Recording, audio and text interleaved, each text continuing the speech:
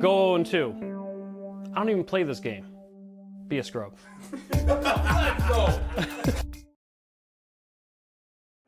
That was quite an intro right there. Yes, sir. Hey, welcome to ECT Day 3.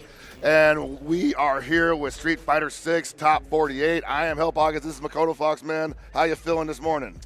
You know, everyone's out last night and hanging out, talking in the lobby, being like, yo, I haven't seen you in a while. I love saw this that, tournament. dude. That was crazy. Like a scrum of people just all over the place. Yeah, because, like, you know, it's a standard day, like, before Day 3 tournament. Very much so. Everybody's just like, yeah, I got out of my pool. Or like, how you doing? Oh, I'm at top 48. You're just chilling. And then all of a sudden, it's just like, oh, it's like 4 in the morning. We got to get up in like the classic, like dog. 5 hours, 6 hours.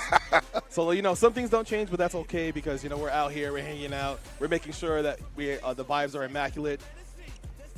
I think that's been kind of the goal for the whole weekend, man. Like, I love coming out to this every year. The whole energy in the air is absolutely balanced out. There's no I mean, there's a few negative things, but at the same time, outweighed by the positive here, yes, you know?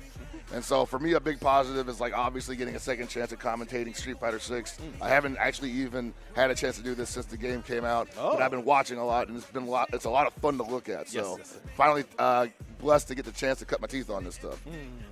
All right, as you all know, we are at top 48 today. Top 48, baby. So we got hopefully we have a lot of matches for you because, you know, some people are still waking up. They were hanging out. They were, you know, partying last night.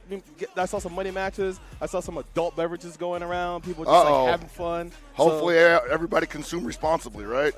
You know how it goes. You know how it go, right? Like, we've been around for long enough, you know, people just like, they're on something. They're like, yeah, I'll be fine. It's okay. I'll drink water in the morning. I'll have some orange juice or I'll drink some tea. It's okay. But youth.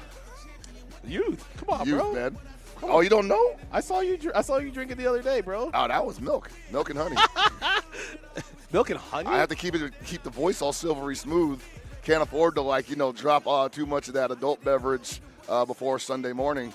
Bro, they got adult beverages that, you know. Well, when you turn 40, they make you drink, like, wine spritzers and stuff. I see. So isn't that just like a lot of water and basically, and yeah, you know, water and fruit. Yeah, I'm sitting it's here good for you, yeah. I'm drinking fresh squeezed orange juice. Do you drink with pulp or no pulp? Definitely with pulp. I don't know why people think that's weird. It's not weird. It's just like the texture is not all like the texture can be off-putting for people because, you know, you eat oranges like, oh, you know, there's the pulp there, but it's in juice. You're not really chewing on. You just chewing on a liquid is weird, right? I don't know, man. I feel like just how I grew up. I don't see why that's so weird. Anyway, we're about to get started up in here. Dr. African versus Crispy. Crispy? I think he has like a. There should be like an accent over the E, so we know I how feel to like, pronounce it. like, where's that going there? I feel like I'm, like, missing a pronunciation beat or something. All right, so it's going to be Chun-Li versus Marisa. It's modern Marisa as well. So we know how people feel about modern as a whole. Oh, man, yeah. I definitely have seen quite a few takes on social, in person, on Discords. Ooh, already back to the corner. Versus Marisa is pretty terrifying because she gets a charge Gladius and you're eating 50% of your HP. Yikes. There's the armor, going to the fireball, making sure you can't walk forward. Oh, no. 50% with simple inputs, that's got to be a crime. I mean, you can still do the normal inputs, still get the same damage on everything. True enough. All right, so Docta African has a pretty significant light lead. Hey, we're going to swing afterwards. Try to stop him from pressing the button. Got caught on her heels. Yep, with that empty jump command grab set up. Was expecting a jump in, tried to block, and just got smoked. Works in every game at least 3 times. 3 times? Oh, yeah, rule of 3, right. Rule of 3. After that, they might actually try jumping. Whew. All right. Looks like Crispy's just trying to get the foothold back mid-screen. Yep. Ooh, nice poke. Whew. And the most important thing about fighting Marisa is just making sure you understand how far her armor goes, how her jump arc is. Yeah, I've seen her negate things, even like including drive impact with just like some of these specials that she's got. So it's almost like she's got drive impact on several different techniques. All right. Hey, there we go right there. Push her forward. Get your turn back, but lacking in the drive meter department. But Marisa, you know, has a lot of armored moves, a lot of multi-hitting moves with plus frames if you charge them. Oof. Oh, no. All right, we're going to vacate the premises. Now we're just going to get anti-aired. Uh-oh. Getting caught on the heels again. Crispy's got to make a move to get out of this corner. That might not be it. He might get red next time. All right. It looked like he was trying to wall jump out of there. Oh, no. Drive rush forward throw. Getting kind of... All right. Doesn't bite on that. It looked like Docta African's waiting for a response. I think Docta African's possibly worried about like a errant poke into a level 3 here. I mean, but you're okay with that because now Chun-Li doesn't have level 3 going into round 3, and now you have all the meter. So we're just slowly walking back and forth. Crispy's taking their time. They're like, all right, I don't have to overcommit. I have 20 seconds left. And you got the life lead too. There's, oh my God! Speaking of level 3s. Yeah, I don't think he looked at the top right. Possibly not. And he was just like, oh, I'm okay to throw this fireball. It should be safe. And then all of a sudden it's just like, oh, fireball comes through forward and special. I was gonna say that's just literally the simplest input you can get. It does do less damage, but the idea is that you can instantly react without having to do like a whole motion, which is, you know, it's fine. Yeah, and it's still significant damage there. Obviously closing out the game, so you definitely want to be careful throwing those fireballs from a pretty punishable range in that situation. I know Crispy is like, oh yeah, right. Can't do that. He's looking at the modern in the top right. He said in the top right corner, like, oh yeah, that was a terrible idea. He was like, oh wait, that was level 3. Oh, I was looking at your meter. My bad. Whoops. It's 11 a.m., bro. Which side am I on again? It'd be like that. Like you wake up, you play your first match. Straight up. Information on the screen is not processing as quickly. I don't know how I can get that to be more consistent, but the people that can fight at their maximum in the mornings, hey, hats off to you guys. They're like the people who wake up at 5 a.m. and jog for like an hour. Oh, my God. Like every day, and I'm like, man, you're built different. Catch all the fish before 8 a.m. All right, empty jump, medium. Crispy with the revert. Oh, no, back throw to the corner. Okay, just going to keep her mid-screen. All right, and Crispy hasn't really been in control of any of these rounds since the game began. Might want to... And it looks like we're back into the same situation as we were in the previous game. All right, that's usually the range where Marisa tries to cage you, bully with armor, charge normals. But then Crispy can kind of, yeah, trying to whiff punish a lot of those buttons, but they don't want to get caught by the armor at the last second. Oh, man. There it is right there. Yeah, that's very generous armor, too. And then the counter hit too. Crispy probably tried to press the button on the way up, like maybe I can counter poke you, and then he just got hit on startup. I mean, not a bad idea. Don't always want to just like get bullied into the corner, obviously by Marisa, especially when she has the command grab on deck. He was probably trying to check if there was possibly a dash up grab again. Ooh, with honey. All right, pull up, forward throw. It's time to get looped. No, we're just pressing buttons. We want our turn back. All right, EX legs. Oh, boy, no. burns out. I hope you like block. I hope you like losing 20%. Oh, my God. There it is. Oh, nice reactions. Okay. This is not going to kill, but it's okay. We go back somewhere mid-screen. We don't have to deal with Marisa bullying us, hopefully. Most certainly better than getting the drive impact in the corner while you're burnt out, too. Woo-hoo. All right, so Crispy showing us good signs of life there. They were paying attention. Like, I'm burnt out. I'm going to get hit with drive impact. Busted out with level 3. Man, just trying to not to, like you said, get hit by the armor at the end of the extension there. Oh, no, it's time to get bullied. Dr. Afrikan getting a little more aggressive, if you can believe it. Oh, interrupted. All right, gonna pull up mid-screen, tries to bait some sort of reversal from Dr. Afrikan. All right. Hey. Snuck it in, baby. Good old Chun stand fierce. Generational. Oh, but then the low strong. All right, drive rush confirmed. Yep. Spend a bunch of meter, just try to get more of a life lead. Because Marisa is a character who doesn't really need her critical art or, you know, the general meter down there. It's usually just the overdrive meter. Oh, my that goodness. neutral jump roundhouse. Uh-oh. Woo! This should be the round provided Crispy gets the full confirm. Let's go, level 2. All right, there we go. Well played by Crispy. What a turnaround, too. For a second, I thought not giving up on necessarily, but what a bad situation he found himself in. It's usually terrifying to be near Marisa in those instances because you're like, all right, if it trades and it counter hits for her, you have a lot of reeling animation. She gets more hits done. Oh, Dr. Afrikan's like, yeah, I've had enough. I'm going in. We've done enough studying. You can see right now, Crispy also obviously not in a hurry to engage. Oh my God! All right, jab check.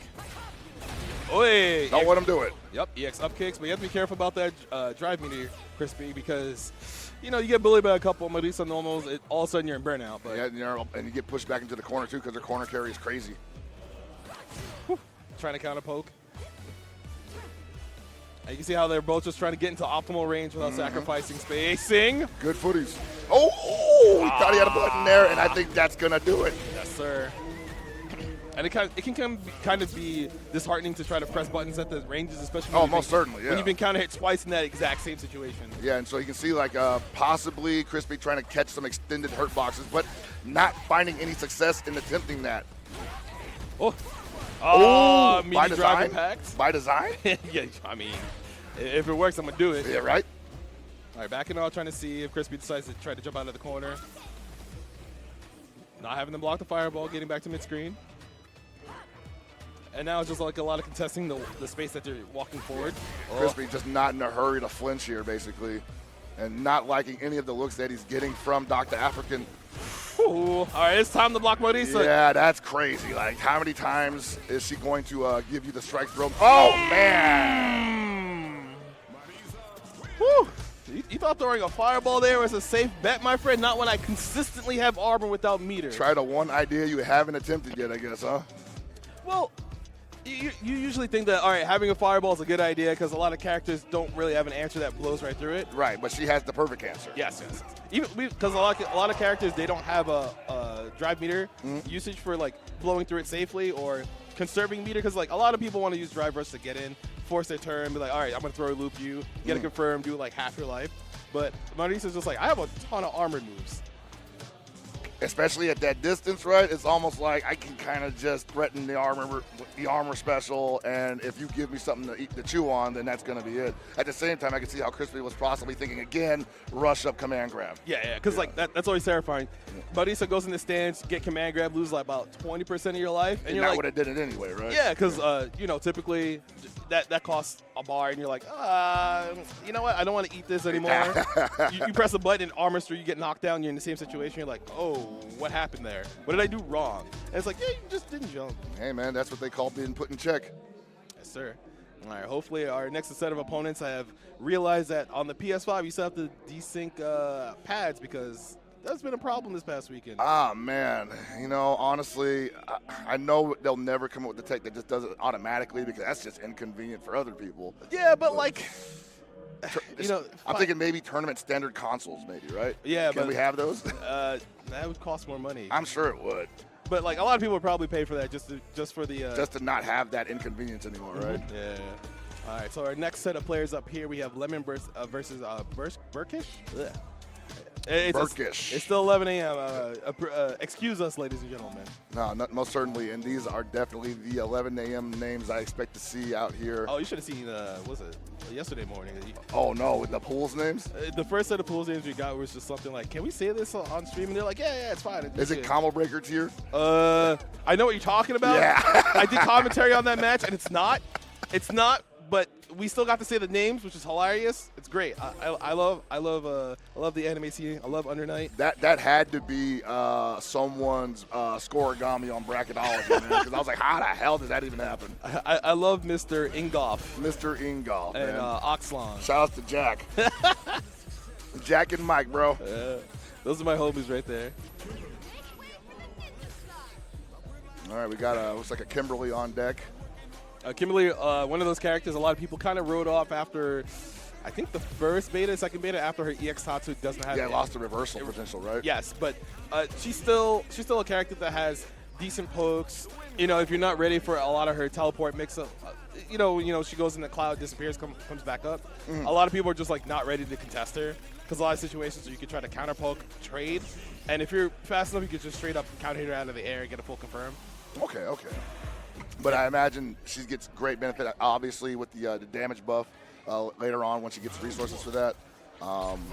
Just an overall tricky character to deal with, from what I've seen. All right. And then Rashid, I don't want to have any spoilers, but Rashid recently did well at a tournament like less than a couple hours ago. Oh, yeah. I heard that was going down, huh? Yes. That's the other reason why I was up so late. Away, low forward, drive rush confirm. Char tornado. You tried to move. That was not your turn yet. Hey, our EX win. Yep. Drive parry. Oh, where are you going? It's funny because that EXDP I've heard has had issues, but you know, it still works in a lot of situations. Hey, stop reaching. Wow, Lemon unable to even perform the most simplest of actions. Burkish absolutely suffocating him. All right, round 2. What immediate driver? That had to be an accident. I don't know if you're trying to do round start drive reversal. Nah, man, Burkish don't want to be on defense. Burkish don't block. I mean, well, you paid, the age-old additive. You didn't pay $60 to block. To block, right? I played $60 to press some pretty good buttons. Plus the DLC. Oh man. All right, holding parry on that EX run there, but gets contested right after punish counter knockdown. And there's the burnout, but he has the offensive opposite. Oh, all right, interruption. Here we go. Level 2, time to block. Hold parry. Oh! You are pressing buttons. It's windy outside, my friend. And Lemon said, I know a way out of this. Not quite. Woo! All right, no reversal. Counter hit throw. You pressing buttons. Yeah. And Lemon, honestly, I respect the bravado of going right back into the rematch, but at the same time, that looked like you were a little desperate to get. Ooh, okay. All right, we're match to throw on that. We're just like, you know what? It's my turn, man. Might be a gap here, right? Hey, walk back trying to bait a button. Drive impact trying to eat another button there. And now Burkish. Ooh, perfect parry. All right, knockdown, push to the corner. Neutral jump, baits the throw. Nice and easy. Just a little bit outside for her to press in. And I like the patience there. Wait your turn, but unfortunately, he swung at the wrong time again. Lemon's got to calm down. What? Are you in the air? Hold this EXVP. You didn't. I'm the one who controls this, guys, not you. All right, so Burkish looking very strong so far. Oh my God. Yeah, Burkish is not respecting any of that pressure, and why should he? Exactly. You have the read, you have the momentum. Your stuff's not real, he said. Oh, base to throw again. Damn, we're just reaching. We just want to get out of the corner, please. I want to play the game. Please let me play the game. Got my family watching this and everything. Not like this, Lemon. Woo. Sheesh. My man is playing like he has to go somewhere before top 8. Bro, I'm telling you, man. This guy's on his lunch break right now. On a Sunday, the Lord's Day? Sometimes it be like that, right? In this capitalistic society, sometimes you got to make the sacrifices necessary to make sure there's a roof over the head for your nuclear family. Isn't that why we're here? I mean, basically, yeah. Like, cause like they were like, hey, you two could be here doing Street Fighter 6, and we're like, oh, we like a KOF guy and an anime guy. You gotta hire both of us, and they're like, yeah, we trust you too. And I'm just like, oh, that's cool, that's great. I like that kind of trust. You know, that means we're doing something right? I hope so, or else we're just being Stockholm syndrome and thinking we're good. Sometimes people come up and say, hey, yeah, good job. You know how you tell someone like a good job in a Street Fighter set, you 5-0 them, like, hey, set was close. If you're the one that says it's close after you 5-0 them, man, I can't imagine that's what it feels like. Not feeling crushed inside over that. It's like when someone comes up to your commentary, it's like, oh man, I really loved your Street Fighter commentary, but thank you. Yeah, but it's like where's I do KOF 15. Like what's going on there? You know what the thing for me, man, and it's not that I feel bad about it, but everybody comes up to me and says, I remember I loved your DBFZ commentary, and I'm like, oh, thank you so much. And then they say, yeah, Goichi versus Leffen was sick, and I'm like, you right. And you're like, all right. I don't want to be that guy. Like, what else do you like about me, right? Yeah. It's just like you just take the compliment and you move on. Oh yeah, you got to move on. I appreciate everybody that enjoys our work.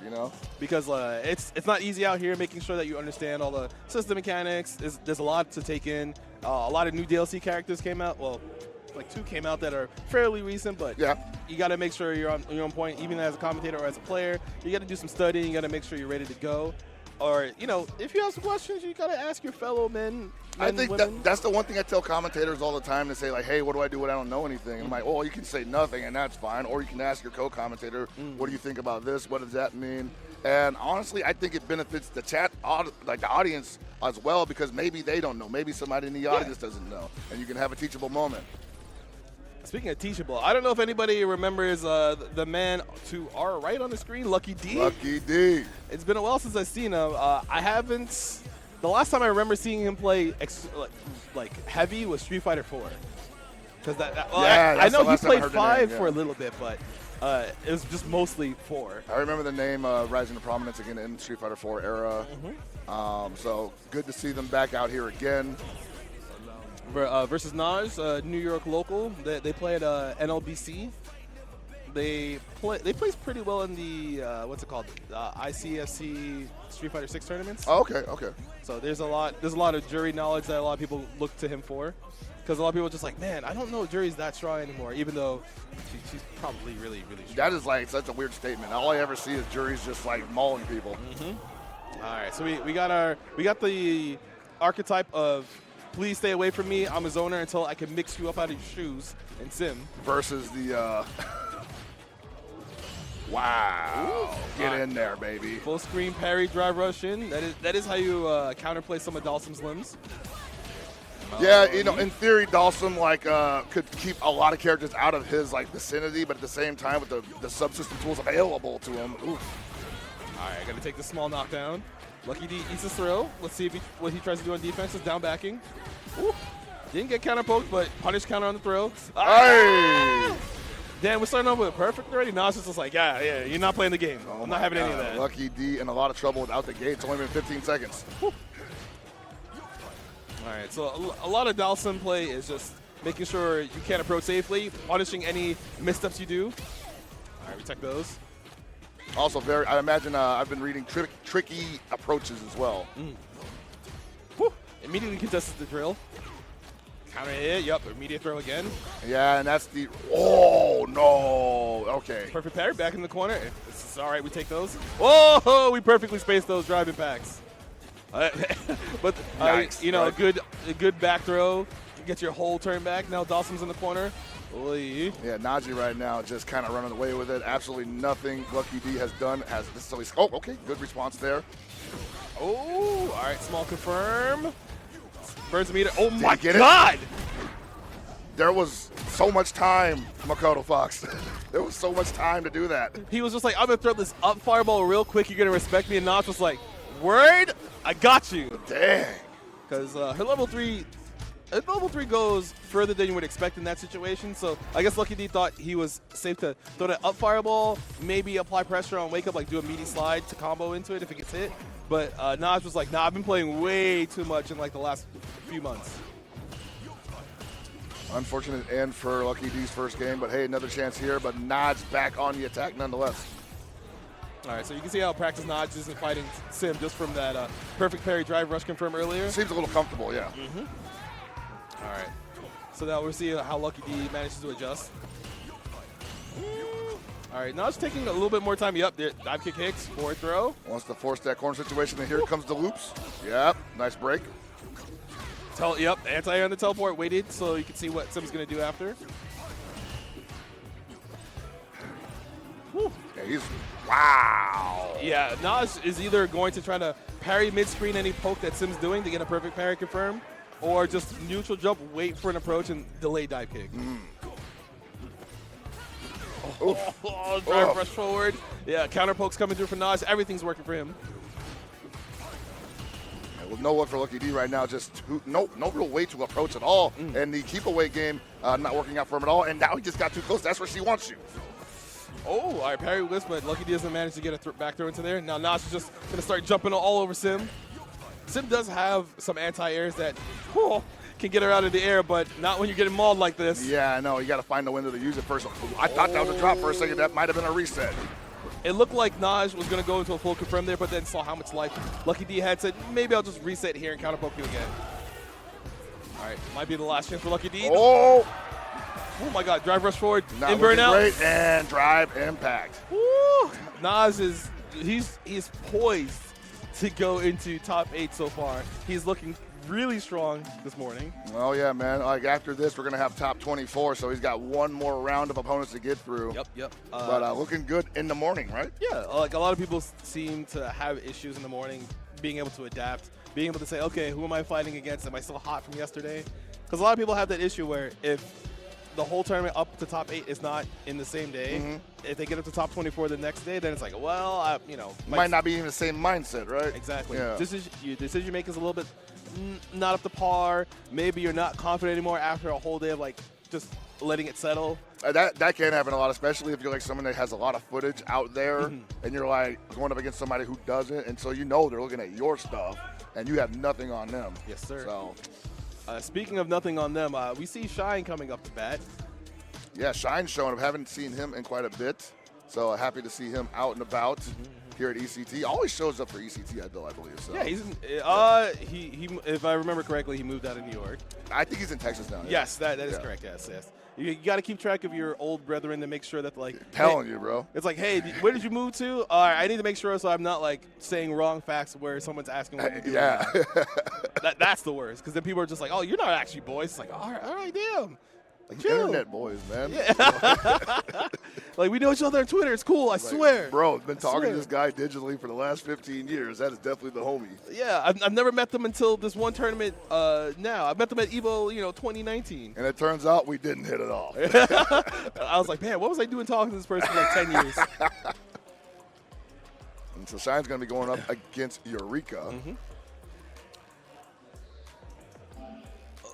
Have not seen Eureka play anything yet, so this will also be educational. This whole event is kind of an exercise in understanding differences. Cause I spend most of my time watching West Coast stuff, obviously. Yeah, I spend most of my time at West Coast. So coming out here and seeing the difference in approaches to a game, it exists. It's very nice to actually see and also see it executed well. Right.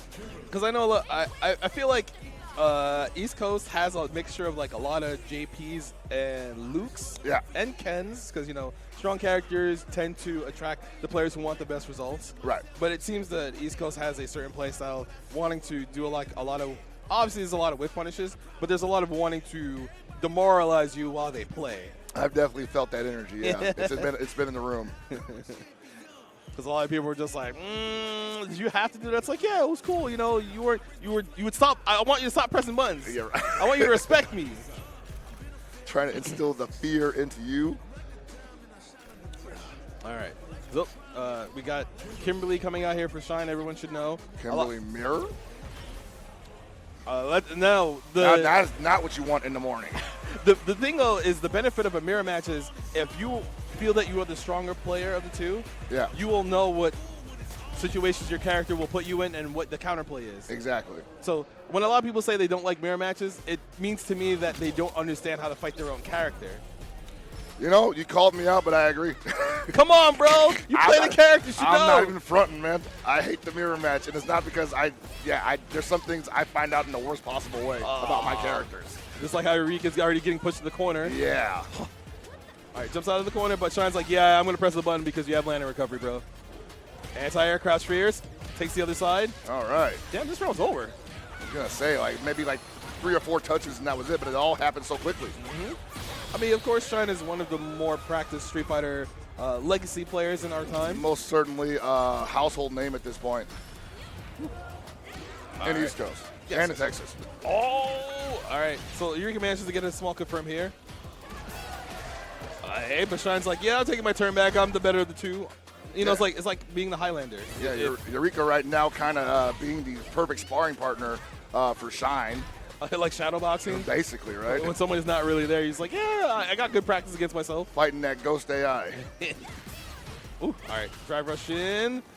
And Shine doesn't commit to the run afterwards. Elbow drop from Eureka. They're slowly trying to figure out how to get their turn back, but... Ooh, empty jump roll. Yeah, and it counter hit too, so Shine was trying to mash on something in the last instance. All right, neutral jump. You're in Got burnout. over it. No anti-air from Eureka. That's very critical in this matchup. Yeah, you're definitely going to want to make use of that, especially with Shine's going to jump in at you like that. Oh, man. Back to the corner you go. And you tried to swing. Yes, sir. All right, he's going to hold on to that meter. Next to him. That should be the round. He's going to drop. Level 3 incoming. There we go. Nice and easy. All right, so Shine looking as strong as anybody would figure, because this should be winner side of the bracket. There we go. So a lot of people were expecting certain individuals to do pretty well in this tournament, Shine being one of them, Naji being another one of them, just based on the fact that they're strong proponents for the East Coast. But then, you're always going to get some surprises where you get some people who are on winner's side that you weren't really expecting. I've already seen that happen a couple times this weekend, and that's what I like the most about, especially offline tournaments, is seeing the not necessarily unknowns, but the big surprises like that on the winner's side of the bracket when it gets down to the nitty-gritty. All right, so Eureka went back to character select, probably gathered their thoughts real quick, and right now it's looking like it benefited them greatly. And I wouldn't call it commentator's curse, because That drive impact was from downtown. Yeah. Eureka was just like, all right, you're near the corner, I can get the splat, but then now they burn out because they got counter DI'd. But now they're fighting back, getting out of the corner, and they can't DI that back either. Okay, buddy. It'd be like it do. Whew. All right, full confirm with the pink hand. Doesn't even have to spend, might have to spend C8. No, doesn't have to spend the 1 bar. I was going to say, I really liked Eureka's bravado there, like finding the buttons and then confirming into the Abare combos, basically. Just didn't really seem to have any stability behind it. Yep. Trying to get a lot of these counter hit confirms. Oh, my God. Oh, but the pink hand there was there to back you up. It's a, emergency plan. Oh, yeah. Oh, Nice anti-air. All right, crouch fears, go same side. Shrine wasn't ready to block. Yep, level 3, gonna get that speed boost and damage boost there. So it's just to take the life lead back so you get some of your drive meter back as well. Shrine almost in burnout. Let's see what he does on defense. Oh, we're pressing buttons. Trying to get out of there. I don't blame him. All right. Oh, tries to walk out, gets hit by an elbow drop, and Eureka takes a round. All right, Eureka kind of turning up over here. Oh, round start drive rush. Let's try and checking. Ooh, the slight walk under punish counter on landing. Let's go. Oh, man, overhead? All right, meaty, punish counter. Eureka probably tried to do wake up parry. Ah, there it is. It works this time. Oh, okay, I like that. Yeah, Shine thought he would just be on defense, didn't want to press a button. Not close enough to the corner, unfortunately. All right, doesn't commit to the action after the run. Eureka getting counter poked out of the air. Yeah, lost all of his drive meter in the burnout he goes. And there's the Abare level 2 trying to get the turn back. No anti-air from Shine, but Shine just walks back and checks That's the it. jab. Oh, no. Provided nothing tragic happens, Shine should be okay. Yeah, he's in a good position here to hold on to this. And also, Eureka trying to just get out of burnout right now. Going to end up possibly eating another throw. No, nice break. Drive rush. Oh, and the jab check on the teleport. No, sir. Yeah, Shine was just like as soon as he sees the smoke, he's like, all right, jab. Anti-air jab. I'm not dealing with any of that. Nope. I don't want to deal with your ninja mix-ups because I know how they work. He knows she only had one approach, I guess. Well, Does she have I don't know if she has multiple approaches off of that. So usually most of the Kimberlys, they'll try to go for like some of the follow-ups that go overhead low, or you just don't commit. But if you commit, there's ways to check to trade. So that's just kind of like a feeler out there. Yeah. And end up hitting pay. Well, he also plays a character, so he's like, of course, yeah. He's like, all right, did you commit? All right, cool, jab.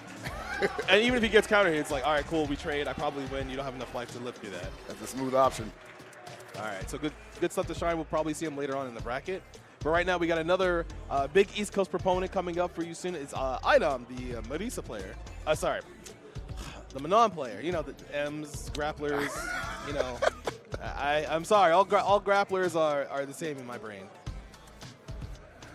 Yeah, I've been watching iDom do some work with this character since the game came out. Yeah. Not a lot of Manons I see floating around in tournament brackets, so pretty much the bright spot for that character. Yeah, a lot of people don't think too highly of her anymore, basically because like the game, they said the game's been quote unquote figured out. Oh, okay. They say that, but then they're just like, yeah, I don't want to. They learned how many matchups she has to deal with in terms of, needing to get the command grab. She feels like a win more character because once you have the 5 medals, it's like, okay, did I win the first round with like 3 or 4? All right, the next command grab I get is going to do like probably a 30 or HP. Damn. So, but the thing is, she has to be able to get in. She has to like bully her way in, make sure she counter pokes you. Right. And that's kind of tough versus some of the cast because, they have good drive rushes, they have better limbs, they have more damage conversions, ways to change the trajectory in the air. So it can be kind of hard for her to fight them.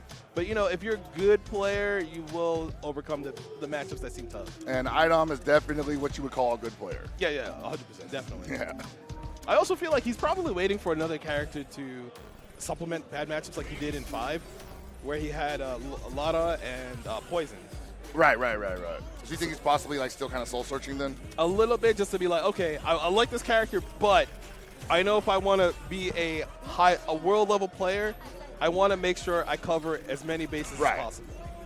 And that is a good thing. That's a good mindset to have because a lot of people just think, oh, I'll eventually get it, but they might not, or they don't want to admit that like maybe the character doesn't have enough things that, or maybe they're not doing the things that you like to do in fighting games, Yes. but you're kind of forcing yourself to learn that, which is also not a bad thing, I think. I think people should keep their minds open to different philosophies in fighting game characters. But at the same time, take the W sometimes, right? Yeah, You know? yeah. Especially when you're like, all right, this character has like, I'm just making up numbers here, an 8-2 matchup, and this character has like a 6-4 in my favor. So, you know, maybe you don't want to work as hard. Just do the math, right? Work smarter, not harder. All right, so it's going to be Manon versus Guile. Guile's still a very strong character in his own right because he's now learned a new move with his Sonic Boom. You know, it's 2023. Guile's out here. He's like, you know what? I'm going to keep up with these kids. Still get the same, almost the same game plan, though. Probably, I mean, I've been told the best fireball game in the game. It does feel like he has many ways to contest a lot of projectile characters. Oh my god, there's 2 medals already. Help! The French woman is mauling me. All right, fighting out of the corner. DepressedMetFan, ooh, you get in the corner. Okay. Drive rush in. Doesn't confirm from the jab. Just thought they could do a tech throw. Oh. No big combo after the bazooka knee. Ooh. He said predictable. All right, back to mid-screen. Drive rush in. Yep, iDom trying to press a button. Got counter hit. Now he's at a life deficit, but he's willing to walk forward and try to parry some of these projectiles. Whew. Slow walk forward. Yep. Doesn't want to jump too early. Doesn't want to get hit with a flash kick. Still gaining some ground here. Oh, interrupts the rush. Oy. All right, should be confirmed to end the round. Yep. Decides to spend the bar. Should be nice and easy. There we go. DepressedMetFan for a second looked to be in control of that, but iDom slowly walking him down. All right. Oh, round start drive. I love seeing round start drive rush. Pretty prevalent, I hear. It makes me happy to see people just like, you know what? I'm going in. I'm not going to sit back anymore. I came here to do damage. Oy, that punish counter confirmed. Only all blocks the drive reversal. All right. Yeah, time to hold this this looks like it hurts. All right. 4 medals. Don't get EX command grabbed. Oh, boy. Oh. Yep. Waited for the jump to occur because you saw iDom walk back because he was like, all right, he might try to jump here to not get command grabbed. So he waited for the jump, saw him press a button, and then anti-air accordingly. Whew. All right, you're near the corner. Woo! Pressing buttons, making sure she can't command grab you again, but she does have frame traps that you have to be aware of. Right, so if you jump every time, and also he could make the read on that. All right, there's a punish counter on the sweep from the DepressedMetFan, but they have a lot of work to do, especially considering that maybe one command grab might be the end of the round for them. Yeah, that got out of there like real quick. What an extension on that. All right, chill mid screen doesn't block the overhead or try to jump. Didn't really see the start, but iDom kind of speed running this set so far. Yeah, DepressedMetFan just trying to make this last a little bit longer. Oh, okay. All right, bazooka knee hits, get it confirmed to a knockdown. And this is like the mid-screen space that Guile kind of wants to feel out opponents, but not when he whiffs his forward heavy punch. Yeah, he's kind of been stepping into that range a lot lately, and that's not where you want to be from what I'm seeing against Manon. Oh, the dreaded jumping behind the flash kick. All right, iDom walking back to mid-screen to contest. My God! Whiff punny from iDom. God dang it. He actually just walked right up outside of a forward heavy kick range and just whiff punish it. That might be the end of the round. Level 1 after. Yeah. Bro, East Coast is just like, yeah, we're awake. It's like almost noon. Come on, guys, get with it. You know, lunchtime is almost here. It ain't nowhere to go. We got games to play. We got to get the top 24 in like a matter of like an hour or so. Got to keep it going, man. We're rolling right along. Got to get the top 24, like you said. And we also have other tournaments happening here to the side. We got Tekken 7 top 8 happening to the left of us. And there's also MK on all the way down there as well. Yeah, man, I heard that's been cooking all weekend. Well, they have their own dedicated stream thanks to NetherRealm. All right, awesome. And also, of course, SNK. We had KOF yesterday, which you so handsomely did. Dude, that was a barn burner of an event. I heard there was a bracket reset. There was a bracket. I mean, come on. Yeah, I know. I know. I was watching. I was like, damn, this is pretty tight. Then the reset happened. I was like, wait, this is like another 30 minutes. Another 30, 45 minutes of action. But it was good, though. It was great. It was. I loved every second of it. But I'm not going to lie, man. After seeing bracket resets for the last 13 years of my life, I'm ready for more, but I don't love it. It's okay. I don't love it that much. We have allocated time at tournaments now. We make sure that, all right, in case this bracket reset happens, how long these matches usually go? We have you have the FGC run a show and then the KOF run a show. I mean, that's become more prevalent over the years when people have figured out like how to play, how to space. Yeah. The top level gets higher. Very much so, yeah. And it's not the only game that can sometimes take a little while, right? Yeah, I've seen some. There's a lot of anime games that do that now. Yeah, I was gonna say, yeah, I've definitely seen some anime games take a little bit in the grand final set. All right, but there's Space Boy. He looks like he's about to go to Florida. Yo, Look at that fit. Look at that hat. Look at that bucket hat. what was that tweet saying? FGC don't know how to dress? That's an engagement tweet. Absolutely, yo. Can I ask everybody at home to not engage with tweets like that they see? I did the thing, didn't I? just don't do it. It's like that episode from The Simpsons. Just don't look. Like, it's a catchy theme. That's all you got to do. Walk on, do something else. You can keep looking at Twitter, but maybe don't engage with something that makes you feel a certain type of way, you know? I mean, I'm not saying you were wrong, man, but that is like It's easy. fighting an uphill battle, brother. It's easy. Instead of using that time to complain about other people's opinions on Twitter, you can be playing the game that you really like Street Fighter 6. Street Fighter 6, getting better at it, you know? You're playing KOF, MK1. I mean, even if you don't play them, if you watch them, you'll have way more fun because there's a lot of fighting games, a lot of new fighting games coming out, a lot of tournaments for them that you can watch practically every other day now. There's a positive experience to be had around every corner. Yeah. Do not look for trouble, basically. I mean, It's sound advice. But there's different ways to look for trouble, but we're not going to talk about that oh, right no, now. no. Definitely looking for trouble in game is fine though. Yeah. Like run the set. Run the set first to X. You know, first to if you get up, you lose the set. It doesn't matter if I'm down 20-1. Like I didn't get up. The last one counted, huh? Yeah, exactly. The for reals. All right, last one. You've lost every game, but you win the last one. You're like, all right, GG's, I gotta go. Oh yeah. My friends are here. We gotta go eat. That is the best, man. I know some people are mad at me for that because I be doing that online sometimes. I'm like, oh, hey, I gotta answer this phone call, and I get out of the lobby, and they're just like, oh, it's like that. And you're like, I got stuff to do. I'm busy. Discord will hear of this. All right, so we got Space Boy versus Semiij. They're both names a lot of the people on the East Coast should know. Space Boy, Street Fighter 4 Sakura player, very prevalent during that time. Now they decided to play Luke, and Semiij is still playing Juri. Hey. It's our first Luke of the day. It's not going to be the last. I'm sure, yeah. Pretty popular. Yes. Whew. Hold and parry. Space Boy, yeah, there we go. Getting out of the corner with counter poke. That small walk back. Yeah, you see when he reels back, he means it. Yeah. All right, we get a perfect parry confirmed. Lost a lot of momentum on that interaction, too. And now Semiij just going to... Ooh! Yeah, wake up back dash. It does get out of the throw loops. But you are susceptible to getting hit out of the air. But Space Boy's like, nah, I don't need any of that because... We'll take the risk at least, right? Yep, all right. Uses the level 1 to make it closer, so maybe throw kills or a counter poke. So now, yeah, you sit at that range where you can... Ooh, whip punish with the Sandblast. You can throw Sandblast, react to a jump with your DP, maybe even counter poke if you try to perfect parry. All right, small trade. Spaceball, yep. You see how he walks back away from the fireball so he doesn't have to block it?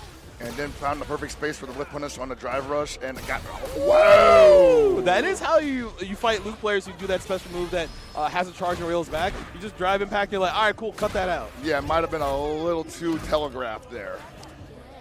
All right. So Semiij manages to burn out Space Boy due to the level 3, but Whip punish again. Yeah, Space Boy keeps walking back out of... I love it. I love it. He was like, okay, we're going to do it again, but I have another resource available this time. I think that was a setup. I think he did it. He did it again to be like, oh, I have level 3. Are you reacting to me doing that? Cool. I will do level 3 in response because you can do that when something gets drive impacted on the first hit. So if I'll give him the benefit of the doubt. He's a good player. I'll say he did that by design. Yeah. It was brilliant nonetheless. Wait. All right. Stand fear target combo knockdown. Oh my God.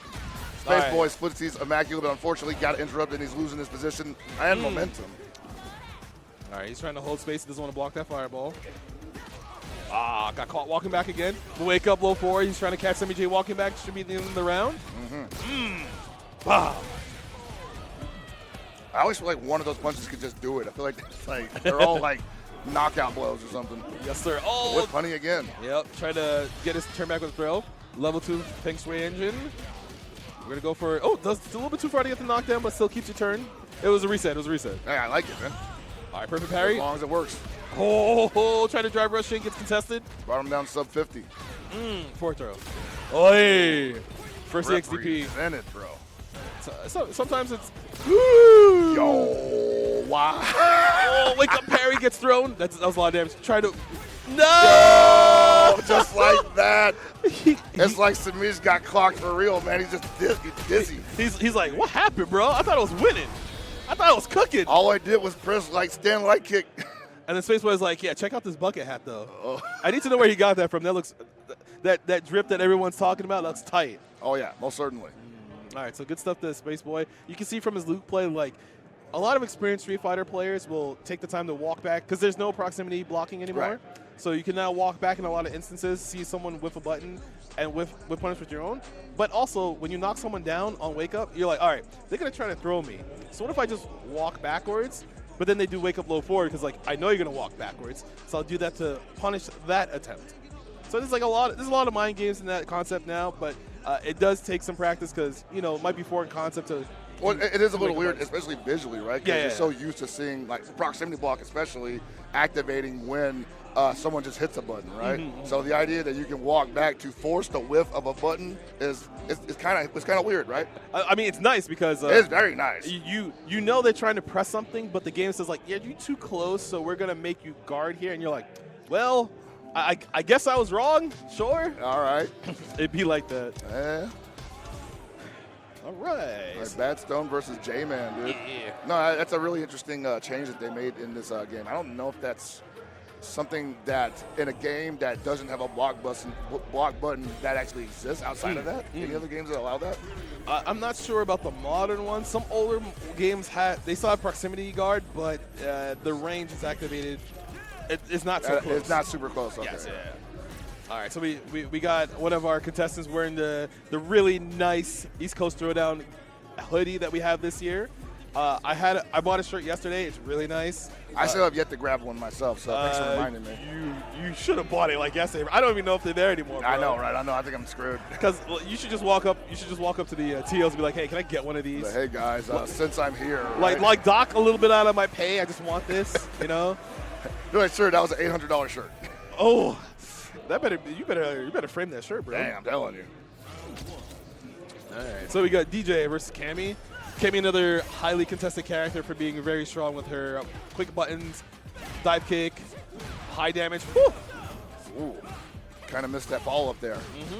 And then DJ, he has a charge on his up kicks. Yep, there we go. But also he has a lot of like crouch fears, a lot of hits done there. Big damage, corner push. All right, caught BadStoned trying to walk back with that crouch light kick. Oh, nope, got caught looking. Hey, we're looping. We looping, bro. Not everybody has it, I understand. Yes, that's but correct. having that is very strong in this game. Because a lot of people will try to press buttons on wake up. You'll counter hit throw somebody or punish counter somebody. So sometimes people resort to holding up out of the corner, which is a valid strategy. Holding up is strong. Woo. Oh man, JMan just getting caught trying to fight his way out of the situation. Oh my God. Hey, gonna dump some meter here. Woo-hoo! You're not dead, but this is not good. That's a sequence, bro. I love DJ players who can hit those confirms because he looks so cool in this game. All right, last instance coming through. Drive rush in. Not ready to detect the grab. Yeah, man, BadStoned right now cooking with something a little more volatile than what JMan has in the tank. Hey, again, it could just be like, hey, maybe I woke up. I'm not really all there. I'm not feeling it today because, you know, some players are on a day-by-day basis. Yeah, definitely. And some people actually have like that dialed-in sequence in their brain about it, like the first thing they're gonna do when they sit down. They have it all planned out, and sometimes it works out. Yes. Hey. Drive impact on that sequence. I was like, I'm having none of that. Hold this. All right, JMan definitely won another shot at this match. Wants to turn things around and doing a very good job of it right now.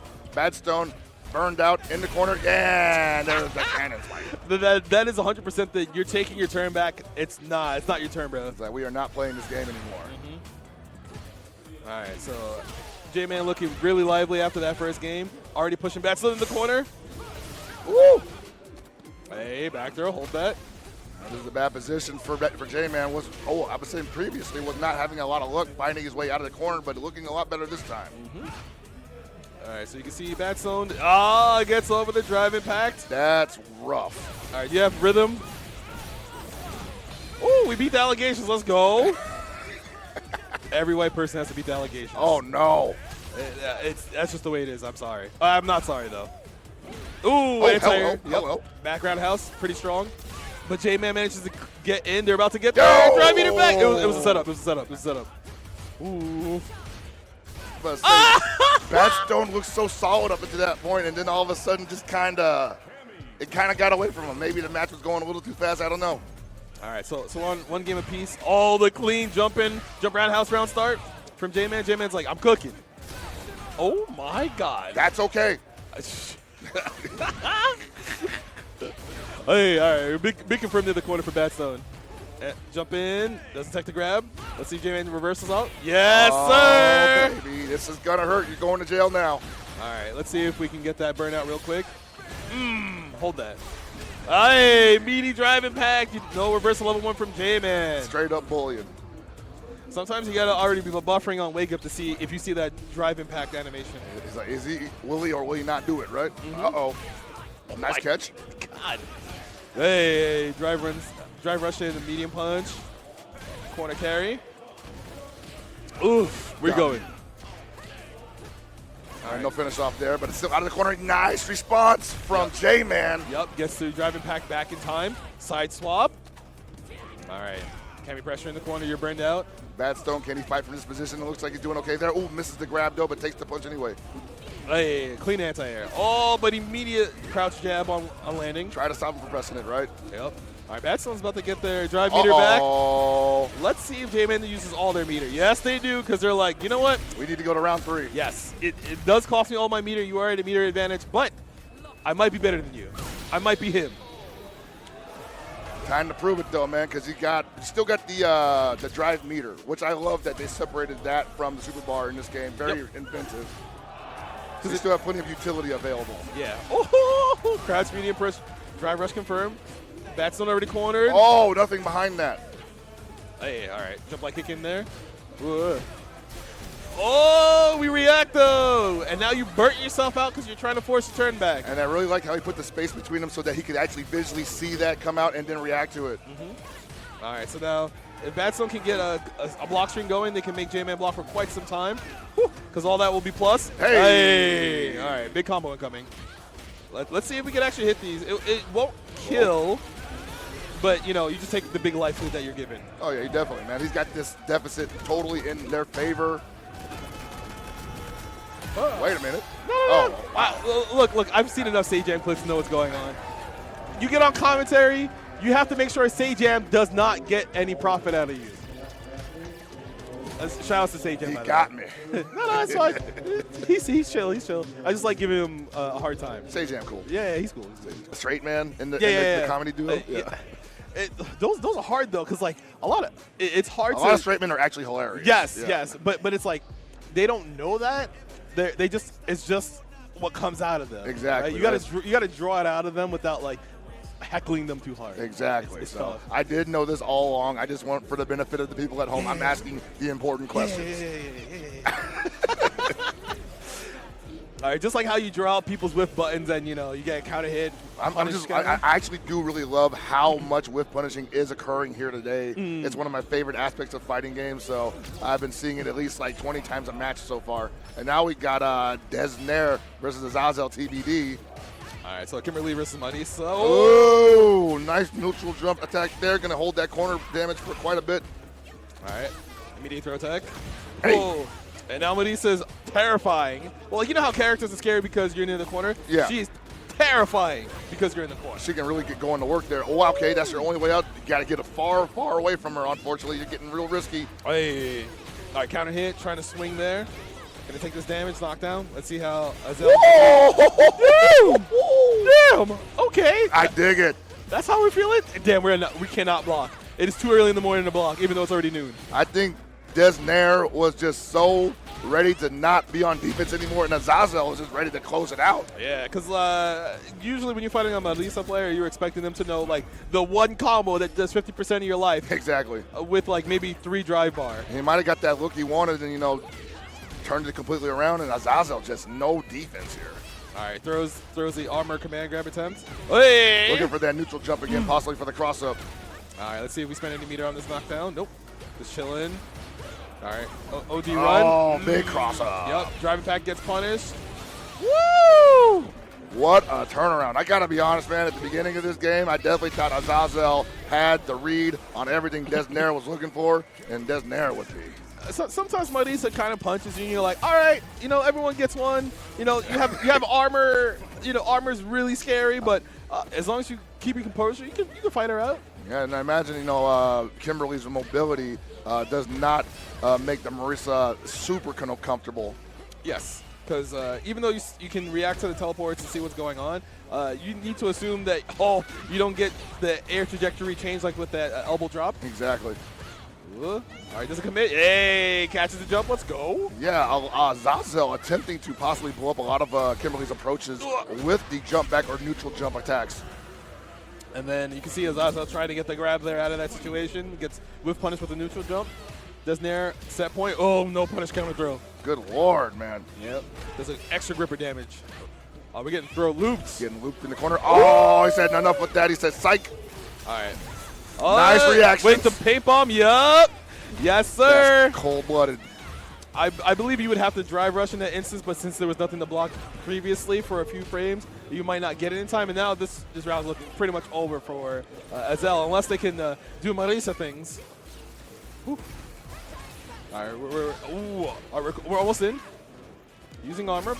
Oh, okay, got the wall. That was brilliant on Azazel's part. Go for the reset command grab. That's so much damage. But now you're burnt out versus Kimberly. Oh, you tried to move. Not like this. Azazel. Reverse. You blocked, right? Block. Oh no.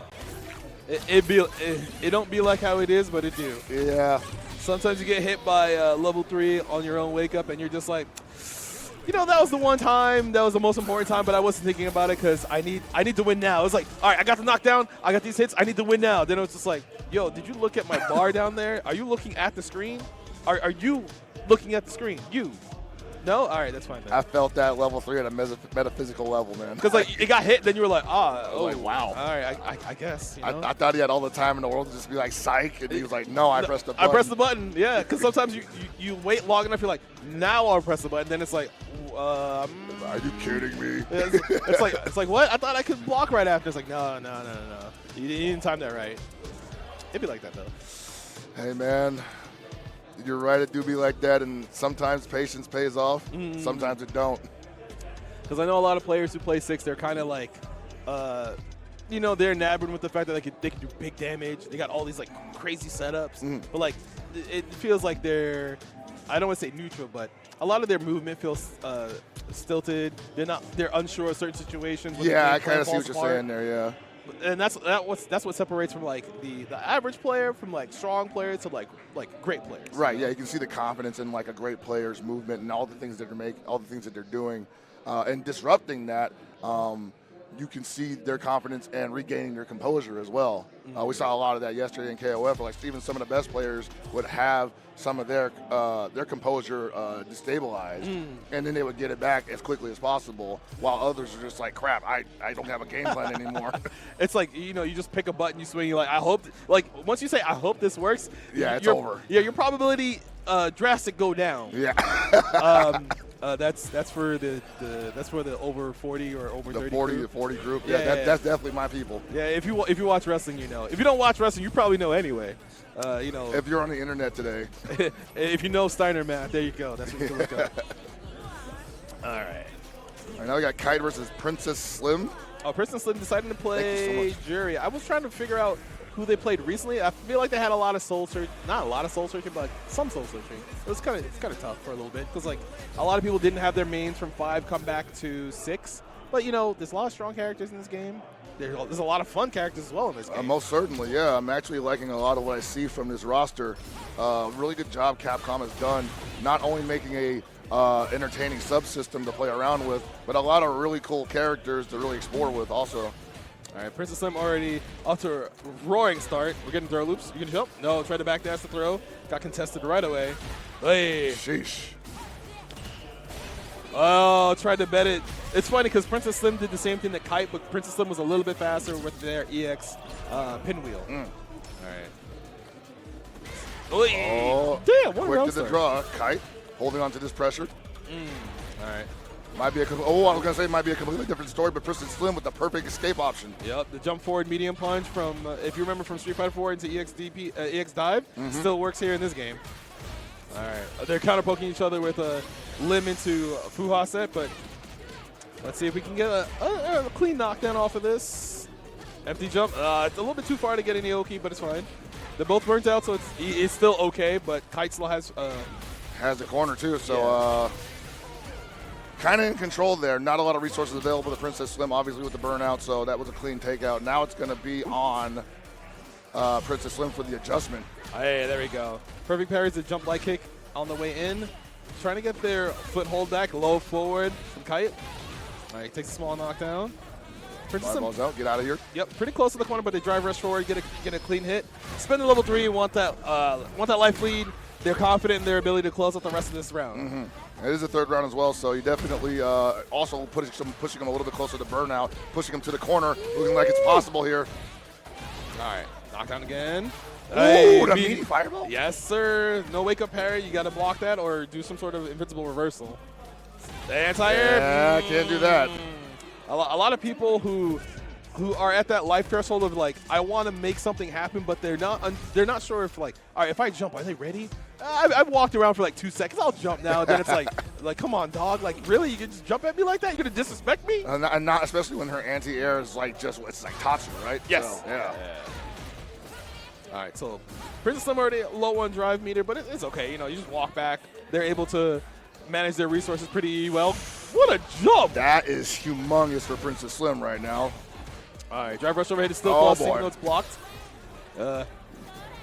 You know, still looking good for Princess Slim. They still have the corner positioning. Damn. Getting that drive meter back as well. Woo! Oh my God, Kite made me kind of shook. Especially because they didn't react to that drive impact. Ugh. All right, you might not be dead. Man. You know what he got you to. Man. It's okay. Damn it. All right, everybody gets one. It's fine. It's okay. It's all right. Anti-air, all right. Crouch jab is clean anti-air for Juri. Making sure. Princess Slim's like, all right, the last round, I want another one of those perfects. I want to be one of those highlight rules. Oh yeah, most certainly. Close out strong. Hey. What? Yep. I think maybe was that a punish or an anti-air that just got stuffed? It looked like Kite might maybe walk forward in that instance, got hit by the jump in. Okay. Hey. Okay. Big All for right. Kite. Yep, big bet from Princess Slim. Thought they could EX pinwheel out. Feng Shui engine confirmed. Oh, we just don't- a bit outside. Yeah, we don't got those. And we don't got the anti-airs on the delayed dive kick. Woo. All right, punish counter with the sand light kick confirmed. Going in, there it is. And that's going to close the round. Princess Slim, one more chance to close out this game, or we could be going 1-1. Ooh, big jump in. Yeah, round start, EX Fireball gets jumped on. Looks like it has a lot of recovery on that. Yes. Oh, there's the EX pinwheel again. Princess Slim, they're betting it. They're making sure they get their turn back at any cost. Ooh, all right. Princess Slim with those reactions. 3. Yep, spend the level 3 again. It is the third round, so you want to try to like make the less interactions happen as possible. Exactly. One more touch to do it. And she's going to push to the corner right there. Oh, boy. Hey. The BD drive impact.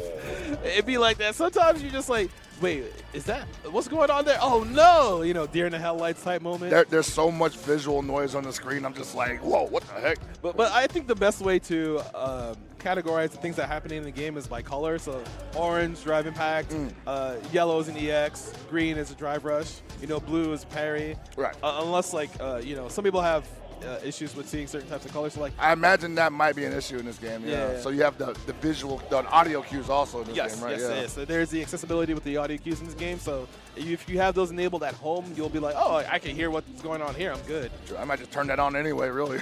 Bro, gamers don't look at the screen. I don't expect them to hear what's going on.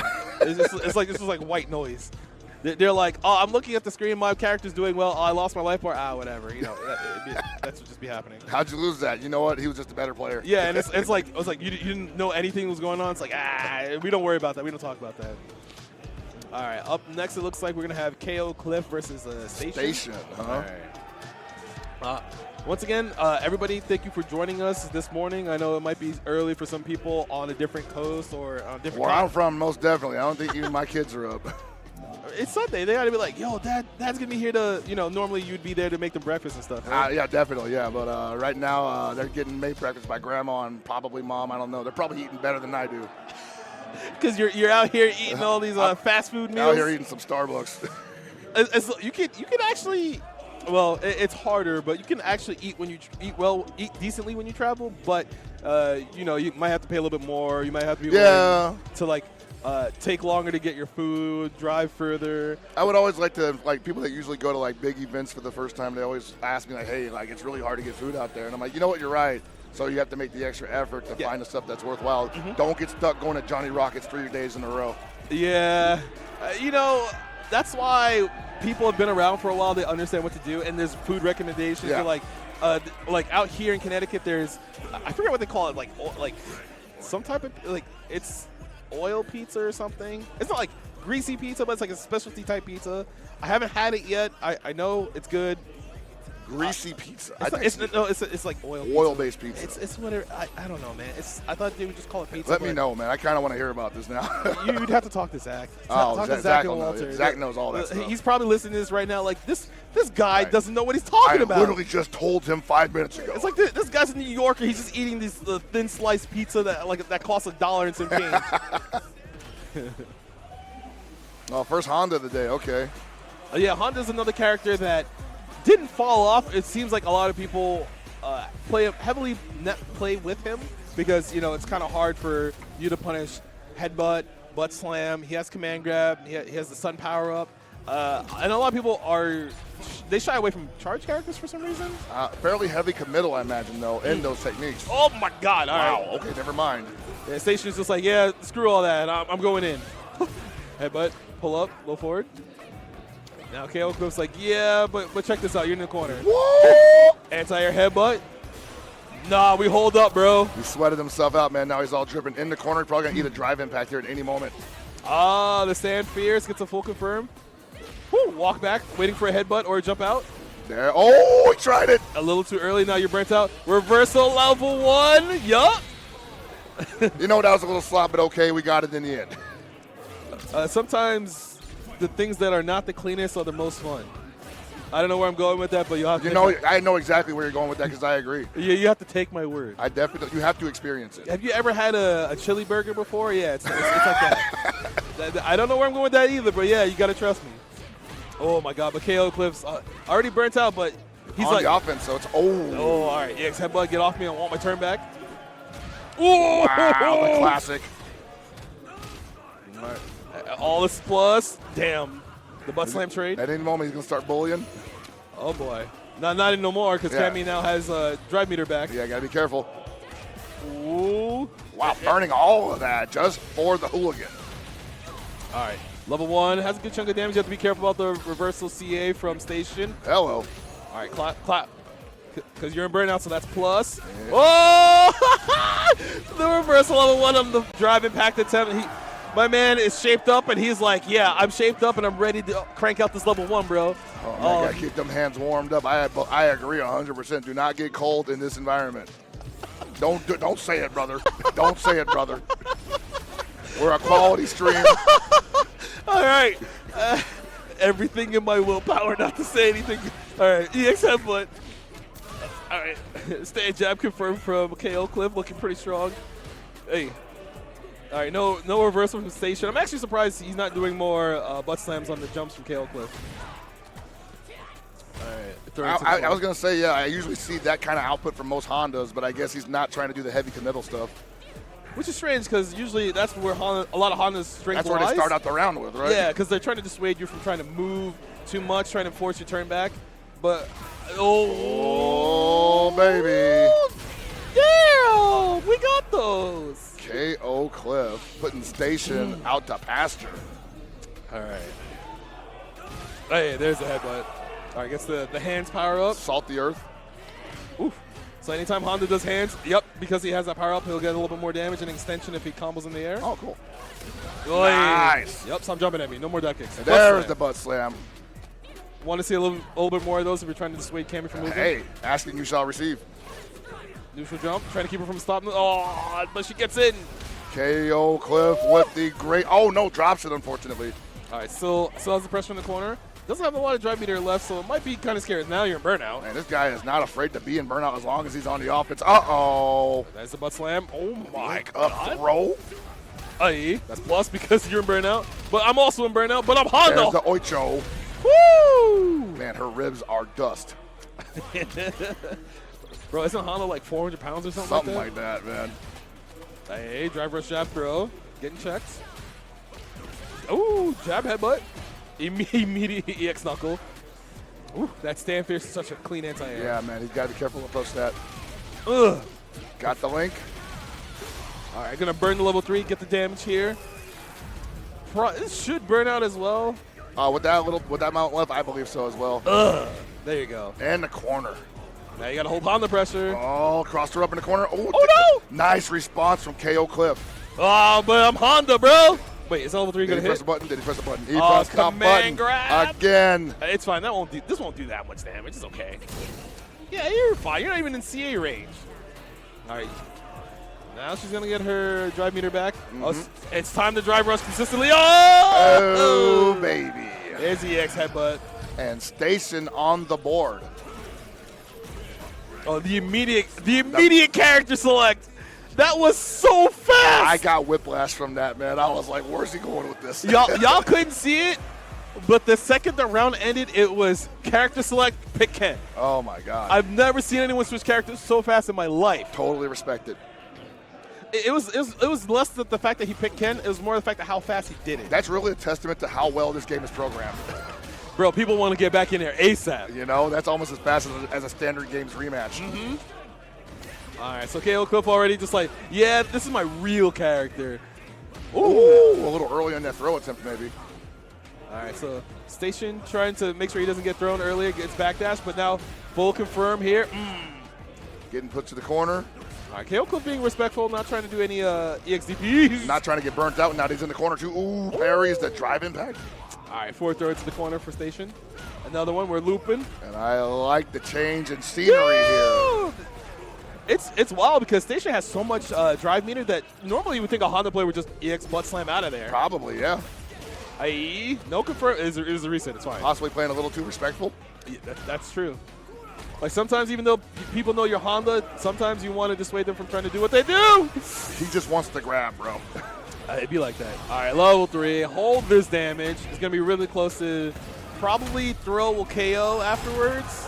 Oh, yes, it will. So now you got to be careful what you do on defense here. There it is. I say that, and it's the EX butt slam. Oh! Had to wait till the proper time to pull it out, right?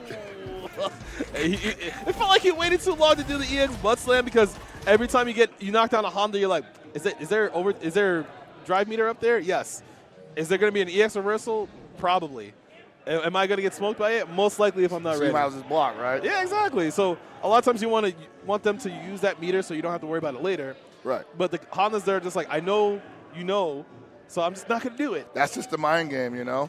I agree, though. I would have liked to see Station pull that out a little bit earlier on, just at least to force Cliff to block in the corner, because there was a couple times he woke up a wake-up grab, and I'm like, bro, you haven't even conditioned him to not do anything on your wake-up. Exactly. So. Especially on this level, you don't want to assume that your opponent will already garner your respect. Exactly. You got to show him something first. Like, if you've watched fighting games for a long time, you'll understand even top players will do the most. I won't even say scrubby stuff. It's definitely day one, layer one stuff, just to see if you were paying attention. Yes, because they'll be like, oh, you think I'm a top player, so you will respect what I do. Yeah. What if I did the most disrespectful thing, and you're just like, yes, I see he did the smart thing, and everyone else is like, nah, he mashed, bro. He's a masher. Just call him a masher. I agree. I definitely do not condone double standards. Everybody's a masher. Just because you're a top player doesn't mean you're not a masher. It's good mashing, though. There's skillful mashing. Knowing where to mash. Some of my top players are also mashing. Oh, yeah. That's how it goes. It's all about knowing what the heck is this guy doing. Oh, he's had it up. He's had it up. So if he loses a round, does he lose a hat? I think that's the only likely outcome. So we have Big League Chew versus Coach Steve. Coach Steve, a big proponent of Marvel 3. KOF 15, MK1, and Street Fighter 6. Man plays everything. Check him out on stream on twitch.tv. I think it's I am Coach Steve or I'm Coach Steve. Always giving out some good information to the community. Ain't and the no new way players. this is a Blanka mirror, bro. Ain't no way. This is a Blanka mirror. With that, with them hats, man, I can't be that surprised that he played Blanka in the first place. he's a I need to see what he's gonna do with those hats. All right, Bro, he didn't even look at him until just now. He's like, oh crap. He's like, oh Jesus.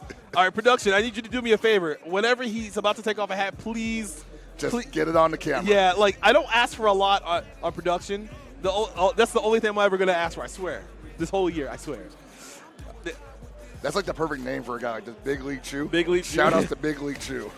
Bro, there are people who are alive who don't know what that is. That's okay, man. Like, I'm not saying you need to know what it is, but it's like, man, Big League Chew's been around since most people were born. Some of my favorite consumables. Do they still put Archie comics in those or no? I remember because Bazooka Joe had the. That's what it was. Yeah, Bazooka Joe comics. Yeah. Yeah. Never understood any of them. Me neither. Yeah. Maybe it's different humor. That author had to be like a complete psycho. Bro, that was the first perfect parry on a Blanka ball. Okay. All right. Hey, bro, we can't punish up ball. Okay. Big League Chew built different, man. He's going in. Uh-oh. Woo-hoo. Walking back. Hey. All right, Coach Steve trying to get foothold. All right, Blanka Chan is out. Hold this pressure. Toss up, gets blocked. Whew. All right, Big League Chew trying to slowly approach forward. They both have the same amount of drive meter. Oh, man. I like, you know how you talked about earlier on in the mirror match, lets you know who actually knows the character better. I feel like they're kind of even right now. Oh, all right, there we go. Punish on the EX up ball. Full confirm. Might spend one. Might have been a calculated risk there. But man, am I bad at math? Is that how the saying goes? I guess, yeah. All right. Coach Steve pulling it together the last round, but gets hit by the X ball there. Low forward, drive rush confirmed. All right. Oh, we're burnt out, but the DI doesn't push to the corner. We're still too far away. Still on the offensive is Big League Chew nonetheless. Like, I'm burnt. Okay, yeah, let's go. Yeah, I'm taking my turn back. I'll take those trades. I have a life lead. Hey, Hop gets contested. And Coach Steve in a lot of trouble against this burnt out Blanka. Big League Chew on the attack. One more is going to do it. Nice reversal. Get off me. All right, Blanka Chan's out there. Oh, there's two. Ooh! Yo! Perfect. Yo! That does require some sort of. That requires a slightly stricter timing because there's a EX ball. Get him, Blanka Chan. Slap. I get down here. So a little One chaotic. round apiece, man. He's not taking a hat off, by the way. Damn it! What's the I don't point know of what's the going. hats? I don't know. I thought I had the solution also, man. All right, we got the level 2 install here. We're turning into a VSAB character. Oh yeah, man. John Talbane, shout outs. Pull up, waiting for a reversal. Damn, that was patient. Hey! Ooh. Clean check from Coach Steve, just keeping the corner. He said, "Aight." No anti-air. Blanka Chan going the wrong way. Come back here. Caught him with the low into the drive rush. Oh, cross up. Ooh, Blanka Chan mix up. Let's go. Nice block there. Oh, cross up out on the back jump. Yep, that's a classic of fighting Blanka. You neutral jump, and you jump back away from it so you can punish him on the recovery. Excellent. Now Coach Steve has quite the life lead. He doesn't have to overcommit. He can just trade as much as he wants to, and he'll slowly win this. Yep, like right there. Hey. No big commit required. A lot of players hate fighting Blanka solely for the fact that he does light Blanka ball forward. It stops in front of you. It's like playing a game of chicken, but you're assuming that it's going to hit you, but they're like, haha, I got you. And then they go for the throw or something, yeah. Yep. Rainbow ball. Ooh. Damn. The stand hard kick. Excuse me, I can't call it roundhouse anymore. Coach Steve was ready for that. He's like, bro, I play this character. Get out of here. Ooh. Hey. All right, going to get it confirmed. Blanka Chan set up. Nah, hold this EX up ball. Probably thought he was a little 2+ there. Ooh, does a short rainbow ball this time. All right, we're adapting. Wait, lost the Blanka ball again, but Coach Steve just down backing. Yeah, just chilling right now. No reason for Coach Steve to make a big move here. Stuck in the corner, unfortunately. Ooh. Hey, what a parry! Oh, but he did parry drive impact to get rid of Big League Chew's drive meter. Reversal level 1. Ooh. All right, all this is plus. Hold this chip. It's my turn still. Oh, no anti-air! Uh-oh. Jesus, that was patient. On the chip because you don't have drive meter to parry. That was actually pretty good timing on that double knee as well, because that's normally a place where like a lot of players just press a button and get clipped by the high. All right. So Coach C manages to clutch that one out. But he misses to confirm. He gets punish thrown. Again with that back cross up, jump back cross up as it is, holds the corner. Here comes the level 2 install. Hey, you flinched, hold his damage. Blanka Chan. Woo! All right, didn't get the throw, but still keeps pressure. Yikes. Bro, he's an anime character. I don't care what anyone says. Straight up, man. This is I saw those Apology Man videos. Woo! Oh, we're smoothing, but we're burnt out, though. Here comes my install, baby. Oh! Dive ball, get out of here, he said. The fact that Blanka has that in this version of this game is kind of wild. He can just jump and be like, yeah, I'm in now. I know, that's a little much, honestly, but I love it. What's with those hats? Explain the hats. The weird thing is that he put them on when he sat down. Why didn't he just not walking around like that? Yeah, it's like, is this a hat gimmick? Like 3 are forward, 1 is backwards? Maybe he sells them. Is it like the women fear me, fish want me type hat, but it's like it's like stacked up. The giant trucker hats? Yeah, it's the like early Kyler stuff? Yeah, it's either like the really tall hats with the bills goes like really far. Yeah, right.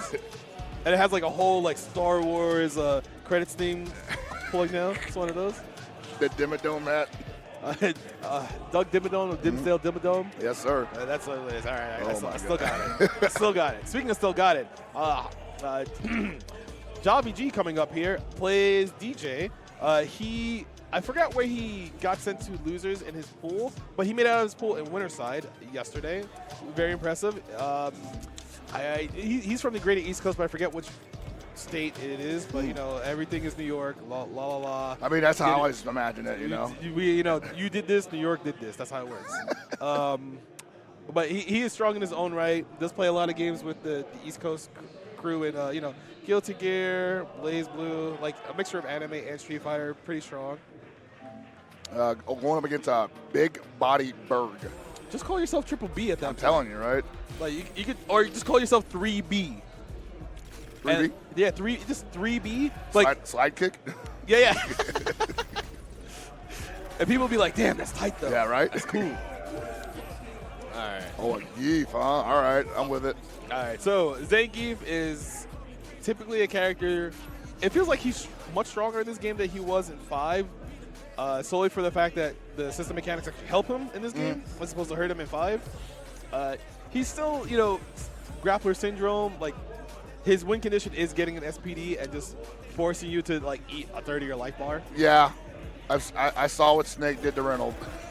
Bro, Reynolds should have won. Dog, I'll talk to you about that later. Anyway, all right. So, Zangief is. He does have tricks. If you watch Ichiban Zangief, he still he likes the character. He's still playing Zangief. He does have some matchups that are quite difficult, but you persevere. You have a little bit more HP than the rest of the cast, so you can play with a little bit more decisions. Like maybe take bad trades, but like I have an extra 1,000 HP. I'll be okay. He does have armor on his stand heavy punch. It eats 1 hit, I believe, 1 hit, 2 hits, but it goes pretty far. You'll see it if it ever happens. And he does have, his level 1 is an anti-air command grab. He just like flies in the air, it like protects the skies and all that. So like kind of like a standard modern grappler toolkit then? A little bit, but he feels like he's almost complete in my opinion. So there's gonna be a lot of slight walking forward.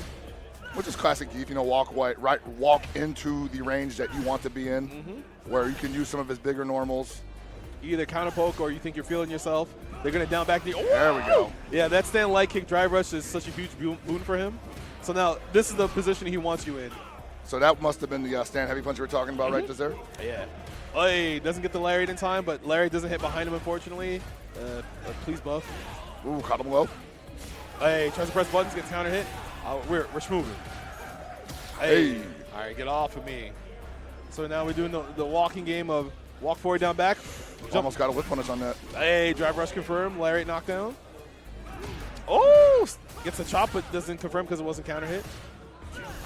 Ooh, eating a couple of projectiles. Not bad. As long as he's getting close. As long as he's getting close, right? The EX running bear grab.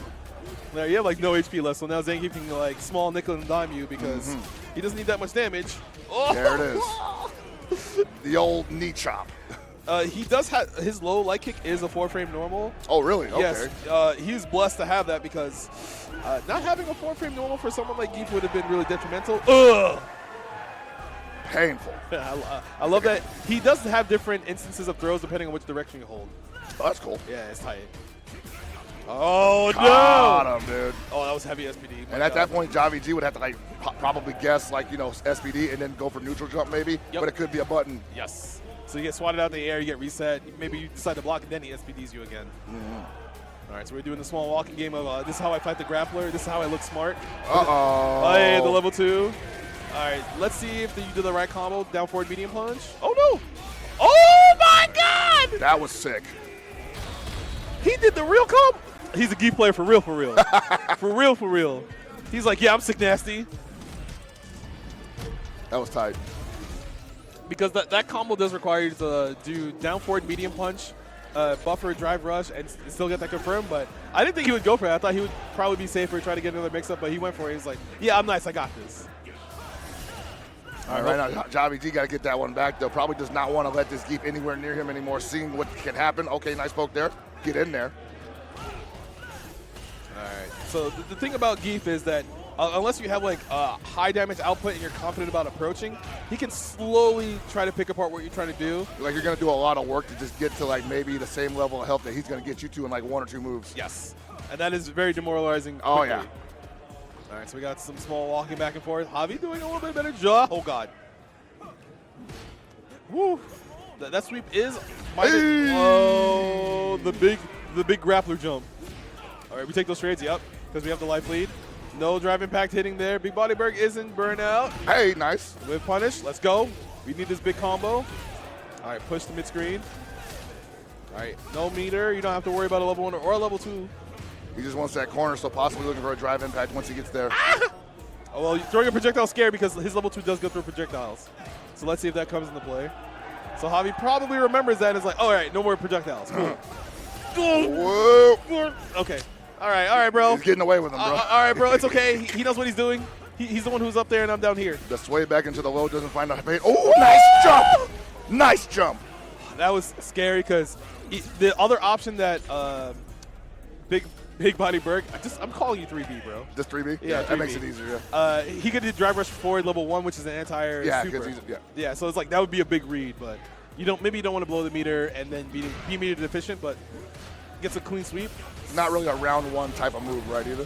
Unless you're like, I need this round because, you want to make sure you keep momentum. True. All right, we're checking with jabs. Woo. Back to spacing with normals.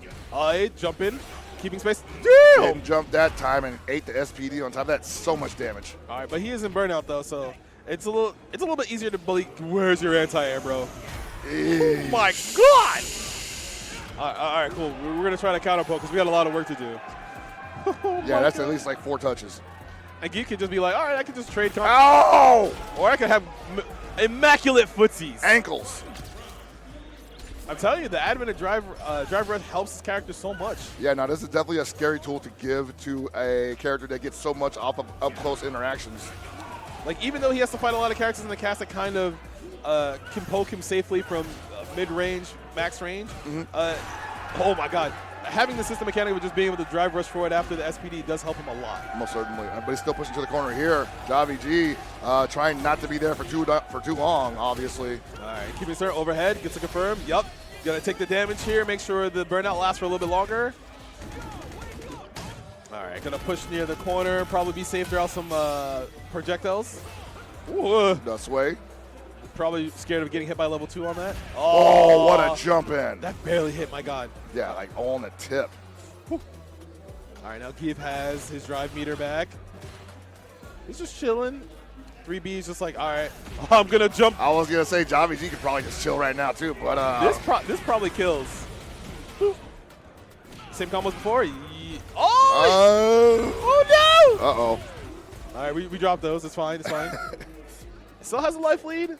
3B can just. There's the anti-air. Whew, thank God. Woo! Dancing on him. That was sick. Oh. Love that kind of stuff. Oh my God. I think if 3B had pressed an actual button, might have traded and might have killed Javi. So if you're Javi, you take those.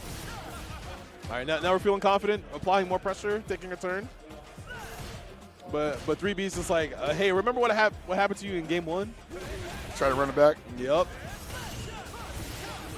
I don't know, JaviG may not give him a chance. Oh, this confirmed sick. It does so much damage. Hey. Wake up parry, not perfect parry, so it doesn't get a punish off of it. Forward throw. Jab checking. Oh. JaviG cooking right now. Big body. Well, excuse me, 3B. That might be a little telegraphed now because JaviG has already jumped out of it once, and he's showing him to grab again. Yes. All right, so JaviG's made a huge adjustment. It was looking like they were about to get 2-0'd real fast, but, you know, 1 or 2 interactions in the previous rounds helped stabilize their mental. So now they're looking to take the set so far. But they do have to be a little bit careful because 3B is slowly pushing them to the corner, but now we're back to mid-screen. Oh, the grab jump. And 3B has had some immaculate jumping assists today. Ooh, the lariat, that's unlucky. Oh, whoa, that sucks. Yeah, but we take those big damage on that punish counter throw. So now Javi's just going to be a little bit more careful. Almost has 3 bars. Hey, sweep hits. All right, time to take your base back. Ooh, punish counter. Probably trying to parry something. No response from 3B. Just chilling. Whew. No anti-air. Oh, my God. I feel like JaviG will definitely have that ready on the second time he goes up. Wow! It happened again. Caught him reaching. That should be GG. Yes, sir. Damn. What a recovery from JaviG. A lot of people probably would have fumbled versus 3B mostly because of the fact that, like, Zangief, he's scary, has a lot of HP. I don't want to get command grabbed, you know? But it takes I don't want to say seasoned player. I want to say someone who has a lot of strong mental fortitude. I would agree with that, yeah. Once JaviG had escaped that drive rush setup once, he just went for that option every time. And 3B never really altered the approach from that. We never saw, like, the standing light from that, because that would have anti-aired, I imagine. So really kind of gave him the opportunity to keep it simple. Which is, if you're a grappler player and you're like, oh man, like this matchup's so hard, sometimes you want to throw in something different there to throw off their timings, make it so that, like, hey, are you consistent about this approach? Yeah. And then you, like, go in, you make the big read, and now they're too scared to approach you because, like, you will trade constantly, you'll get the life lead, and then you're just like, oh man, I can't do this anymore. Grapplers are so hard to fight. There's also the wonderful thing where, like, they always just jump because they're like, whatever, I'd rather just take the anti-air and turn that into something else. Yes. It's like, are you consistent in anti-airing me? I hope you are, because I'm a keep jumping. Exactly, right? I have the will to jump. It's like, oh, you had a reset after that anti-air. Okay. Like, I got you. All right, so we have Tnatchie back up here from yesterday. If people remember Tnatchie's matches, he was quite the chuckler. He was smiling a lot. He was having fun with his opponents. That's what it's all about, man. You can't come out here always stone-faced. If you're having a good time, at least, you know, people will appreciate it. Yeah. A lot of people, they want to be like, this is serious. I spent time training, which is fine. You know. People can handle it the way they want, but I've always imagined that the best case scenario is that you're laughing as you're either winning or losing. Because if you're sitting there just like, oh my God, I drove all this way and spent all this money. Oh, that's the worst feeling, because you're just like, man, like, I shouldn't have come here. I should have just sat at home and been a stream monster. But, like, if you can come out to an event like this, it is worth your time and your money. Yeah, I've always thought so as well. All right, so we have JP versus Ken. That JP has arrived, man. I was wondering when we see one. They're all off stream because people will leave the stream if they see GP. No one wants to download. Oh my God, EXDP. Doesn't even want to deal with it. It's like no turn for you, old man. Hold this. No DP there, unfortunately. All right, strolling forward. iReflexx already burnt out. Versus JP is not a good proposition. Ooh. What? Anti-air overhead. We'd love to see it. I mean, that's definitely not what I saw coming, so. Oh, Perry gets punished. The oppression. Oh, no. Ken has his drive meter back. And we get caught for probably trying to press a button there in that instance. Yeah, I know. I imagine a lot of JPs do like to fight their way back by just hitting a button and then turning it into a conversion. Oh, my God. You saw that round start jump forward and yeah. heavy kick? Jeez. All right, we're So pulling much up. damage. And this is where it's going to start sucking for the opponent of JP. Well, I guess not. Not unless you have the will to press buttons there. Uh-oh. Yikes. All right, gonna get some damage out of this. Back, you know, sometimes you get back thrown. It's okay. And right now you can see this. What? Well, the drive rush putting in work there for iReflexx.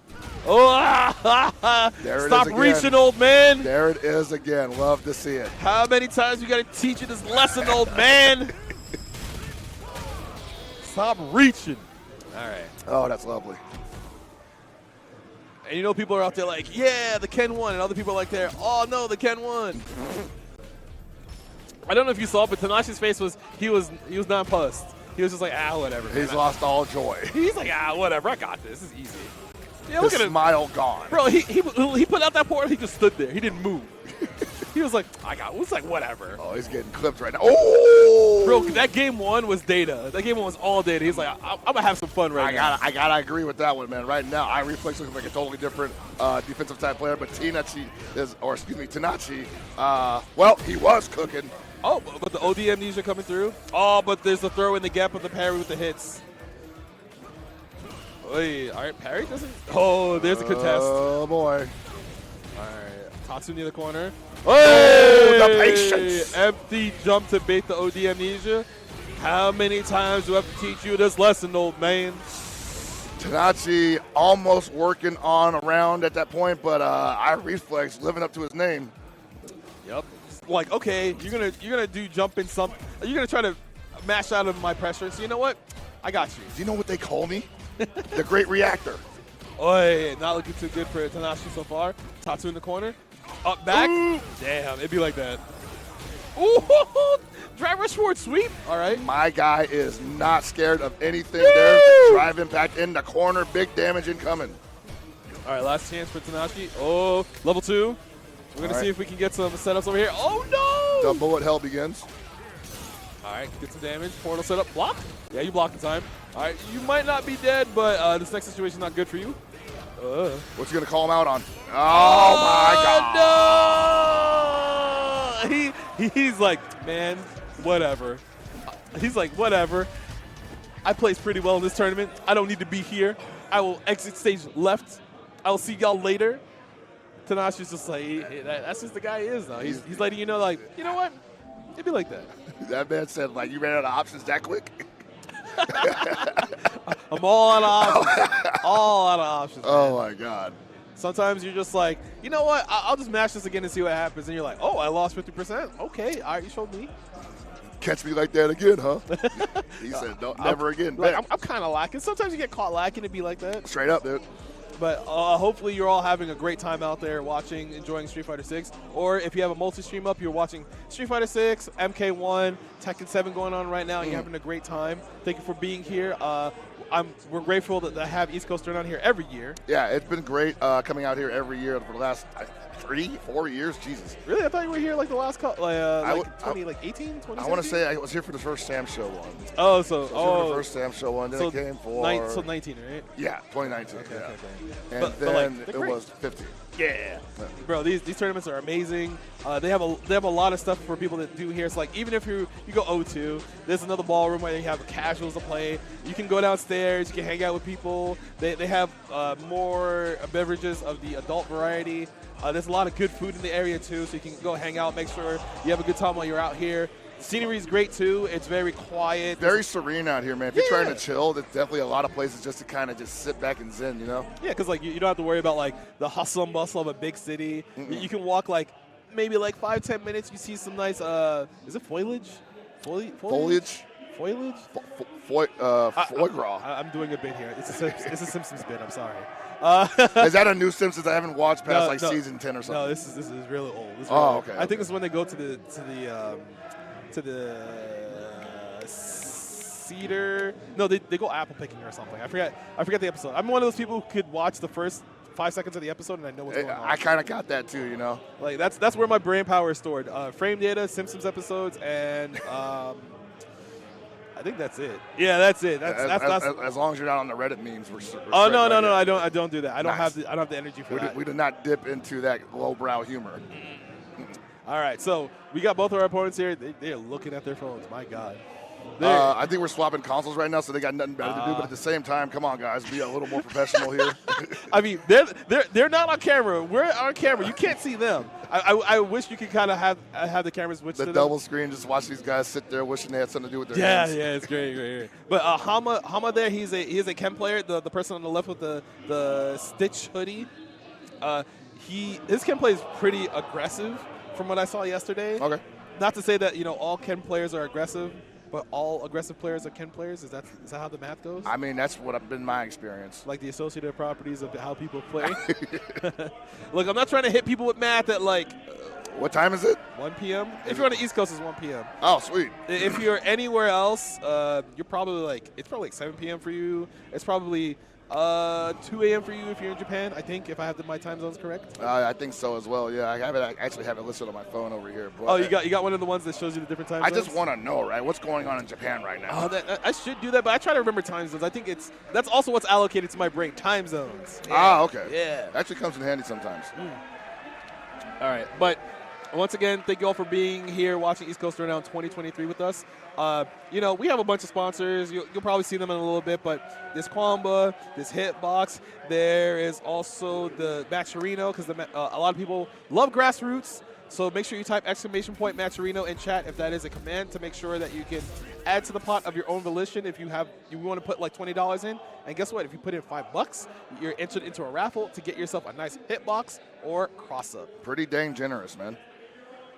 The things that they're handing out over here because of that raffle, I mean, I don't know anybody that would not want a piece of that. Right? Because, that stuff is cool. The marquee for this event, every year the marquees look better and better. Yeah, no, I've always enjoyed, how ECT does. It's visual presentation, the art, maybe even the audio, the music that they employ in the audience, that's, right up my alley. You can't tell from my shirt. If you love metal, hell yeah. You should you should come to this event. Yeah, this is definitely the heavy metal major. Yes, because there's a lot of metalheads out here. If you're like, I started in 2018 because I remember that was the year we had the Roadrunner promotion. Oh yeah, and we had the bands out. Some of the stuff was out here. Yeah. Yeah, if you missed 2018, you missed a really good time. That was tight, dude. So if you're like, man, I wish I could have came out here next year.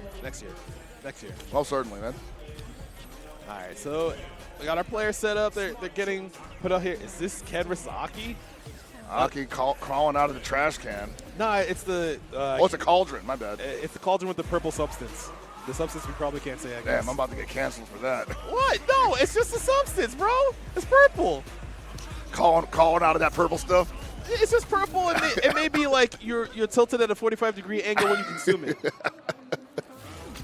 All right, here we go. So, Aki's a character a lot of people say is... Not so great. I'm hearing a lot of opinions about her recently. It's in terms of... She just came out maybe 2-3 weeks ago.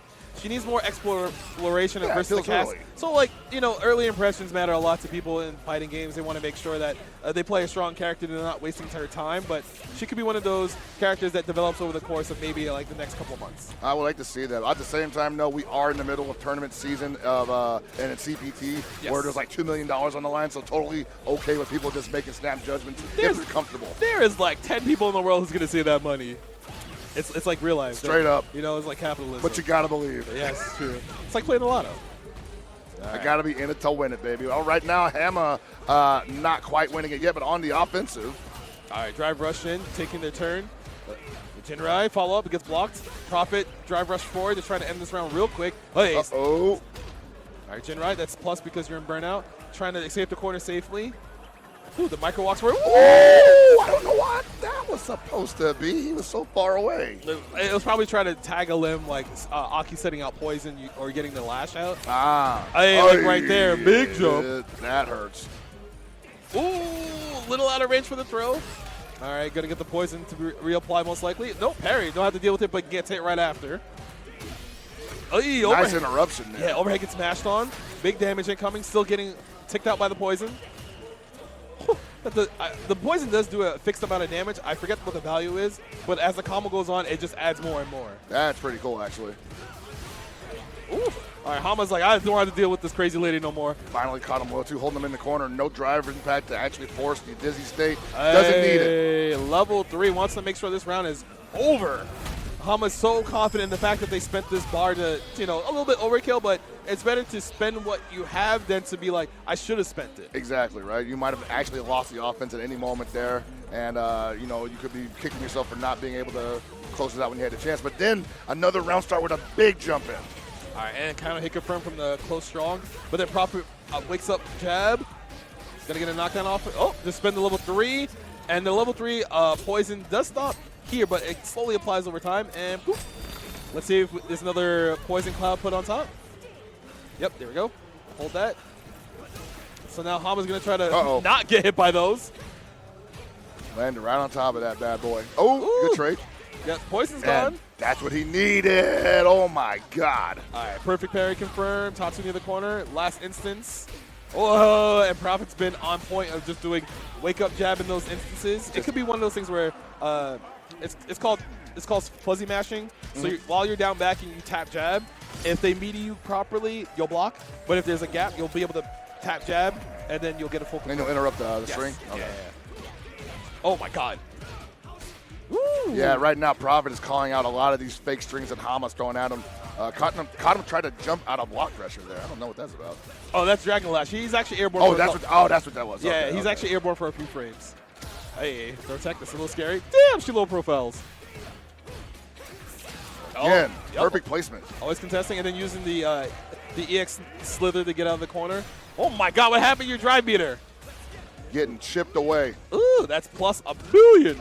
And Hamma hasn't had to spend anything just to get this kind of pressure. That was a steamroll.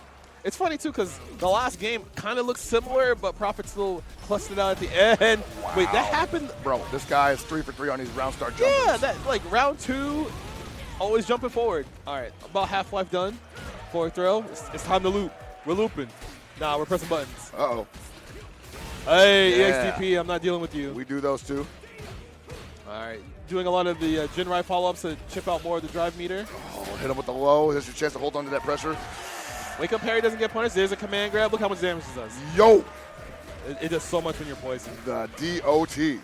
All right, so Hamma's going to try to force his turn. Because if he gets a clean hit, he can probably end the round. But he's in burn now. Damn! Yeah, I think he was just like, that's a little too obvious. He had a little bit of time to delay that pressure too, so I like the way he used his patience there.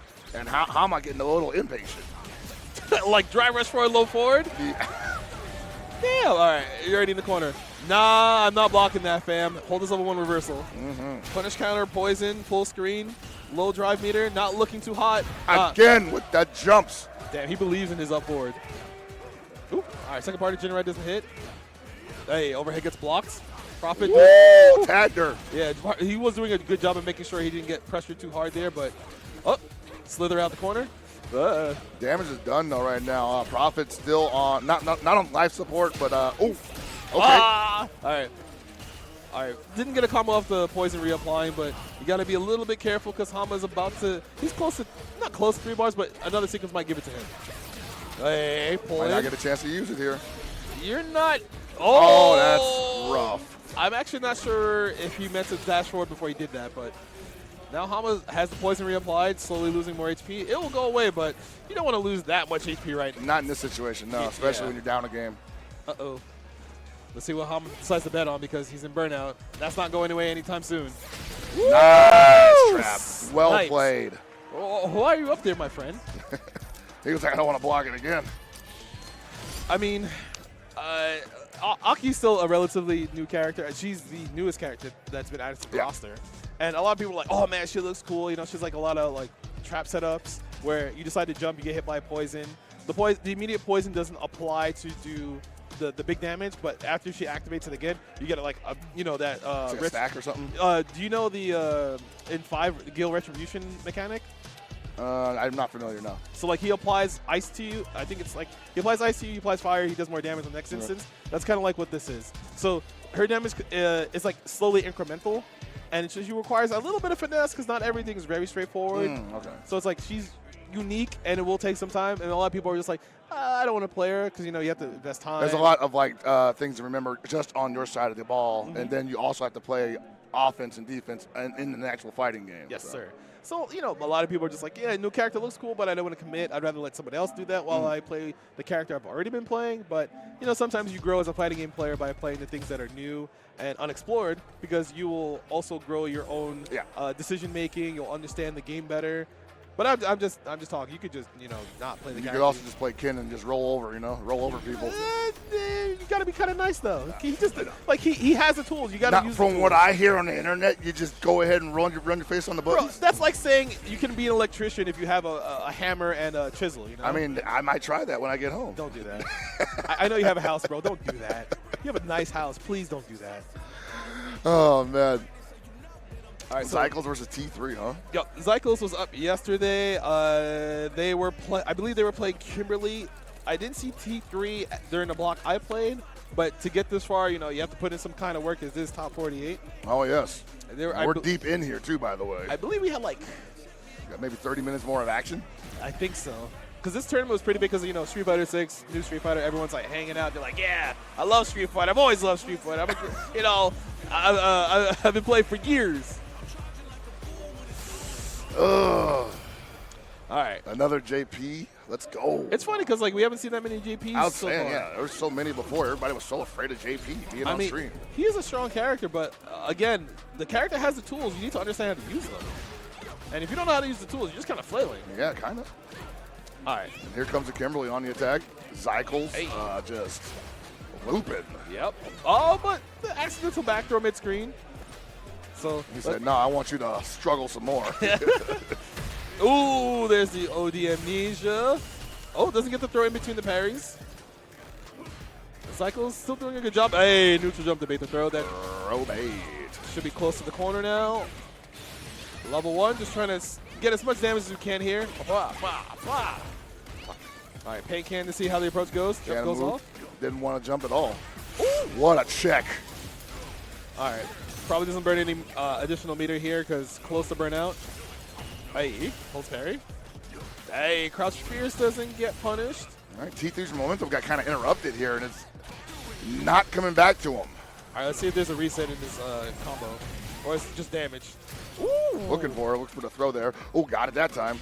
All right, T3 actually making a huge comeback after being down quite a bit.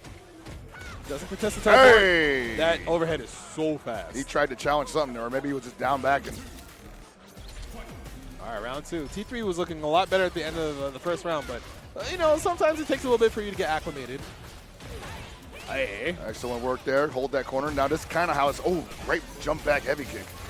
It's always wild to see people hold up back in the corner and still get it confirmed. It's like, couldn't you just held up forward and got out? But I mean, possibly, but they're like, I want to be a little more evasive than that, exactly, right? yeah. Ooh. All right, so Zykles down not too much life, especially after that punish counter throw. Throws him back out into the middle of the screen again. Didn't really work out for him last time. Yeah, that might have been what was the catalyst, but level 3 confirmed. Should be able to end the round because normally when you do level 3s and someone's life is at that yellow threshold, yeah, it does that. See, I know that kills because I'm not trying to get got. Okay, I'm not trying to fund someone's YouTube channel. No free content. No free content. You gotta earn that. All right, Zykles taking that first game pretty handily, and you see T3 once again holding was holding his ground at the full screen. Might want to go in a little bit closer to get himself a taste. All right, hold his damage. So now Zykles is playing the small walk forward game. Oh yeah! Command grab ghost. Hold that. Gets tagged by one of the spikes. And hold on to that nice drive parry, but did not get ready for the throw yet. Hey, elbow. Back in the corner. Up back. Doesn't get anti-air to Lucky. And T3 should get this confirmed to end the round. There we go. Very nice play from T3. Just holds it steady for another round. Might be able to go 1-1. Zykles on the response side now. Might have to make the adjustment. Whew. All right. Elbow drop manages to get in. Walk. Hey. Oh, doesn't throw the held parry, but still get a punish kind of combo. OD amnesia coming through. I love the response. Damn, that was on point, but we get mashed on. Snap. All right, it's on the block. Maybe. Is there a reset coming, or is it just damage? There's a reset. That is an overhead at the end of that string. Oh, he thought. Yep, anti-air crouch trace again. Overhead doesn't get blocked. Ooh. Oh! Not sure what that Tatsu was, but it's okay. Yeah, he got away with that one. Overhead gets blocked, but it's plus because JP's in burnout. Hey, hold that. Ooh, tried to move. Hold this crouch trace, old man. Yikes. Was that meaty? I actually couldn't tell. It looked like it might have been slightly delayed, but, you know, they got hit, so. That's all that matters. Yeah. Hey, Straight to level 3. Early level 3, gonna get that movement buff and that damage buff. So for her, it actually is beneficial to do it kind of early because you have quite a life lead. Like, her damage is pretty low at standard base, right? But once she gets that going, it's kind of standard damage, it looks like. All right, so T3 trying to amnesia out of there, doesn't get anything afterwards. Oof. Slowly losing this real quick. Running away with it, dog. I was about to say T3 was slowly trying to back out of there, but, you know, Zykles was dashing up constantly. She's too fast, man. She's walking at me. Too much to handle. All right, so, you know, a lot of people saying JP is just one of those characters that no one knows how to really deal with. No one knows what's He's a going on. strong archetype for sure. Yeah, because being able to set up stuff mid-screen and then still move freely afterwards. Yeah, characters that can do stuff like that are typically pretty strong in games that don't have a lot of high mobility options, right? Right, but technically, since he has a teleport from the portals, he also has that, right? He has a little mobility. Yeah. Well, I mean, for the opponent, right? Unless you have like something like a pretty safe guard counter or a guard cancel or something like that. Stuff where you're just constantly blocking a bunch of doll units and then blocking also the character. Yeah. Nasty stuff. But you know what's good for everybody? These slides we got coming up for you right now, and I believe the first one we have should be The hitbox guys. Yes. Shout outs to those guys, man. I'm old, I can't use them, but you are young, I can tell. You can go to hitboxarcade.com/ECT2023 and jump on the wagon. Yes. There's a standard hitbox, and then there's a cross-up. So if you still want to use a lever when you play, you can still have the added benefit of the 4 buttons for the directions as a normal hitbox. So make sure you check out the cross-up if that is your preferred choice as well. Make sure you go to hitboxarcade.com/ECT2023. And, of course, if you use the code ECT2023, you get 20% off of these Quamba nice peripherals.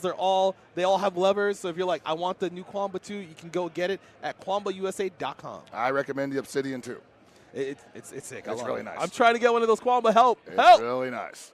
All right, and then of course the sick nasty ECT merch you got right here. I bought myself the Arcade Reaper tee. It's really, the quality is really nice.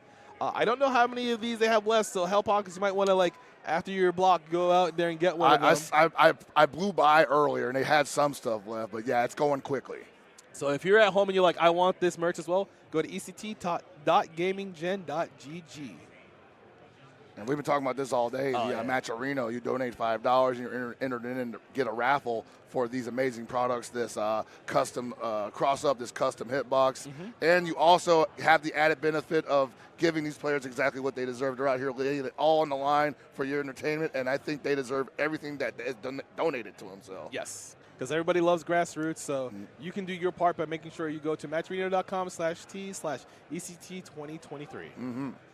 All right, so I guess is that it for us? I think that's all we got. But, you know, once again, thank you to the sponsors. Red Bull. Red Bull is a great sponsor. They love coming out to fighting game events. Please keep coming out to fighting game events because money's nice. We like money. We like the support, too. The Red Bull guys are always treating us pretty nice. I love sponsors. So always appreciate nice people. Yes, S&K for being a qualifier for the tour. Is that correct? Yeah, they definitely are pushing forward with more events as well. We just announced that Frosty Faustings is going to be a qualifier event. I don't know if it's regional or global, but I imagine a lot of people are going to show up to that now for KO 15. And there's still, like, I think 20 spots unchecked. So there's a lot of players that still need to be accounted for. Yes. Also, thank you to Tenno for providing this great production that we always get year after year. Also, TNS Tenno, they're working together, making sure everybody has their stuff going on. Of course, also WB, because, you know, they got their own stream over there for MK1, you know, pretty big, always popping. It's been loud as heck over here, man. Yes, and of course, once again, thank you to Quamba, thank you to Hitbox. Thank you, Match Arena, because everybody's talking about grassroots. They're like, we need money. And it's like, well, we could help each other out with our own money. It's like, you're like, here you go. Here's a $5, here's a $20. You don't got to pay me back. Unless they dodge you a couple times on the build, and Yeesh. it's like I need, you know, can I get that like 50? You know, you've been ducking on the tip too, you know. That sounds like the story behind this, man. No. You'll have to talk about that later on because we got these guys to a break. I think after this we're going to be doing top 24 for Street Fighter 6. Yes, sir. So, yes. And you'll be having some other commentators on board. But I'm done for the weekend. I want to thank all of ECT staff, the production staff, everybody here who's made the event happen for having me again for another year. Yeah. And I can't wait for the next one. All right, everybody. Thank you for stopping by, and we'll be back shortly. Don't go anywhere.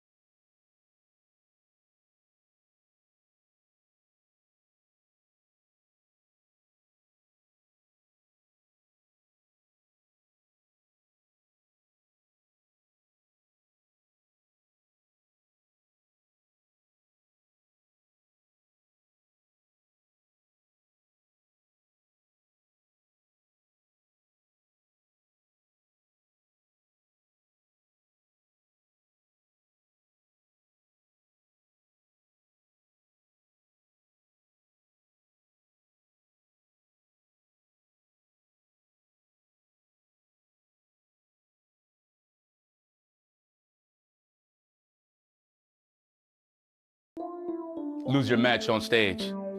Blame the headphones. Be a scrub. That actually shook me. I hadn't seen that one yet. Welcome back, everybody, to East Coast Throwdown 2023. We are hitting the top 24 of Street Fighter 6, and we have some amazing matches coming your way. I am Brad Muse, and I have a lot to say, but first I'm going to say hello to Tyrant, all the way from across the pond to come hang out with us. How you doing today, sir? Hey, I'm having a fantastic time this weekend. It's been incredible out here, and the Street Fighter 6 tournament has been amazing as well, turning a lot of heads in the ballroom here.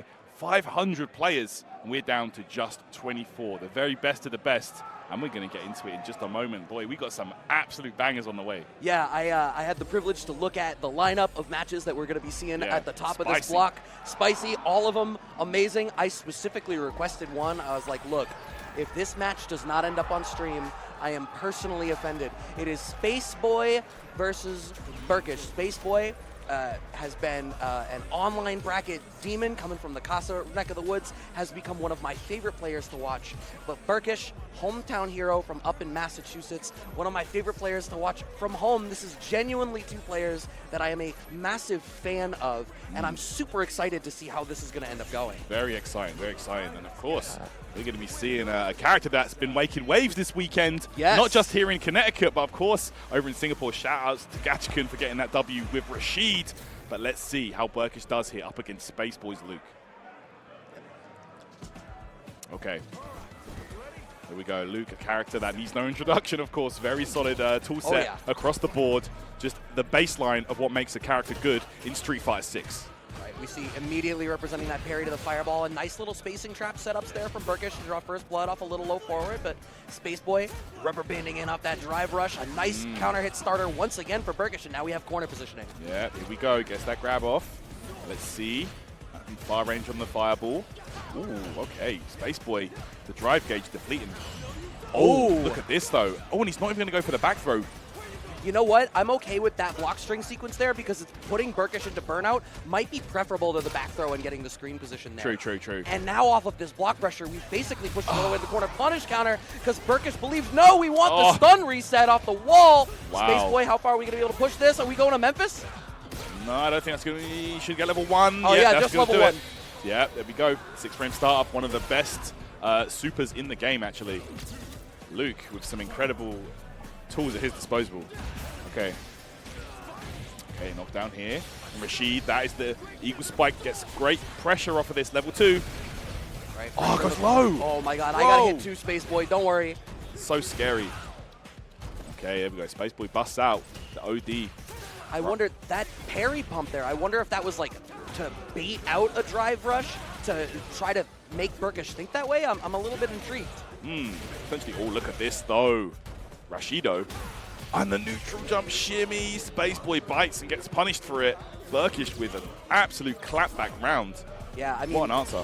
Both of these players obviously represented these characters towards the tail end of Street Fighter V. Burkish, a Urian player for a while, but did represent Rashid for a fair bit as a secondary. We are cashing out the level 3 now from Spaceboy. Lockdown in the corner as a result of all of this. Burkish on the back foot a little bit. I have to imagine he's going to try to find an opportunity for another one of those Super 2s. Yeah, all came from that excellent safe jump, and you can see right there, Spaceboy concludes it with a perfect. My goodness. Hitting so hard. Luke, boy. We are going right back in. I think if there's one thing that I could say for Burkish, I feel like Spaceboy's going for parry a lot, and Burkish is going for a lot of shimmy play, but I think we could establish the throw game a little bit more, because the defense out of Spaceboy has been patient or parry. So bringing that throw element in, or I could lie, and because there's also been a lot of reversal uppercut. He has, yeah, he's really in his head. Maybe realizing he goes for that meaty pressure, maybe a bit too often. Sandblaster here, trying to keep Rashid at bay, but no dice, gets in, overhead, lands. Another overhead. Oh my goodness, the frame kill, that was perfect. No counter hit, no punish counter. That was all a combo. Beautiful stuff from Burkish. Yeah, definitely a much stronger round from Burkish than we saw in that first game thus far. Just backing off back to neutral, it seems like Burkish really doesn't want to live in that scrambly spot. Wants to back up and feel a little bit more secure to start that fireball game and try to set up the longer tornadoes. But a nice low forward check on the drive rush out of Burkish. And now Spaceboy has that corner control once again. Yeah, here we go. Fishing away with that water whiff punish, but no big follow-up. Burkish not capitalizing as much as he could have. Level 2 here. I like this just to make some space and potentially try and go for burnout here on Spaceboy. Gets it. Overhead. Yeah, Rashid, that spinning mixer becomes so scary when the opponent's in burnout. Yep, and that shimmy working out this time. We're going to go for it. Yep, the mini-game situation works out, but he's ready to take it to the beast mode. It was a little bit too transparent that the DI was going to be coming there. Yeah, maybe a bit too obvious. You're right, Brad. Okay. Oh, in front. Okay, Burkish here. He's going to go for it. He gets it. Oh, no, he didn't get it. Okay. No, he didn't get the stun, but the wall splat was all he needed. It was exactly enough. Yeah, that was like literally a frame off of getting stunned. I believe that was crazy. Okay, 1-1 here. What a top 24 match to kick things off. Wow! He's been trying to check the DR, and it's not been going great for him, so it seems like that's the adjustment of, I'm just going to bust out something bigger. We do it again. Burkish puts himself in burnout, but a 50% life lead and this lockdown, oh my god. Wow, of course. Interrupts there. Multi-hitting moves, blowing up that DI. Okay, overhead lands. Space Boy converts. Jump back, jump forward, just trying to be a little bit dicey to lock down. It's not quite working. Space Boy has a little bit of drive gauge left, and now this lockdown, but Burkish is... No! Oh my god, no wall splat, but he gets it again. Oh my goodness, these guys are throwing out those drive impacts. Space Boy moves to the set point. It's crazy that last game, Burkish was a frame too late, and on this one, they were a pixel too far. Yeah. So unfortunate. Oh my goodness, breaks through there. EX, spinning mixer. Oh, a full jump in. What did Space Boy try? I don't know. I feel like Space Boy's anti-air game has been a little bit lacking here. All of the uppercuts out of Space Boy have been out of pressure sequences. Absolutely, yeah. Rashid's been getting so many big jump-ins. Okay, perfect parry, and he's going to go for the combo here. Perfect side swap. Okay, but the low forward check on the DR in. Burkish is going to cash all the way out. Final game, final round, Tyrant. Yeah, set point, both players. Here we go. Time to focus. Big jump in. Another one lands for Burkish. And a throw as well, off into mountain. Nice parry. Nice, anti-shimmy, low forward. Okay. Ooh. Okay. Is Burkish on modern? Somebody's got to check. Yeah. So 1 point, and he goes low. Great block though. Space Boy has to go into burnout with the drive reversal. That's huge. He's so close to the corner. Perfect parry. Now, how is Burkish going to structure this? You need to be mindful. There's already been represented reversal supers to deal with trying to go for stun sequences. Burkish does not have a lot of meter to spend here. We've got one bar in the back. Oh, it's connected. That was so good. And this is going to be critical art as well. And he should be just about out of burnout after this level 3. Let's see it. Yes, he is. Drive gauge is there. Burkish needs to be careful. Oh my goodness, he's comboing overhead! That's it! Space Boy takes it! And Burkish going to drop down into losers. That was a nail-biter of a set. Oh my god. The fact that Space Boy went for that additional layer of overhead reset there, I feel like that's a spot where when that low forward DR came out, I don't even know that Space Boy was necessarily expecting that it was going to land. Yeah. The goal there was just to get in your face and start with the threat of the overhead. And Burkish just asleep at the wheel. I feel like the only thing that Burkish could have been doing in a spot like that is you had one bar, churn your level 1 and just hope, but it's not going to happen. True. I mean, at that point, it's desperate. Both players were just swinging, throwing all on the table there, but it will be Space Boy advancing and moving into top 8 here, winner's side. And also sitting down, we have our next top 24 players, another winner's side match, Shine and Docta Afrikan. This is going to be a great match. I'm really excited for this one. Shine, of course, needs no introduction. Been killing it for a number of years in Street Fighter. Docta Afrikan as well, you know, very solid, become very prominent in Street Fighter 5 with that Dictator play. But over here in SF6 has been transitioning more into a Marisa, and not only Marisa, modern style as well. Yeah, modern Marisa in the lobby and some casuals. Docta Afrikan's been playing some JP as well. Yeah. But sitting into a Kimberly in the first place, let alone a Kimberly of Shine's caliber, I have to imagine that you're not going to lean into that matchup. Yeah, modern Marisa seems like it's going to end up being the play, would be my guess. I could see it. Yeah, I could see it. I mean, let's see here, because Kimberly, she does have some answers. Marisa just hits so damn hard, though. That's the problem here. You know, the neutral game is going to be a difficult one for sure. She's going to have to focus on surprising her opponent. You know, let's see how Docta Afrikan deals with that, because Shine is one of the trickiest customers in the business. You know. Absolutely, and watching Shine play in his pools wave yesterday, just the strength of his neutral game has been really solid, right? Kimberly standing medium kick is such a great tool, and Shine is so good at picking his spots of when to do it. Yeah. And there's a lot of whiffing lights to lure you in to try to get in range so you can start to smoke him for it, and that's when the standing medium kick really opens you up. But Marisa, with those armored pokes with all of the utility that she has in that way, I feel like can kind of bulldoze through that middling space. One of the things that's usually important when you're dealing with Marisa is having a strong low to threaten with to get through some of those guard points. And Kimberly's low forward, not special cancelable. True. Yeah, you got to think about that as well. Like, Marisa's going to be throwing out those buttons to try and prevent Kimberly from approaching. But like you said, Brad, that's that medium kick that Kimberly has in a discussion for one of the best whiff punish tools in the game. So even for the Marisa player, you got to be careful throwing out these armored moves and Superman punch, etc. Like, Kimberly's fast walk speed can really become a problem for characters like Marisa. Oh, absolutely. And so it's really going to be a question of, I think in general in this game, at the highest level, it's whoever goes first. If you're wrong, you will get smoked. And so I feel like this is going to be a matchup where they both want the other to make the mistake, and you're trying to draw out a response from them. Marisa wants to bulldoze through the poke. Kimberly wants to whiff punish like a Gladius or a Phalanx or something. Exactly. So let's see how this one unfolds here. Shine vs Docta Afrikan. Winner is going to qualify to top 8. Should be a banger. Let's get into it. All right, we were told in-game button check. We can see it down there. Okay. Yeah, they're checking that the buttons are buttons. I respect it. I gotta say, you know what? Normally, I've historically been a person that I'm like, hey, we have a good button check in character select. Why are we doing it in the match? At CEO this year, I used the button check in character select, didn't realize I messed it up, and lost the game because my buttons were wrong. No. So I take it all back. If you gotta double check. I picked the wrong hill to die on, and die I did. It's not against the rules. You know, take advantage of everything at your disposal here. When the chips are down, tournament time, bro, this is where to get serious. Winner of this will be qualified top 8, and that is where you want to be. Let's get it, guys. Okay. All right, so I'm definitely going to be curious about like that round start positioning here, because my guess is I don't know whether Shine is going to try to become the aggressor and walk into the range off rip, or if we're going to really start posturing for position early on. Let's find out how it goes here, Brad.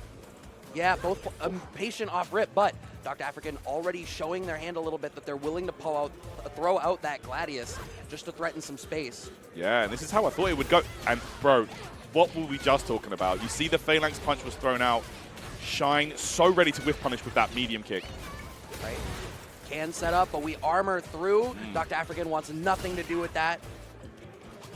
Oh, yeah, that elbow drop can be a real pain for Marisa also. A character with, very limited when it comes to the anti-airs. Okay, that's the medium kick continuing to be a menace. It's going to be the money button. I was saying all day yesterday, whatever money that Shine wins this weekend, you better thank standing medium kick in the speech. And you can see it, yeah, you're not wrong. You can see it right there. Using it again to his disposal. There we go, the can explodes. And Shine takes that round. Look at the life lead that he had at the end of that round. That's huge. Yeah, it seems like so far, Shine's neutral game has been super effective, and Docta Afrikan has not been able to find the cadence where he needs to try to bulldoze through what Shine is bringing to the table. Go, light string in the corner. Gets the pressure as well. Docta Afrikan. Bit on the back foot. Okay, this could be something that he needs right here. You just need to stop Shine, The momentum is heavily in his side. Yeah, I think one thing is I feel like Docta Afrikan, as they're jockeying for position here, should be a little bit more willing to just move forward and claim space, because as you get closer to the corner, you lose the ability to move back and jockey for position. You're scared of that medium kick, obviously, as you well should be, but if Shine is willing to back up and not surrender that space, then you need to be dealing with that. We are going to be dealing with the game 2 now as Shine, another really solid round out of him. Yeah, and Shine just seems to have a really good read on when Docta Afrikan wants to press buttons on wake up, when he wants to try and jump out, when he's blocking, when he's trying to parry. Shine's just in his head, it looks like.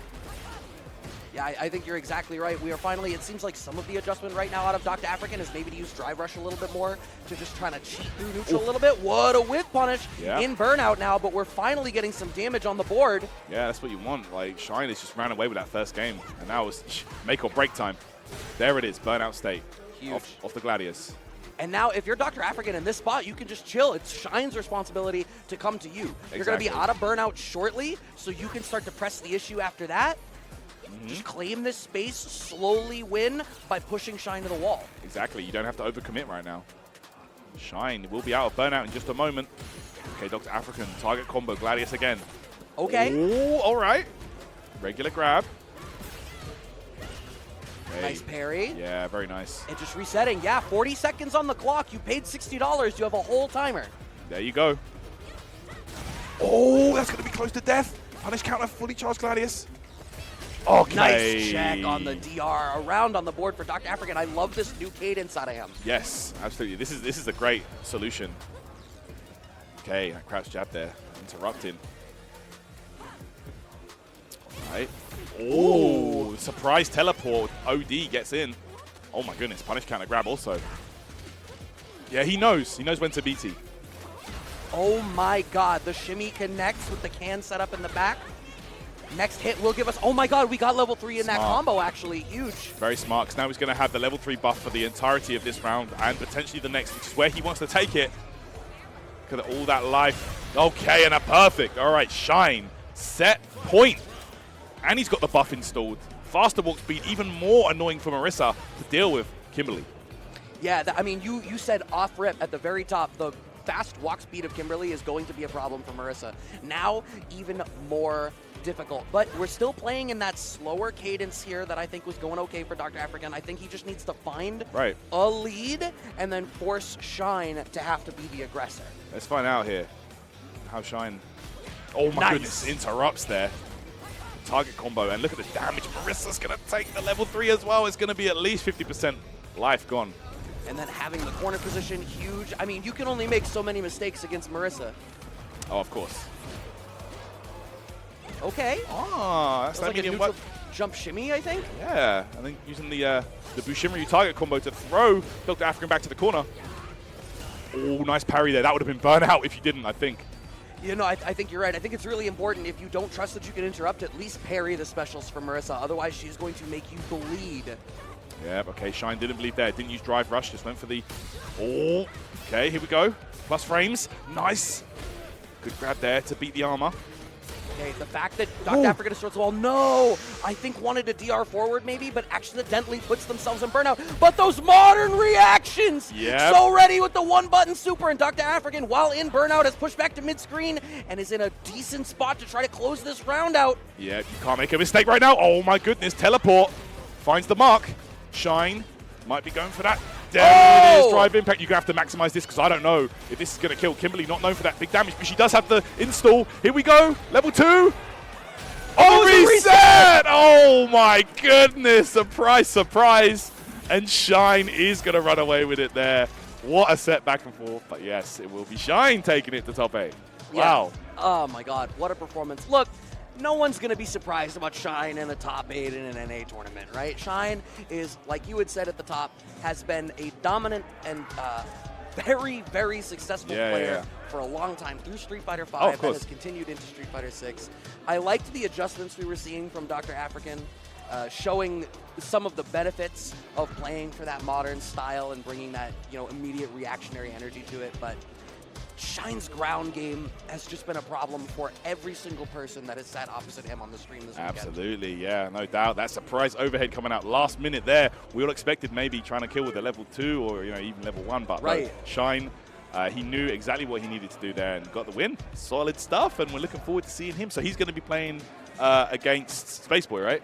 You know what? I can double check the bracket on the side while our next players sit down because we have Naji and BadStoned sitting down for the next one. And so there's something, I was talking to you a little bit before we went live about this one. So you were on the commentary block yesterday where BadStoned qualified for top 20. Yes. In that match over Kite, who is a Connecticut player, obviously you know, and I'm sure many people know, as a really strong Dragon Ball player historically, who's been trying to put in a lot of work in Street Fighter 6. Juri player. Yep. Kite was feeling some kind of way when he lost. They money matched off stream.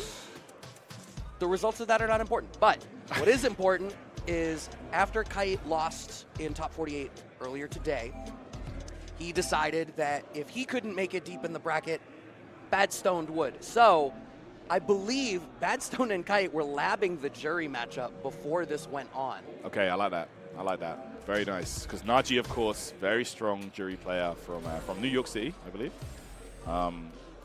So this should be an interesting one for sure. Yeah. And DJ versus Juri, I feel, is a somewhat even matchup. Both characters really do have good answers for each other. But it all comes down to, I feel like it's actually tricky because Juri can't really make mistakes, and she can't, you know, take advantage of going for free stores or anything like that, because DJ will hurt you for that. You need to really be on point with your anti-airs. The neutral game needs to be on point as well, and let's be honest, DJ, this guy hits like a truck if he catches No, he does. I think that's the thing, right? Is like as long as DJ is in the position to have drive gauge to cash out, you're bleeding if he touches you. Okay. But so your opinion as a Juri player then is that this is comparatively even? Yeah, I feel like it. Yeah, it's somewhat even. It's hard to say for sure. Yeah. So what do you feel like Naji's gonna have to do in like the neutral? Let's see here. You want to really be. First of all, you need to see what the DJ player's thinking. If they're going to be using a lot of pokes, if they're going to be going for a lot of fireballs, like you need to kind of identify that early on and see, because DJ does have a lot of weaknesses. You know, he does hit very hard, but a lot of those pokes, you can't cancel them. So you use stuff like the DI, for example, you can really blow that up. Juri, of course, both these characters are going to be trying to surprise each other with the drive rush. I'm surprised we haven't mentioned that as well. There you go.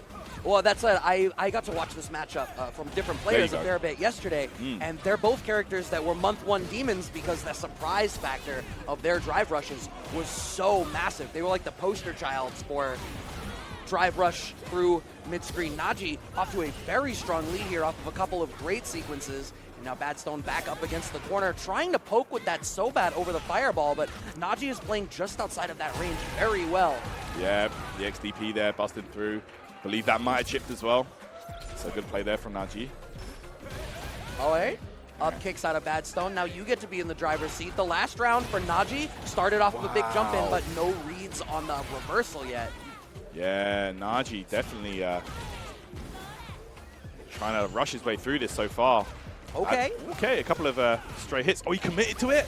Oh my goodness. But it looked like Naji wanted to walk in for a throw off of that, or maybe a shimmy attempt, and BadStoned just claimed that space. No. Oh, that's a, he could have got a huge, he could have killed off that, I think. Good parry. Yeah, these parries out of Naji in that spot are really important. Back throw earns Naji, I think, just enough breathing room to feel safe, but the OD up kicks to close out that round as well. Very different story here for BadStoned. A little bit more scrambly than when Naji had won, but we're definitely seeing a back and forth between these players. This anti-airs from Naji, though, have been on point. Yeah, you got to have them on lock for sure. Against characters like DJ, you know, can change the jump arc. He's got the fake jump as well. Okay, here we go. Could be level 3 on the way here. No? Yeah, I think maybe he didn't want to put himself in burnout. Unfortunately, you're ending up in burnout in a much less favorable situation now as a result of letting Naji get this level 3 started. And Naji also sitting at half of his own drive gauge. He went for the throw bait right there, the risky throw bait. BadStoned, though, did not punish accordingly. That should have been -6, I believe, in burnout. Oh, wait, what? No, he didn't believe. And then the DI comes out. Naji's going to be able to get the wall slump, and that is the stun and game 1 for Naji. And BadStoned, you see, shaking his head in the chair a little bit. Yeah, unfortunate there. It didn't go the way that he wanted. He knows that maybe he should have cashed out on that level 3 a bit earlier on. Okay. Nice. Look at that. Yeah, jumped over Juri's fireball. That's exactly what she wants you to do. I think that's the thing. When I was watching other DJ Juri matchups yesterday, instead of jumping over the fireball, there was a lot of like using MK Sobot kick to, you know, just try to poke over it. Yeah, that works. All right, just backing off. Nice check on the DR. I mean, maybe the answer here for BadStoned is just to be a little bit more willing to sit right outside of Juri's medium kick range. Okay, nice backdash there. Knew the throw was coming, and that's going to be burnout state. There we go. Okay, Naji unable to answer with level 1 on wake up there. All right, OD fireball into DR, immediately commits half his drive gauge, and now wants that MK Sobot poke like I was speaking to, but not working out for him. How far is he going to press the issue? Yeah, I wouldn't put yourself in burnout here either. Yeah, okay. Oh my goodness. Naji with a sweep from there. That was interesting. I imagine that was like, I think you're going to walk back. You've already communicated to me through your neutral play that you want to slow the game down and get your drive gauge back. Yeah, absolutely. Okay. That delay was frightening. Yeah, there's the EX there. Okay, Naji. With a life lead, just slightly though. Okay. Okay. Interesting. Yeah, Juri's normal dash is actually one of the ones that covers the most distance. That's going to be enough. Yeah. It's not one of the fastest dashes in the game, but it covers a lot of distance. Yeah, I mean, that knee-jerk reaction. It's clear that BadStoned is trying to watch for DR, but, you know, regular dash, you don't flash that bright green. Exactly. Hey. Go, low forward connects. Naji, well placed, stand heavy kick. Okay. Air-to-air working out. And yeah, I think as long as you're at that fireball range, it seems like it's working out a little bit better for BadStoned. It's when he tries to walk in and starts having to deal with like medium kick, fierce punch, that it's really a problem. Naji cashing out this level 3 now. Yeah, that was a beautiful answer there. Okay, here we go. Naji's going to get Oki on this situation. Let's see what BadStoned does on wake up. Oh, dash throw. Oh my goodness, yeah, Naji, he wants his kill. That should have been it right there. He didn't convert though. Oh. There we go. That's going to do it. Yep, unfortunately, BadStoned drops down to losers. Naji taking that dub and moves on to top 8, and I did pull the top 8 bracket up, so bear with me for one moment as I double check for you whether they will play, because you had asked, are Shine and Spacepoint playing? No, they're opposite ends. Okay. So Naji will presumably be playing one of those two, and when it is not unprofessional for me to look at my phone and tell you, I will tell all of you. Or you can go to StartGG and look at the bracket yourself to keep up with everything, because you know what? We're only bringing you guys some of the matches, but there's other stuff going on down on the floor. I feel like everything is must-see. I'm looking at this bracket, and if there's not a match that I don't want to watch. Here in the venue as well, you know, Tekken top 8 was just super hype. Oh my god! And now they got Strive going on over there as well. It's honestly, it's hard to keep track of all the action. Yeah. Zach even said it. He was like, "Thanks everybody for coming out for the first top 8 of the morning," because Tekken opened up our day today, and I got to tell you, if there is one community that will come out no matter where, no matter when, and make your top 8 hype, Tekken is certainly on the short list. They are always ready for some Tekken. But when we're not playing Tekken, we're talking about Street Fighter. We're talking about our next players sitting down, iDom versus Deznere. What can you say about iDom? That hasn't already been said. Right. I believe was the next part of your sentence there, Brett. Yeah, you don't need to say it. Yeah, exactly. That's the thing. What can you say about iDom? End of thought. One of the best players in the world. Now, despite saying that, the other thing that I could say about iDom is I think thus far in Street Fighter 6, I don't know that he has quite hit the peak of what he was able to do in Street Fighter 5. True. And I wonder whether that is him coming to grips with a different system and having to get a feel for the way that people are going to act defensively, which he was so great at in Street Fighter 5. Yes. Or, one thing to consider is one of the strongest periods of iDom's dominance was once he got the poison and had that secondary character to deal with Laura's weaker matchups. Yeah. In this game right now, he only has the Manon, your Laura analog, and I don't know that there's a character in the roster that he would necessarily go to fill a similar niche as poison. Very good point. Yeah, it could be a character thing. You know, at the end of the day, that's the same player sitting in that chair. That is the same Capcom Cup champion for Street Fighter. You know, regardless of the edition of the game he's playing, he still has the mindset of what it takes to be a winner, to be a champion. And Manon, maybe a character with some shortcomings, sure, but iDom still going to be doing his best to pilot her to victory. Yep. Okay, great start already. Yeah, and what I was going to say is, like, she may be a character that has her weaknesses, but we've all seen that 70-second perfect against JP. If you are the more patient player, she has all of the tools to whiff punish and start running her game, and we see that off rip. But hey, let's take a second to talk about Deznere. On the Kimberly, has been a strong player up in this region for a long time. I do believe they won the Street Fighter 5 community tournament this weekend as well. Very nice. Yeah, Dez, definitely a killer. That's going to be the wall slump, and iDom's going to be able to take this first game, and we're at 5. Is that 5 medals on round 1? 5. Sitting there. Bro, that is the best possible outcome for a Manon player, to go into round 2 with 5 whole medals up there, Brad. Damn. Oh no, we committed too much to the elbow. Okay. Nice. Yeah, using that target combo here for the extension. Big damage off the level 2. I feel like iDom is really willing to use that level 2 more than some other Manons that I've seen. Oh, wow. I love that. Do you know whether, I might have to check the frame data, but does she get like a good knockdown situation off that level 2? Off the level 2. It seems like it knocks them pretty far.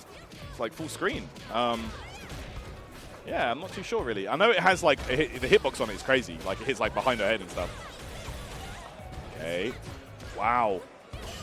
By the way, Brad, I have to mention this as well. This has been a tournament of Kimberly players. It really has. And we see the next match that's got more coming up. That's loading up, yeah, and there's more Kimberly going on. A lot of Kimberly, a lot of Honda this weekend. Oh, yeah, okay. Interesting, okay. We're going back to the beta, okay, with Kimberly. Absolutely. Still no. Nobody tell Kimberly that she doesn't have an invincible reversal. iDom starting to try to work his way out of the corner here. What a punish there. Oh, but the DI through. Yes, some of Manon's tools are susceptible to being DI'd. Yes, that's very Deznere true. finds that right spot to close that one out. Yeah, that's it. Just 1 or 2 hits and a lot of recovery, you know, slow start up. Similar to DJ with that regard, you know. Oh my goodness, what a check on the drive rush. Sweet though. Cross up lands. Right into the level 3. I love that. I say this all the time. If you're a Kimberly player, more than any other character in the game, if you have your level 3, you should just cash it out. The returning investment of that, the longer you have it, the better it is. Yep. Oh no! Oh, wake up. Level 2 there. Punish counter on the, I believe he was trying to restock the cans. Was it? I thought that looked like a whiffed crouch fierce. Yeah, it's hard to say. I couldn't really tell with the animation. But Dez, regardless of whatever that was, fires back, and we've got a 1-1 situation. Final game now. Okay. Look at that, checking it, ready. That trade in that situation is in iDom's favor just as a result of the fact that Deznere ends up down on drive gauge. Now iDom, okay. Yeah. Bringing out that anti-air in a really interesting spot there. Yeah, it's an interesting one for Manon because, like, even that like the crouch fierce target combo doesn't work at certain ranges like we just saw. Right. So little things like that, you know, can really be tricky for the Manon players. Was that an air throw attempt out of Deznere as the air-to-air? That's what it looked like. It looked like a whiffed air grab. Yeah, potentially. All right, we got another medal here. Sitting at 2 now, level 2. Okay. Oh my God, adding this layer of verticality has been huge for Deznere. That neutral jump roundhouse there was massive in adding. Oh my goodness! OD air grab. No. No, what a drop! That should be the round for iDom. Yeah, that's it. iDom runs away with it. Dez with the slight miscalculation. It's a real shame. You got to be kicking yourself after that one. But hopefully you're just willing to shake it off. Oh wow! Look at that. Oh, stealing frames. Come on, grab. I like that delay there, just in case. Oh man, he baits out the anti-air and does not end up moving in time to get the whiff punish that he wanted. When you make the right call and you execute incorrectly, yes, you are right. Oh, wait. No, he's still alive? Okay. I think the combo into the grab might have done more damage than level 1, but, you know, With the amount of medals? Yeah. Yeah, true. iDom there is going to take it, and he will make it into top 8 winners side. You know, this could be the tournament where, you know, he does reach those heights. It may well be, but I got to tell you, so I was able to look. We've got it populated. That's going to be Shine iDom, winner's side top 8, and then Naji Spaceboy on the opposite end. That's crazy. So that's absolutely crazy. And you got to imagine these two play each other all the time. And the way that Shine's ground game has been going on this weekend, I'm just immediately like, iDom is in this place of really fishing with those normals that Manon has that sort of vortex you in and let her start to run her game. But Shine is being very deliberate with the way he's playing his footsies. So I don't know how effectively iDom's going to be able to bring out the type of response on the ground from Shine that he's going to need. Well, let's see. iDom going to have to play another Kimberly in Shine. But speaking of Kimberly, we have even more Bushinryu action for you guys coming up. As Eureka will be playing against Coach Steve in just a moment. Yeah, Kimberly versus Blanka. What do you think about this matchup? That's an interesting one. I feel like Blanka is a character that we're seeing a lot more of. I believe Coach Steve actually had to play a Blanka mirror to qualify for this position here. The world's upside down. Everything's gone topsy-turvy. Blanka's such a real character. We get 2 of them. Hey, there we go. Repping the character. When you got the character on the T-shirt, boy, that's when you should be scared. If you're the opponent. But Coach Steve, no slouch, has been he's solid. A genuine, legitimate threat in no shortage of games over the years. Oh, yeah, absolutely. You know, out here killing it in King of Fighters, Mortal Kombat. Didn't he top 8 King of Fighters this weekend, I want to say? Yes, I believe so. I believe I saw him up there, yeah. I can't imagine being that good at more than one game. I'm not that good at one game, but like people that can sit down and just swap to different games and still be able to compete at that level, I am always so impressed by that. Yeah, Coach Steve is no slouch when it comes to being a multi-game specialist, of course. Killing it in a number of fighting games like we just mentioned, you know, King of Fighters, Marvel vs. Capcom, Dragon Ball Fighters, Mortal Kombat. Yeah, he's an absolute killer. And a player with a very rich history when it comes to East Coast Throwdown, especially, you know, playing in those big exhibitions of past, you know, for example, against Flux in Marvel 3. Oh, yeah, that's a throwback. Yep, yeah, there you go. He's been out here for a minute. Back when he was, Javits reminded me of this yesterday on commentary, back when he was known as Insane. If you remember this, yeah. But that's going way back. Jeez, that's so. I had forgotten about that until you said it just now. Wow, it's always fun, the little nuggets of FGC history you get at these when you, especially for something like an ECT where there's so much regional representation. Yeah. So you see these snippets of your legacy and stuff there, and it's these beautiful reminders. Absolutely. Speaking of legacy, it will be the same character that Coach Steve has rocked throughout his Street Fighter journey, using Blanka in Street Fighter 4 as well. And now here in SF6, the perfect character for him, I feel like. Oh my goodness, he committed to a drive rush. And look how much drive gauge already Coach Steve has burned through. Yeah. Bro, a burnout in the first 7 seconds, that's crazy. Yeah, I think what had happened there is, it was drive rush, jab. I think he wanted the DI. I don't know, maybe he missed the button. Maybe he was just a frame too late. I don't know. That stand short check is huge, but as a result of that, we're not going to get the stun, so you still have to be scared of the possibility of a stun, which we're getting right now. Eureka off to a really strong start here against Coach Steve. Yeah, that's going to do it. Beautiful stuff. And of course, Kimberly with one of the best DIs when it comes to using the, to punish the Blanka ball. Her one goes very far indeed. Oh, a check though that time. So, going for those raw Blanka balls might be off the table for Coach Steve. Right, so we see he's switching back over to more of that DR style like he was doing before. I love that standing short check. He's getting a lot of mileage out of standing short. Yeah, he is. Okay, there we go. Gets out of danger. All right, calls out the little homie. Okay, oh my goodness. Oh my god. Oh, the slide. So, I think Blanka-chan, punish countered the landing for Eureka? That's what it looks like. Oh, wow, that whiff punish is so good. That button is amazing, crouch medium punch. 5 active frames. That's one of the best drive rush checks in the game. Well, and we were talking about this the last time you and I were on the mic together, where, knowing what button has enough active frames for you to reliably check drive rush goes such a long way in making sure that you can slow down the neutral game and keep people honest. Yeah, that's it. You can play the game how you want to play it. You can be in control, but here we go. Eureka is in burnout, but what an anti-air. Oh, the neutral jump shimmy. Okay, turning it up. Orc's cable has been hijacked. Yep, and we're going to be mostly out of burnout by the end of this. Coach Steve back up against the wall, so Eureka just kind of needs the pressure. Oh, the anti-throw setup. That's going to be game 1 for Eureka. Every time I get hit by that, I roll my eyes back in my chair. I feel like such a dummy when that works. Bro, that's crazy. Oh my goodness. She's Sea Viper with that, man. I'm telling you. Okay, here we go. Blanka-chan's there. Right. Nice. And you want to talk about active buttons. How about 9 active frames on your anti-air? Crazy. Okay. Oh my god, just in time. This should be a pretty big damage equalizer here. Yep. Beautiful. Here we go. Oh my goodness. Oh wow. Oh wow, onto the second can. Look at this. Eureka. Kind of cooking right now. It's their masterpiece. Nice. Perfect parry. I think maybe the back throw might have been smarter there. No, if we get the side switch either way, call me a liar. Wow, Coach Steve. That sequence was absolutely beautiful. You love to see it. Amazing. All right, but Eureka just shy of that level 3 available, so I have to imagine once again, but the check on the DR in general, that crouching strong, we talk about money buttons, that's definitely looking like a money button for Coach Steve right now. You are not wrong, my friend. Oh, you checking those now as well? And the anti-throw setup once again out of Eureka. We had to restock the can, lose a little bit of momentum, but Steve is still backing up a lot of space. Punish counter on the slide with that standing medium kick. Oh my goodness. Eureka's footwork has been amazing in this set so far. Coach Steve, though, not making it easy. Oh. Okay, going straight for level 3 here. Eureka going to be close to burnout. I don't think it's quite there, but it's going to be close. What's it going to be? You need to worry about the pressure. Oh my god, up back OD Blanka ball, and we get the stun once again. Is Coach Steve going to have enough in the tank? I think with Blanka-chan, at the very least, certainly should. Not that we even need him. Sometimes you just want them to be able to watch. Yeah, he had a couple of extra Blanka balls on the way after that, and you could see there, Coach Steve fires back. He says, you want to do your instant air throw bait? I got you. Hold this.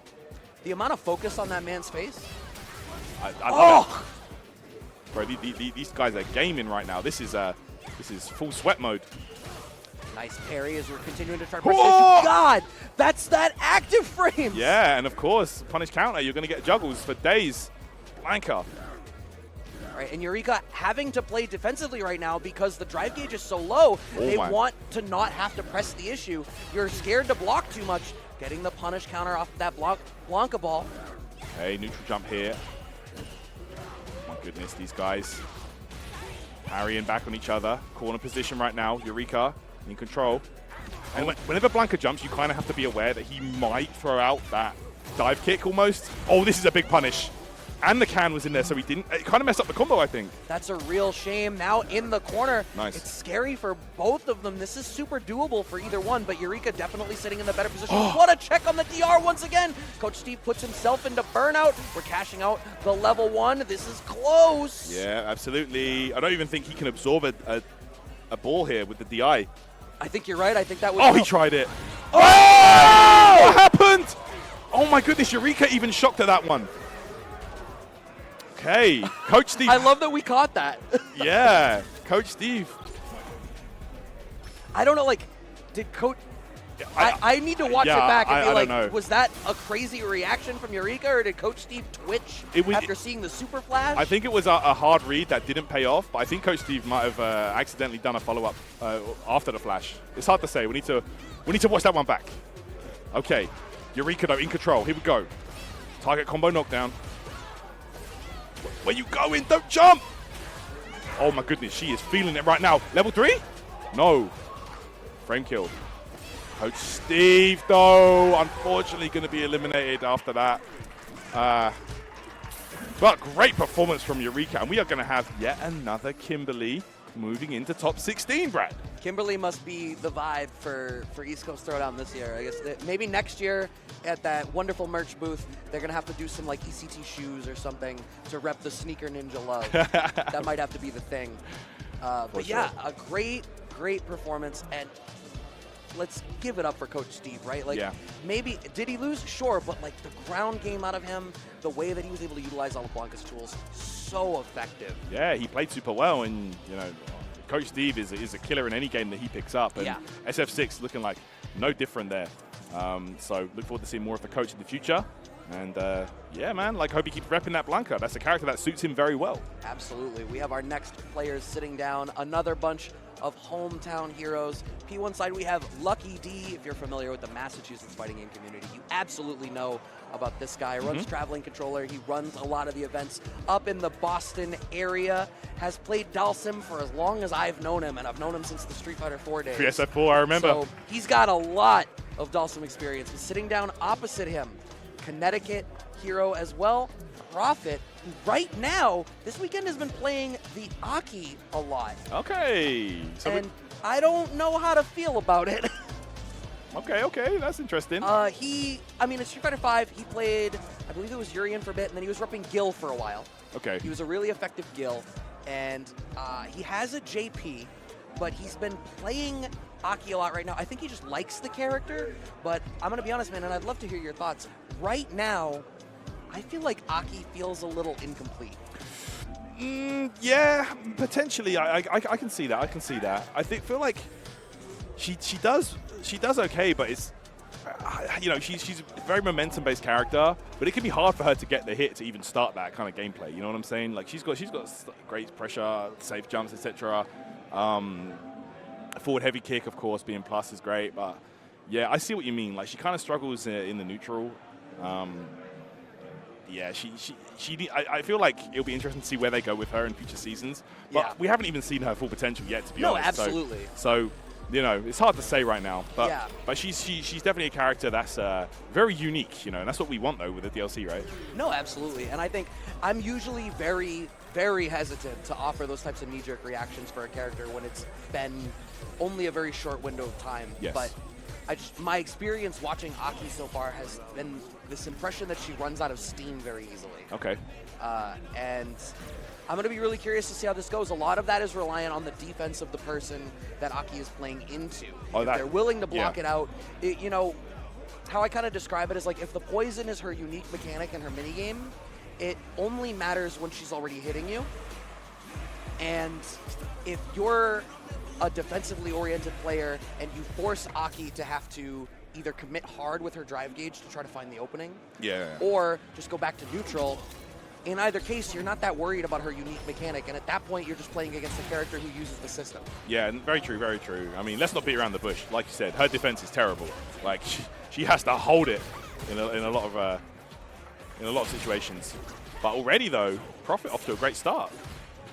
Yeah, and you know what's good about a matchup like this is, you know, poison is something that maybe doesn't matter as much for a lot, but Dhalsim wants to play a slower game. Yeah. And the longer that goes, that poison is going to add up over time. Exactly what I was going to say. Great observation, Brad. Nice. These throw loops now. Look at this. Okay, Prophet right now with a huge life lead. Lucky D definitely got his work cut out for him if he wants to make this comeback. It seems like the poison fireball out of A.K.I, the hitbox of it seems like it's high enough where when Lucky D is trying to like poke out of the air with float, the fireball reaches just high enough that Lucky D has to give that a second's pause. Yeah, that's a good point, actually. I mean, we just saw it there. Dhalsim can slide underneath that, so you got to be careful. The big slap, the meaty slide. Okay, here we go. This is where you got to get that big damage. Yeah, and that was big damage. And now bringing out that shades of like a Street Fighter 5 kind of sim. Wow. You know what? Aki's jumping fierce. For as much as I give the character crap, I think her jump-ins are really good. Yeah, she does. Full combo time. There we go. Heavy lash. Oh, he got it? Okay, yes, that level 2. Of course, Dhalsim, one of the characters where that level 1 is not going to help him at all on Wake Up. Have to rely more on the level 2 and the level 3. All right, Prophet on the back foot. Nice. Wants to throw that out. Nice little trap out of Prophet. Yeah, beautiful. Of course, now the poison is ticking away, like you mentioned. Sim going to have to try and make a move. EX 5 there. Okay, ooh. Lucky D. Yeah, that was a good spot to commit. I mean, going into burnout there, a little bit scary, but you were forcing that interaction in that spot. And with the pace that they're playing at right now, I think you can sort of afford to be in burnout for a little bit. Okay, he's going to go for that level 3 early on here. Let's see. Magnum Opus time. Okay. And look straight back to that fireball game. And you're going to see Dhalsim throw a lot more fireballs in this match than you usually would, I guess. Okay. Force knockdown stay. Okay. Oh. Too far, though, for a combo. Yeah, that's been a little bit rough. It's some of those spots where you really want to be able to make something happen, and it doesn't quite work. Lucky D at a life deficit right now. All these parries out of Prophet are going to slowly get that drive gauge back. No lands on the fireball as Prophet tries to force the issue.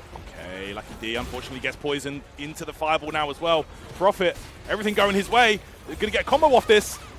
The poison was already there, so he gets these, and level 1 on the way. There it is, Prophet. What a first game right there.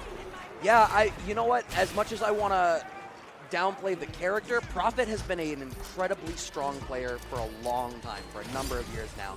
And on top of that, there's a little bit of maybe some matchup unfamiliarity I'm seeing out of Lucky D as well, because it feels like he's sort of struggling to know how to contend with this fireball game out of A.K.I.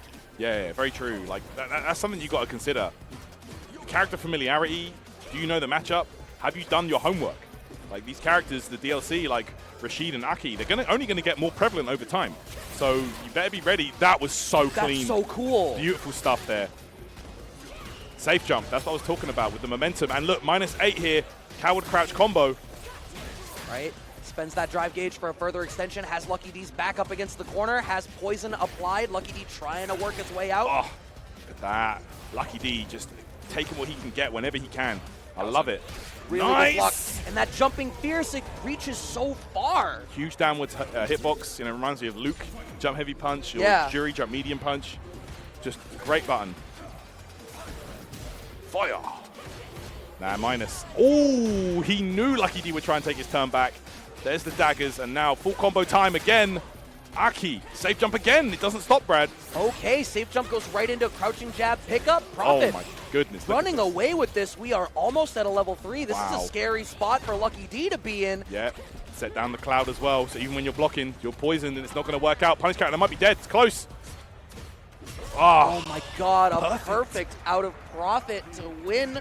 Moving on in the loser's side over Lucky D out in top 24. I believe there is still, I think that's not quite loser's top 8 yet. I think there's one more match after that. That was top 24, so there'll be one more after this to qualify for the top 8. But tell you what, that A.K.I might be a game changer for this top 16 bracket, because you better be ready for that character, because Prophet was looking fully prepared. Yeah, and he demonstrated a couple of really cool things there. I really liked the ODE nails to go underneath the fireball trap Yeah, and just to go sort for- of that was bypass clean. the way he was dealing with that. So maybe there's bringing out elements of that character matchup that really helped. It really demonstrated the amount of prep work that Prophet has done with that character. We have our next players sitting down as well. JaviG versus AzazelTBD. Let's get it. Let's get it. And I saw JaviG play his game to qualify for this position against a Zangief player earlier. Oh, was that BigBodyBerg? Yeah, he that was- was such a close set. Bro, he was looking kind of sick, that guy. I was really enjoying his Zangief. Really good spacing, but unfortunately didn't work out. Yeah, I mean, it was a tight matchup. So Javi was playing Cammy in that matchup, right? I think I was watching it from the crowd. I think it was Cammy. No, was it Cammy? It might have been We might be liars. DJ. No, we might be liars. DJ? I think it was. Oh my God. I think it was DJ. So who does he usually play? Cammy? I don't recall off the top of my head. Okay. No, we're drawing blanks. Okay, let's What see. a shame. Yeah, JaviG going to be going up against Azazel. So let's check this one out. All right. Man, thank you so much, guys, for tuning in right here. Tampa never sleeps if you're watching on the stream or if you're watching here in the crowd. Hope you're having a great time. Bro, the ballroom kind of filling up here, getting ready for these exciting matches. Of course, Strive top 8 underway as well. Yeah, I think it looks like they're on break right now, or they're going to be starting in a moment. But, I mean, this action in this ballroom is not going to stop at all today. Obviously, Strive top 8 on the main stage right now. We're bringing you guys to the top 8 of Street Fighter 6, which will be moving over to there as soon as we're done. Yeah. Ending out the night with MK, which I have not had the opportunity to check out any of this weekend. We'll check it out for sure. But, yeah, it's been a fun one, man. How's your weekend been anyway? You been having fun? I've been having a blast. East Coast Throwdown is always a pleasure for me. I make a point to come out to this whenever I can. Their merch hits different. Oh my goodness. And it's also, it's the word that I've heard a lot of people use to describe East Coast Throwdown, especially people who go to a lot of the huge events in the area, in the US, I should say, intimate. Okay. It's a really close feeling. It feels like really rooted into the community, Yeah, particularly there of like East Coast, New England, Tri-State, and now we are loading in on this next game. JaviG, it was on the DJ. You Yeah. recalled correctly. Yeah, okay, nice. Okay, and Azazel, TBD, rocking the muscle mommy, big body. Marisa, look at this now. Okay, here we go. Oh, wow, no full combo? Yeah, I feel like that's usually like crouch strong into up kicks or something, right? Yeah. Bro. Okay, Oh. a little late on the whiff punish on the phalanx, but it's fine because we have that fast knee drop. It makes it a little bit easier to deal with Gladius. Very true. Knee shot is a huge answer. Okay, and nice. Low short, going to take it there. JaviG, great first round. Yeah, he's had to fight some big bodies to get to this stage, bro. Having to just very nearly get through that Zangief earlier as well. I love the patience we're already seeing out of Javi. Not even like, they're playing neutral, but it's not even in a like way where you see them doing the footsie dance, right? The willingness to just down back and let Marisa whiff in your face, I really appreciate. Okay, big back throw there. Ah, and there we go. One of the weaknesses of Marisa. Okay. That's dead, for sure. You don't even need the supers, yeah. That type of thing, cool step, is one of the things that I think is going to really raise the skill ceiling for DJ. If you can use that tricky movement effectively, you're going to be so good at blowing up people's mental stack. They'll never be totally sure when they can counter poke. Yeah, it's a built-in shimmy. Shimmy punish, you know. Really strong. Okay, drive rush in. Gets a grab. JaviG. Damn, okay, I like that. Drive rush, low medium kick. Answers back, drive, impact. Yeah, Azazel looks to me like they're a little bit flustered. That DI in that spot tells me that I feel like they're a little bit overwhelmed by the pokes coming out of Javi, and it's like maybe I can armor through something. Okay, and I like the frame kills, but oh my goodness. Opened up by the Gladius punch. Overhead connects as well. You can only make like one mistake against Marisa, but when you have that little life, you also cannot make a mistake of your own, and JaviG is on set point to continue on in the loser side of this tournament. Oh yeah. There we go, just needs one more round here against the absolute unit, Marisa. Oh, wow. You got hit by that. Level 3? No? Okay, didn't believe. Okay. Nice. I'm okay with that drive reversal because now we're back to playing a fireball game. We're slowing it down to get this drive gauge back. Yeah, and DJ does pretty well with the zoning side of things. Ooh. Oh no, a little miscalculation there. Don't think he wanted raw machine gun punch. Oh, look, he just held up forward and he's out now. Yeah, that trade is totally fine for Javi. No anti-air in that spot, but the only thing that sucks is you're eating all this chip damage, but You've got level 3 in the tank. You're not in a bad spot to try to still close this out. Drive reversal again. He wants to play neutral so bad. Oh, yeah, this is where he wants to be. Punish counter, that should be just enough. Oh, he misses it, the Sabat.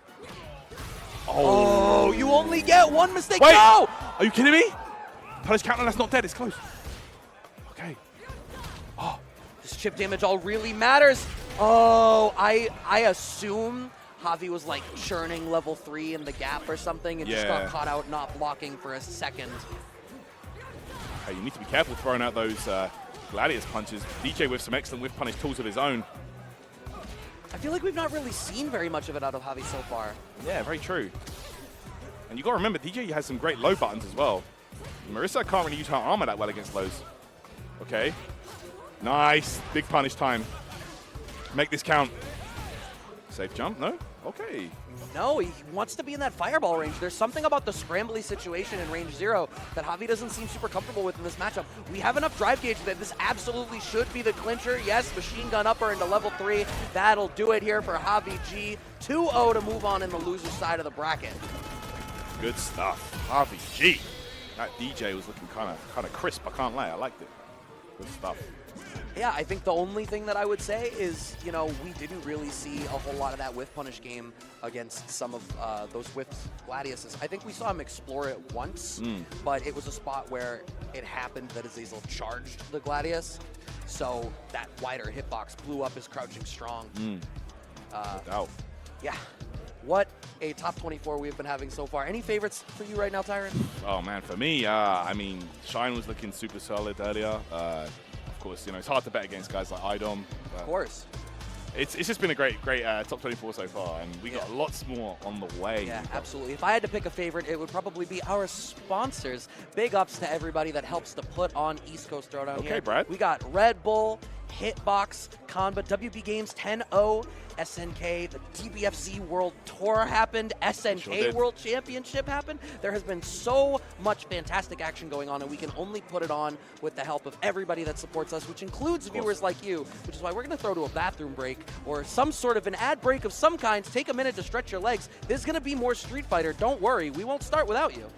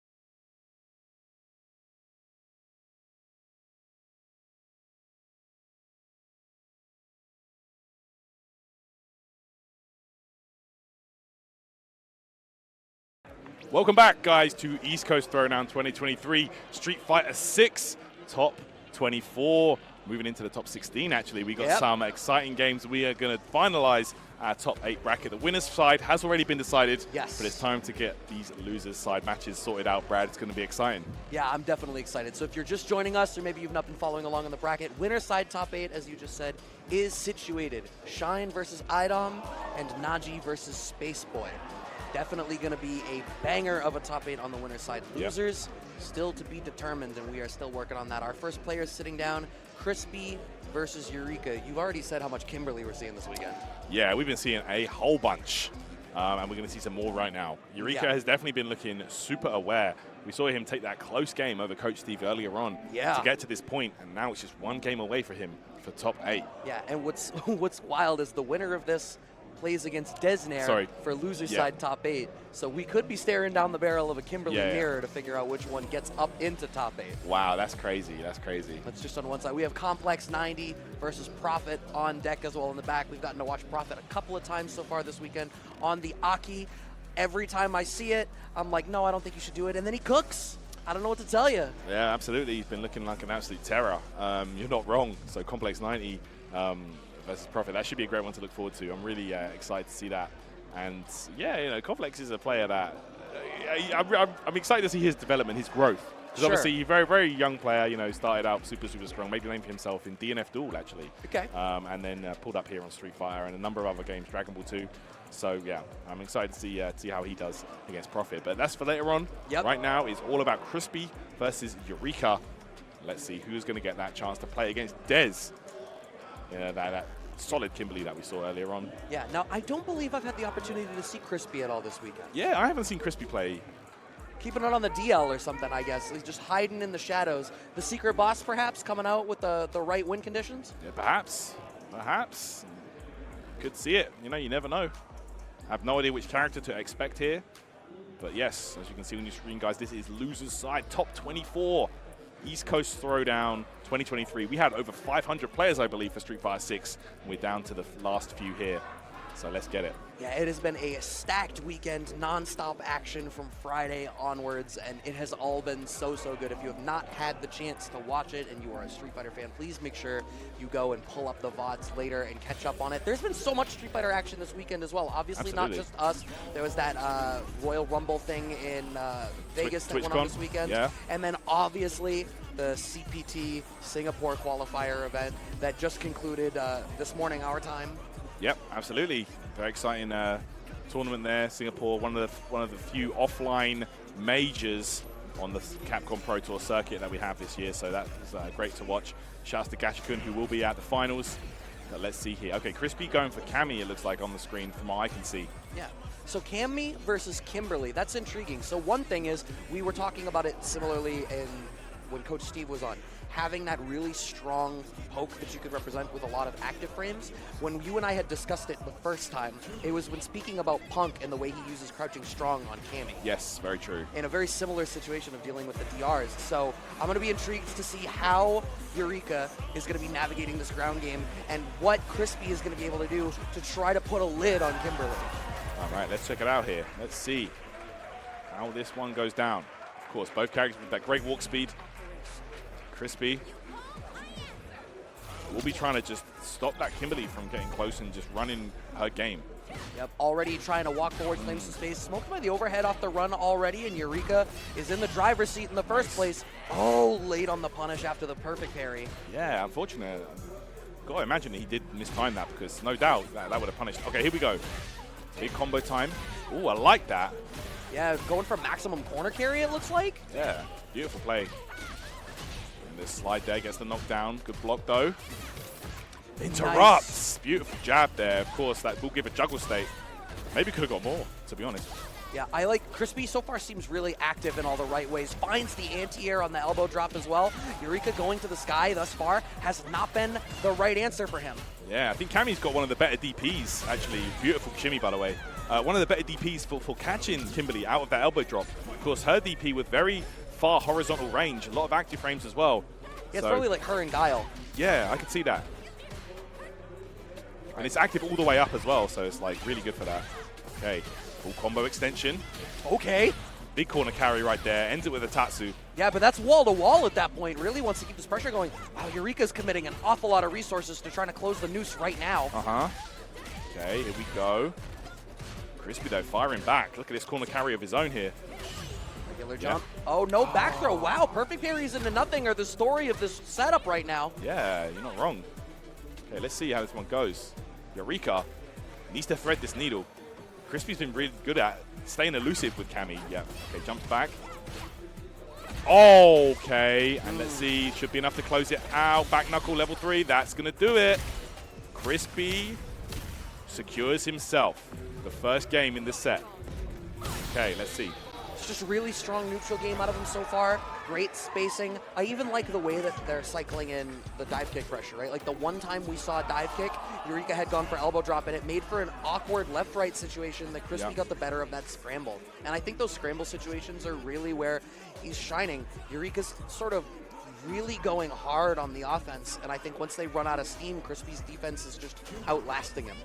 Yeah. Nah. I definitely think that's the case. You can see it. Like, he's definitely... You know, it looks kind of deflated almost in his offense once he gets once he gets interrupted. Yeah.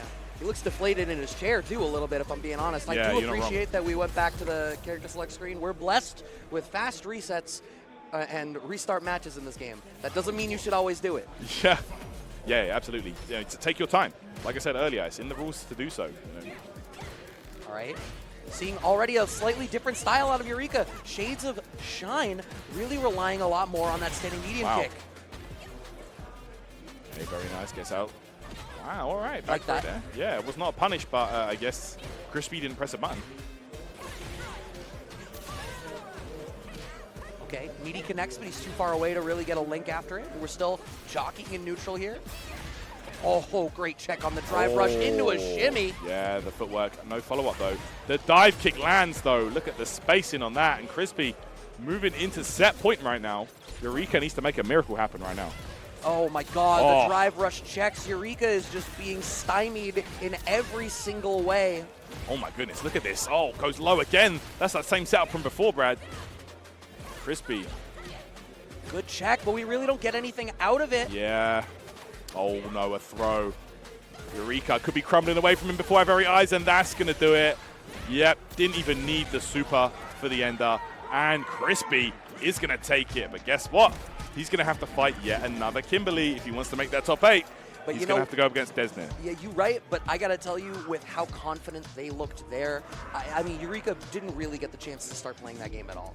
We saw so much aggression out of Eureka. I felt like they were really trying to sprint towards the end zone every single chance that they had, and Crispy was just so able to weather that storm and bring it home. I think for Deznere to bring a different energy to this, they're going to have to be much more patient in the neutral, find anti-airs and a way to deal with that aerial approach out of Crispy, and be a little bit more willing to take a moment and breathe. They're going to have a moment to breathe in between, because before they have to play their set, we're obviously going to get the rest of these losers matches going through as well. Complex and Prophet sitting down on the sticks as we speak. Okay, let's get it underway right now. Prophet, of course, that dominant A.K.I that we saw earlier, and he was looking super solid, bro. Taking out Lucky D just a moment ago, guys, before the break, and now having to go up against Complex, who I do believe in this game is rocking DJ. Okay. Very, very capable player here, and I believe, you know, he's been playing fighting games. You know, he's still a young player, but he's been playing fighting games pretty hardcore for the past couple of years. Really becoming a dominant force in DNF Duel. Like, when that game dropped, he was killing it in DNF Duel. Switching over to Dragon Ball, and of course here in Street Fighter as well. Number of games, and you love to see that out of the young players, you know, trying all the different, trying their hand at a multitude of games. And see what they become best at. And Complex is definitely looking solid here in top 24. Yeah, so DJ versus A.K.I, I'm trying to think about how that matchup might go, and the first thing that I think of is one of the things that Prophet had very effective against Lucky D in the Sim matchup was the difficulty that dealing with A.K.I.'s flavor of Fireball brought to the table. But DJ having a 2-hit Fireball without needing to spend any drive gauge on it, I feel like I wonder how much difficulty that's going to give Prophet in trying to establish like a mid-range zoning game. Yeah, let's see how if Complex has done his homework here, because like we said earlier, That's very true. Prophet coming into this tournament, just rocking A.K.I the whole time. That is almost a huge advantage off the bat, because you've got to imagine not everybody has that high level experience against this character yet. So you're already bringing out the trick card in that respect. Shouts to Gambit. But yeah, let's get it. A.K.I for Prophet, and yes, Complex rocking that DJ. So let's see how this one goes here. Prophet, he's just looking cool, calm, and collected. And you got to imagine, like, we saw a little bit of it earlier on against the Dhalsim, using the EX moves to go through the projectiles and get her into a bit more of a comfortable range to fight the character. And you've got to imagine we're going to see that again against DJ. I would think so, but the thing that I think of is DJ has all the feints and all the fakes, The fakes are going to be the way, yeah. Like, between Cool Step and all the feints and the fake fireball, I feel like DJ is in this great spot where you want to find the rhythm your opponent is in and then hit him on the offbeat, So A.K.I has these EX moves that are going to be effective anti-fireball tools, but if Complex has the read on when you're going to do it and brings you into that offbeat, it's going to be huge damage. Yes, let's see. That big damage is going to be the name of the game for DJ. Okay, let's go. Fake fireball already going to drive rush behind it, and Prophet gets jumped in on for their trouble. All right, ooh, interrupt there, gets that poison on. Oh, tries to convert, but no, Prophet, gets out of dodge. That's a beautiful answer as well. Right, we're able to consume the poison stack. Safe jump on the way. Look at that. Plus frames for days right here. Oh, and both characters actually share that similarity. They are both, I would say, DI bait. They both have those long-range buttons that are uncancelable. Minus. Okay. Okay. Jab string after working as something of a... oh my god, why am I drawing a blank on the word? Whatever, we're playing some neutral, and Complex is able to finish their play here on round 1. Very clean. Trip guard is what I was looking for. There you go. Okay, Complex taking that round, but it was not easy. Not an easy first round. Yeah, you can already see Prophet is actually sort of shying away from the fireball game and is in an anti-fireball mode already. That was beautiful, by the way. Coward crouching underneath the snake slide under the EX fireball. I wasn't sure if that went under the EX fireball, but there's my answer. Oh my god, empty jump jab connects counter hit. I think Prophet was trying to take his turn back with the jab string like we saw previously. Okay, and I like how Complex doesn't even go for the safe jump here. He just wants to pile on the pressure against A.K.I, just in case she does try to escape. It's going to be the level 3 here. Prophet needed to do that. Drive gauge was looking a bit bleak on his side. Go. Magnum Opus. All right, but this is still scary. I mean, Complex slowly getting that drive gauge back while this is slowed down. Prophet is still back towards the wall. Prophet burns himself out, but is able to kill in the process. 1 round apiece here in game 1. Yeah, what a conversion there from Prophet. That straight hit. Maximizing the damage immediately. Oh, delayed jump there from Complex. Beautiful. Yeah, that's going to be a punish right there. Okay. Yeah. EX fireball out there. Prophet. Oh, level 3? Yup, okay. That's so much damage. We're going to get the drive gauge advantage afterwards as well. Prophet not in a stellar spot here. Okay, let's see here. There it is. Drive rush grab. Complex pile on the pressure, gets another throw, and he's going to take the first game. Wow. It's so scary for A.K.I, right? Like you had said, defensively, she's not a very strong character. Nah. You need to spend your super if you want to get a proper reversal. Otherwise, you have like the OD snake slide, and that's also susceptible to throws. So these tick throw setups there, Prophet doesn't have enough life to feel brave counter jabbing. So instead, you got to hold that, and throw beats your most accessible reversal option. Yeah, exactly. Yeah, like you said, that level 1 super is a reversal for her, but 10 frame startup, very, very slow for a super. You can meet jab and wait. Okay. Okay. This, everything working out here for Complex. Okay. Nice throw tech, but that's going to be a wall slump. Yeah, I mean, this is that's DJ. Dead. You're dead there. Yeah. Set point right now for Complex. All right, Prophet. Needs to bring out some of that A.K.I magic right here. Yep. No, misses the anti-air. And having committed half of their drive gauge to get nothing for that, now back towards the wall. Okay. cool step. That was definitely an expectation of a throw tech out of Prophet. Layer Nice. 2 working strong right now here for Complex. Look at this. Complex is just cooking right here. And the beautiful just cool sway into that level 2. Doesn't even need the full thing. It's going to be a perfect right there. A.K.I is out the tournament. Prophet bows out, and Complex 90 continues his bright future in fighting games with a shot at making top 8.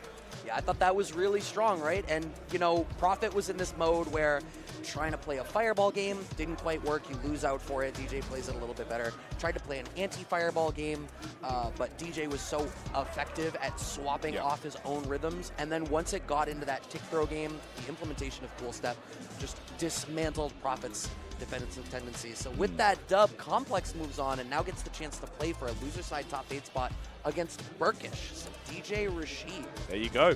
It's going to be an interesting one for sure.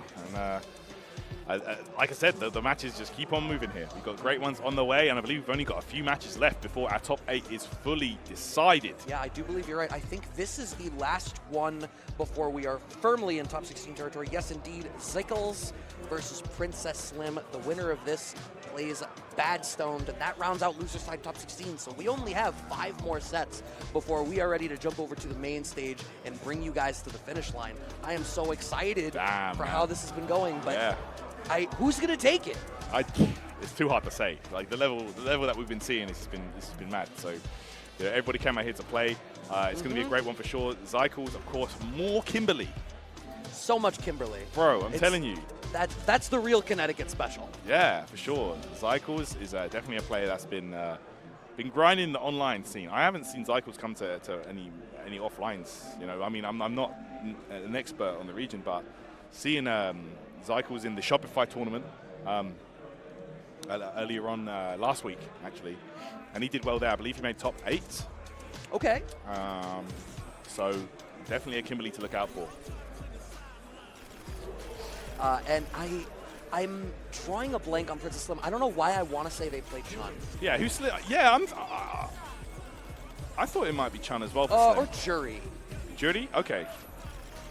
Yeah, Juri. Here we are. All right. Okay, let's get it. That makes more sense. I feel like that's like the 3rd time that I've looked at Princess Slim and I'm like, who do they play? Chun? No, Juri. Okay. All right, let's go. So yeah, so it's sounding like Juri versus Kimberly is the expectation. All right, let's get it. I'm here for it. How do you feel about that matchup as a Juri player? It can be annoying. You have to. It depends on like I said earlier. It depends on the style of play the opponent goes for. Like if they're playing a very whiff punish heavy game, obviously like Kimberly's like to with their medium kick, for example, don't give them what they want. You know, just get stores, throw out the fireball, prevent that approach. Try and force the Kimberly to make mistakes. Trying to go for her teleports, for example, their elbow drop. Juri can deal with all of that fine. It's the neutral game. You've got to be careful throwing out buttons against Kimberly because she's going to whiff punish you, and then you're in the corner. You're guessing for your life. It doesn't go well. You mentioned the elbow drop. I would imagine pinwheel out of Juri is probably another DP move that can do a decent job of blowing up elbow drop. Elbow drop, she can blow up. Crouch fierce is amazing for that. You can, you know, obviously the elbow drop, if you anti-air it, gives you the juggle state. Juri gets big damage for days on that. You can get crouch fierce into fireball, into DP mid-screen. You can really rack up the damage if the Kimberly player goes for a bad elbow drop. Now it's down to Slim. I know they're going to know a lot of this stuff I'm talking about. So let's see how this one goes down here. Zykles definitely, like I said, the Kimberly to be looking out for. Hey, let's draw attention to that controller that Princess Slim has down there. I am so intrigued. Oh, the bat top? I'm not talking about the bat top. I'm talking about the button layout. The extra buttons, yeah. The way that Street Fighter 6 and how important having a DI button that is immediately accessible has brought about this new layer of button layout renaissance. Oh, yeah, believe me. Oh, immediately. And there you go. There's that special juggle state I was just mentioning. Slim ready to check that. Sometimes you're just able to see immediately in the first few seconds that somebody is prepared for the character matchup, and that is definitely one of those moments. No follow-up of the low short, low jab. I mean, in this tournament, knowing the Kimberly matchup seems paramount. Like the amount that we've seen in front there with the elbow drop. Oh, again. Okay. Zykles, plus frames. Not dead yet. Okay. Oh, wow, Slim busting out there using the OD. Drive rush. Nice. Okay, just waits it out. I think maybe there was an expectation of like a bust out or something there. The shimmy, nothing really came of it, and the counter poke through. That was after a drive rush too. I think Princess Slim ought to have been plus there. Yeah. I love that. Checking it every time. Nice. Really enjoying Slim's Juri so far. Zykles. I went for the throw bait shimmy. Zykles not biting though. Yeah, I think that's the second or third time now that we've seen Princess Slim try to bring out that layer 2 of like the shimmy, and Zykles right now very much demonstrating they're willing to block. Like that. Keeping it a true string as well there. The medium, drive rush into the jab. Interruption! Level 1. Nice. Saving 2 bars for this next round. Huge. I mean, it feels really bad to have to commit a whole bunch of resources to make that happen if you don't have to. If I am the player who wins the first round and round 2 goes to my opponent and they had to commit their full super meter, I always feel great about it because going into the last round with a meter advantage is great. Nice parry through the left, right. Don't even want to deal with having to guess which side. You can see there. Okay, Zykles. No level 3 yet. Oh, man. Wow. Slim just jumping out, gets the stun. Gonna keep it simple, I guess. All right, does so. Didn't even want to call out the level 3, I guess. Oh, wow. This is gonna be dead, actually. No, I think they could have killed. Yeah, if Didn't they use the extra drive rush extension. Sometimes you just, in that moment, it's hard to remember that you have that extra little bit of space, but I think you're like, no, Zykles had that hard read on the reversal level 3, and you can see that look of sort of destitution on their face as we cut to them in the crowd here. It definitely seems like Princess Slim has, oh no, I apologize, that's Princess Slim. Yep. Why are they looking so destitute? You played that great. Yeah, for sure. Yeah, I'm really enjoying this Juri play. Okay, here we go, back in, guys. All right. Trying to play a little bit slower and methodical right now is Zykles, but I can't help but feel like they're putting so much gas behind every time they get a chance to do something. Right. It's a knockdown. Can out as well. Throw. Gonna explode. There we go. Follow-up time. Oh, reset. Taking a page out of Shine's book from earlier. Oh, the same setup. Is that dead? If they go into level 1. Oh, yeah, we do just go into level 1. No spray can, though, so it does less damage. Yeah, not dead. Oh, what a shame. If they had gone into level 2, that would have been enough to do it. A different combo route. But Princess Slim is going to have a tough hill to climb, and the stand short check out of Zykles does clinch the round. Very nice. Okay. Oh my god, immediately. And that's going to be a big punish right there. Slim, keeps it simple. On again. Here we go. Good conversion. Overhead. Oh my goodness. Neither of these players are interested in blocking their dome at all. No way. Okay, level 2 here. Oh, no! That is a heartbreaker for Zykles. Okay. Oh. Okay, nice. Okay, yeah. Slim trying that parry. Didn't work out. Feeling it. Oh, my goodness. To respect that jab in that spot when they went forward. I like that Zykles is finding these chances to slow down just a hair, because I fear they've been overextending themselves a lot in that game 1. This is a scrappy game. Oh my goodness. Zykles gets the kill. We're going 1-1 here, Brad. See, tell me why this is the same reaction to when Princess Slim won game 1. It's a resting contemplation face. Nice anti-air out of Zykles. Stays same side. Good jab check out of Princess Slim as we reset back to this neutral. And you are right. It is a scrambly game. Yeah, I love that buffer, that medium kick. One of the best buffer buttons in the game from Princess Slim right there. Goes low this time. Unfortunately whiffed. Zykles here. Converts. Tatsu ender. DP! We're going to burnout on my terms. Not only that, but I am so not interested in blocking those overheads that I would rather blow you up for it. Princess Slim has Zykles back to the wall. Oh my goodness. Okay, yeah, there we go. Back throw, and now the burnout is going to be the game. Dive kick out the corner. That was a beautiful play. Getting hit on the head there, but out of burnout critically. This is a great spot for Princess Slim, but that whiff was monumental. No, knockdown. Overhead! Oh my goodness, and Zykles steals it back right there. My word.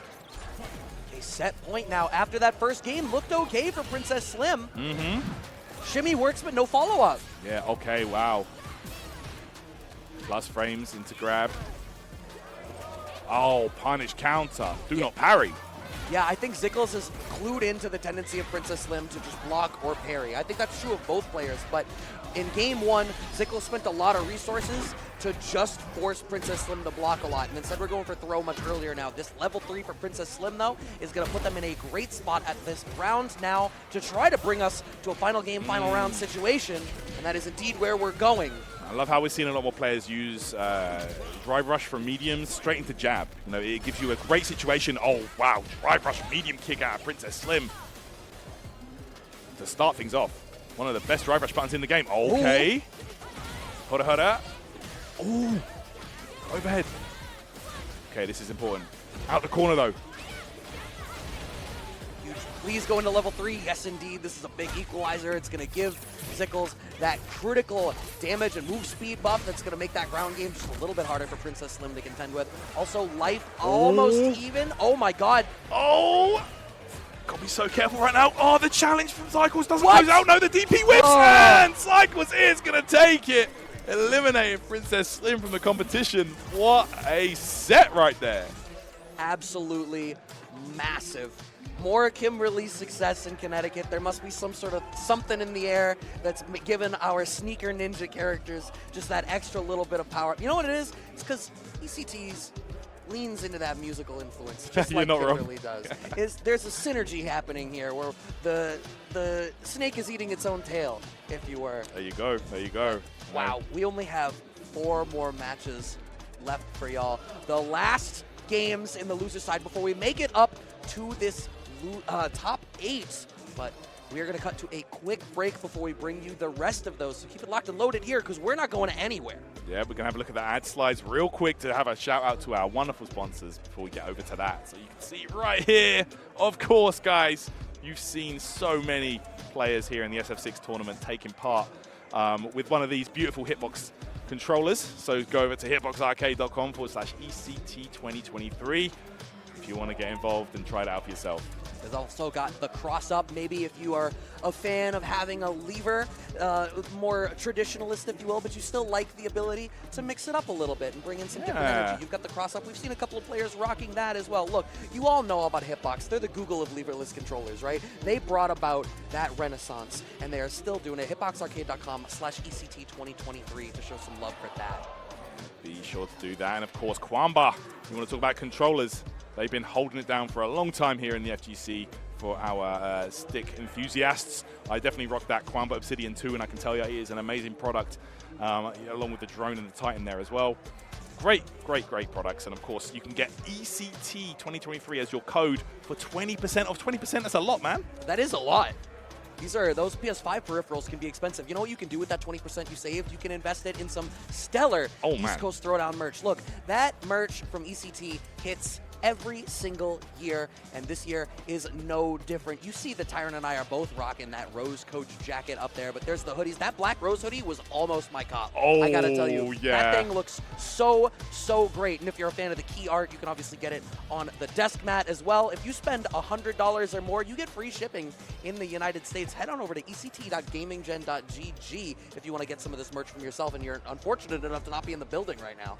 No doubt. Of course, guys, if you want to support the tournament directly, be sure to head over to matcherino.com/T/ECT2023. And if you donate $5 or more to the prize pool, you'll be in with a chance to win these beautiful custom artwork hitbox cross-up and hitbox. Beautiful stuff right there. And you get a Brick Wingman FGC converter as well to boot. And look at that artwork on there. That is an amazing controller. Just a beautiful piece of work.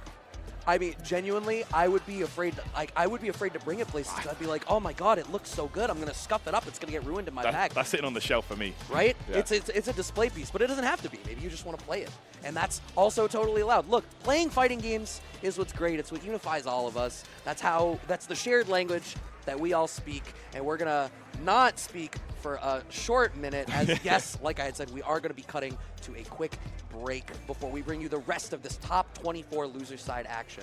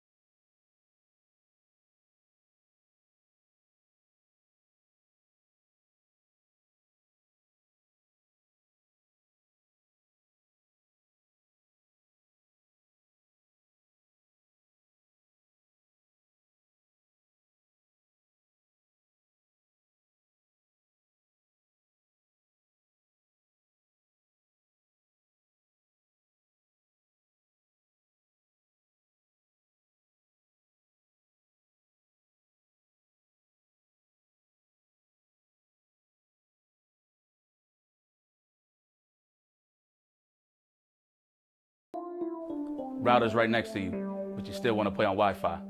Be a scrub. Welcome back.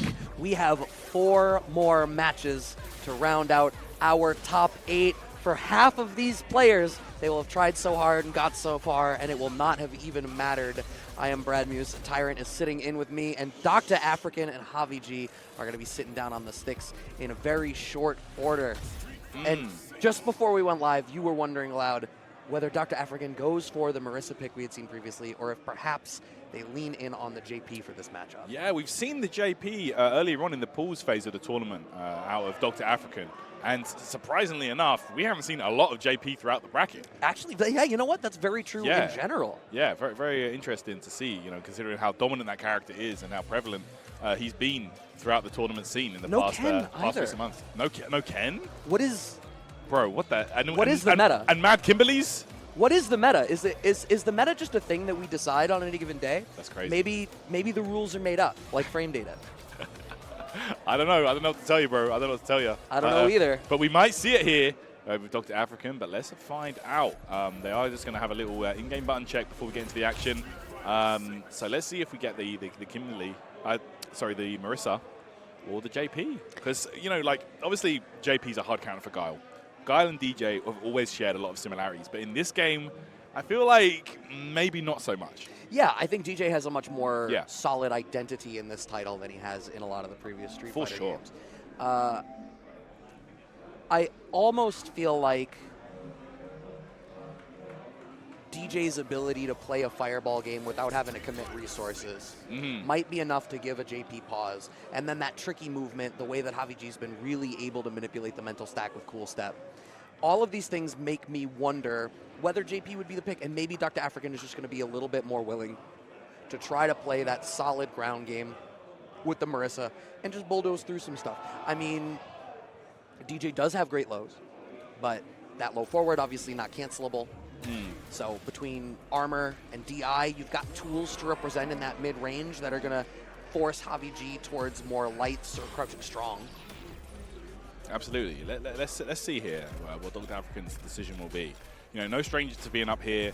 Of course, making top 8s during Street Fighter 5 and really doing work with that Bison. So let's see how this one goes here. And I'm surprised, like, I bring this up whenever I can, right? Like, a lot of the Bison players throughout the Street Fighter 6 have made the switch over to DJ. There's a character that actually, I think, shares a lot of similarities. Okay, you know? How do you mean? I'm curious to hear. Just doing his pressure, the way that he utilizes plus frames, you know, especially when in Burnout, the way he clears the screen with the EX Fireball, the way that his Sabat, heavy Sabat is like, you know, plus on hit, leaves him standing, kind of like Bison Scissors. Sure. You know, he's a slow heavy hitter. Apart from when he uses Drive Rush, obviously. But yeah, I don't know. I just feel like there's a lot of similarities there. Ooh, JaviG is going with Ken. Well, unless it's a button check. You do know this is a button check. It's a button check. It is entirely possible that he just was on Ken when he did the button check and he hasn't made the character choice yet. But I was speaking with Docta African Thursday night, and I had remarked about like, oh yeah, Marisa's an interesting choice. You know, you played Dictator before, like, you know, Psycho Power to Psycho Power. And what he said, he was like, well, I liked playing Bison for a different reason than some of the other Bison players like to play him. And I was like, how do you mean?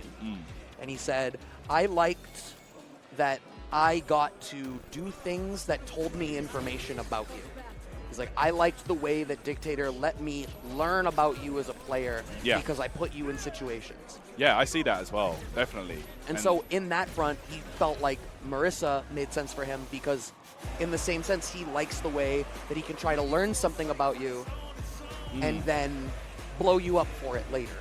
Yeah, I can also see, I've seen it throughout Docta African in this tournament, like, Bison has always been a character where you have to have good defense. Yes. Bro, if you're a Marisa player, that goes without saying.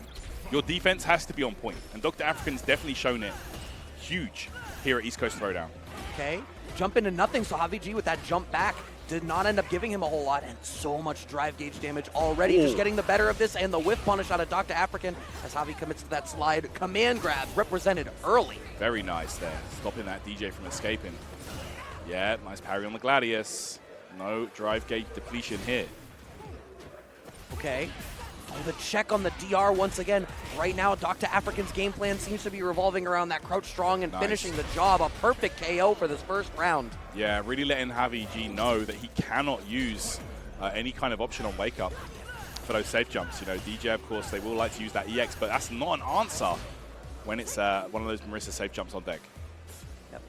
All right, posturing in this neutral spot again. And just Docta Afrikan is communicating so effectively that it's like, I'm just going to parry your fireballs. I'm not scared of that at all. And the only way you're going to get in on me is with the drive rush. But finally, as I say all of that about the patience, tries to make the bet with the DI and gets smoked for it. Yeah, and you can really, it can go downhill so fast. Okay, there's the meaty. Nice jump back button there. Okay. Ooh, up kicks on the phalanx. Yeah, he had that charge ready to go. I know, yo, bro, against Marisa. Bro, you're playing with your heart on your sleeve right now. He absolutely is towards medium kick for the plus frames, but it just knocks Docta Afrikan back down. Okay, empty jump back throw. This is frightening. Oh, you may be dead. Yeah, I think he's done. Yeah, that's going to do it. CA, that is for sure dead. For sure. And that's one of the big benefits of playing on modern style, right? Yes, you have access to the easy supers, the one-button supers that do a little bit less damage, but you can also input the traditional way and still take advantage of that big, beefy damage that Marisa's known for. Yeah, and I mean, it's one of the defining traits of the character, right? Is, you know, she is one of the scariest characters in this game to make a mistake against because she will brutally punish you. Yeah, and JaviG did go for a couple of reversals against her in that first. Oh my goodness. So nice. Okay. Ah, the anti-air didn't work out. He got stuffed. Bro. So willing to bring it out. It almost... Oh! Wow! No. Back roundhouse on the phalanx? Damn. Didn't get the kill. Oh no. Docta Afrikan though. Oh, this is going to be... Yeah, he can't... Not much he can do here. Okay. Yeah, he just waited. I like how he didn't rush it. Yeah. Like a lot of DJs might have thrown a fireball there, you know, just try and chip out. And that phalanx might have gone over. So I like the patience there from Javi. Right. Nice anti-air out of Docta Afrikan pressing the issue. But even the way that Javi is counter-poking, and now he cycled in the cool step to set up these spacing traps that Docta Afrikan is falling for. But we finally bait it, but we whisk the punish. No punish there. You have to charge that back fist immediately. Okay. Safe jump again, goes low. Okay, tries to bait the throw. All right, look at this, +2. He got him! Nice, easy input, super right there. Modern Marisa, and only having to spend the 2 bars there, so we are still in a position where we could very easily have a big cash out here in this round. This is set point for Docta Afrikan, playing for losers top 8. Absolutely, will we see? And modern Marisa make it here. Oh my god, he's so ready. You don't need modern controls, says JaviG. Yeah, for sure, he's got that charge locked and loaded. No, oh, that cool step. Yep, just cool. Okay, knee shot. Okay, and I've noticed Docta Afrikan does nice drive reversal, pushes him back to the corner. I love that there. Yeah, that was clean. Knee shot, that's gonna do it. Yes. Yep, a perfect KO for that. We're going to game 3. I think the fact that Javi has been able to completely remove phalanx from Docta Afrikan's quiver has been so problematic. Now the fireball with the follow-up in the back, easy corner control off rip. Okay, that drive rush in. JaviG has to maintain what little drive gauge he has left. Meaty. Okay, oh my goodness, using that armor. Docta Afrikan goes into burnout, but still in the driver's seat in terms of momentum. Yeah, we hadn't really seen that tool represented by Docta Afrikan just yet. Not close enough for the up kick, so we just get the whip punish with the standing medium kick. We're completely on board with that. Every little bit helps, but up against the wall here is JaviG and Docta Afrikan now out of burnout. Yep, okay, there you go. Doesn't convert though fully. Just cool, lands again. All right, backing off, resetting to neutral. I like this out of Docta Afrikan. Javi needs to be the one to make the play here. I almost, just parry the fireballs. There's no reason to even go for phalanx. Oh, he did it? Oh, my goodness. Docta Afrikan took the risk, and it paid off huge. 2 bars there for the kill. All right, here we go. JaviG now with an uphill battle. Docta Afrikan again on set point.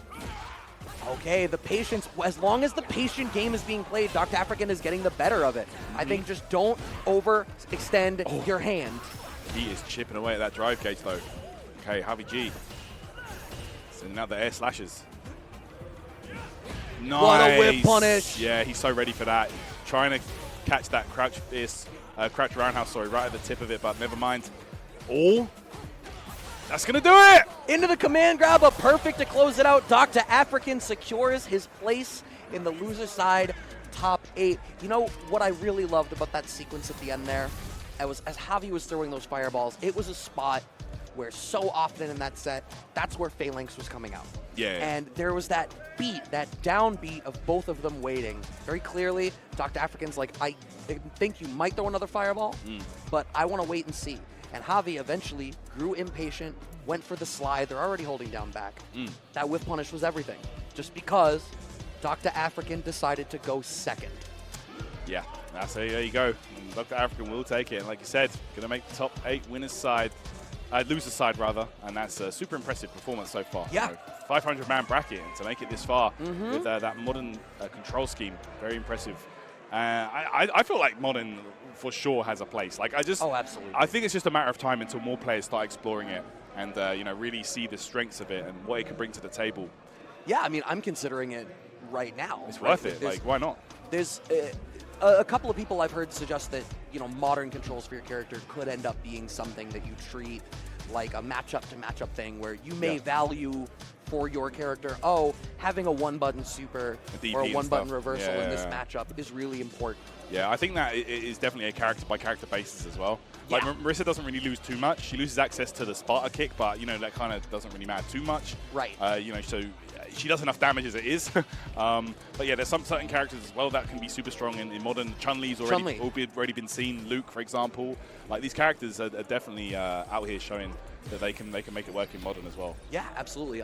Over the lifespan of the game, I think the more people explore it, I appreciate everybody that's championing it and bringing it forward. I think it's really definitely a good look. Like it exists for a reason, and it has its benefits, it has its downsides as well. But let's see, as the game progresses and more tech is discovered for Street Fighter 6, you never know. We might see a lot more modern players.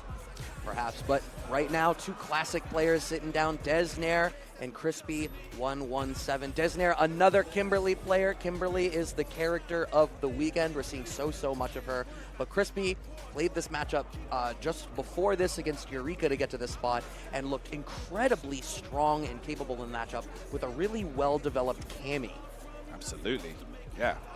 Like, I was loving his gameplay, honestly. He looked super clean. Crispy is the name. Oh, and, yeah. The way he was playing was very much the same. So the name and the adjective. There you go. Okay, let's see here. So surely if you're Dez, you saw how Crispy handled the Kimberly beforehand. So you kind of have an idea of what you should and shouldn't do here. Yeah. I imagine. And again, I think my critique of Eureka in the previous matchup was that I felt like they were a little too hungry to really press the issue, and they just, even if something was blocked, it was just drive rush in, tons of offense, and then running out of steam. Yeah, right. And then Crispy was able to just weather the storm and come out ahead. If Deznere can bring a different patient energy to this, oh man, a whiff punish off rip. Go. I love his conversions. Oh, that dive kick was placed beautifully. Okay. Crispy off to a great start right now. What a round so far. Right. Drive rush Nice. in, up, back, but we have the anti-air available. Okay, back knuckle here. Oh, that crouch medium. And that should just about, no, he's not dead yet. I think if he had spent the OD, that might have done it, but you know what? Didn't want to commit it on the off chance, and hey, perfect KO anyway. Yeah, I like that. He was in such a good position that, you don't want to risk putting yourself in the corner, and then Kimberly stuff happens, and you lose the round, right? Okay. Nice. Oh, okay. I like that. You see that for the side swap? Use the charge drill. That was genius. That's huge. A little bit more damage, a little bit more meter builds. Okay, look at this right here. Chipping away at the drive gauge with these buttons on block. But Dez trying to make some happen here. Oh my goodness, airborne. You got these? Okay, just keeps it simple. I like that. Yeah, that's fine. Dez is in burnout. You're in a super strong position. Jump back air to airs are obviously on point. Back throw out of Deznere puts him in a better spot, but this is still scary. Crispy sitting fully loaded with that level 3. Tons of drive gauge to fish with these lows. I like that. Crispy, oh, okay. He's ready, yeah, with the Tatsu. Anti-air option. Plus frames on deck. Here we go. Nice low, and it's a counter hit start. into the level 3. Yeah. Yes, indeed, that'll kill, and also critically gives Deznere a full round with that buff.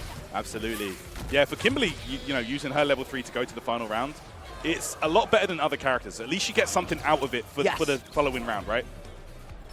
Yeah, I mean, the sooner you use it, the more benefit you get out of it. It's literally the longer it goes, the better it was. Especially against a character like Cammy, you know, you can match her walk speed a bit easier now with Kimberly's buffs. Yeah, but right now, in order to match her walk speed, you got to be able to walk. Crispy is firmly in the pocket right now. Yeah, Crispy is kind of cooking. Knock down with the dive kick, get to the floor.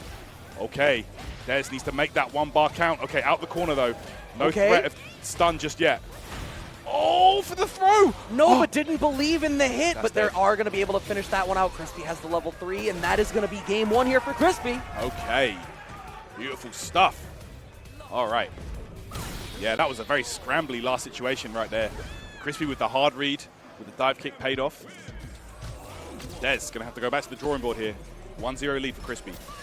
Okay, nice bait on the spiral air off of that jab. Yeah. Goodness. The parry attempt there. So much of this right now, it seems like Deznere is just being forced to parry pump and hope that he finds something big. Right.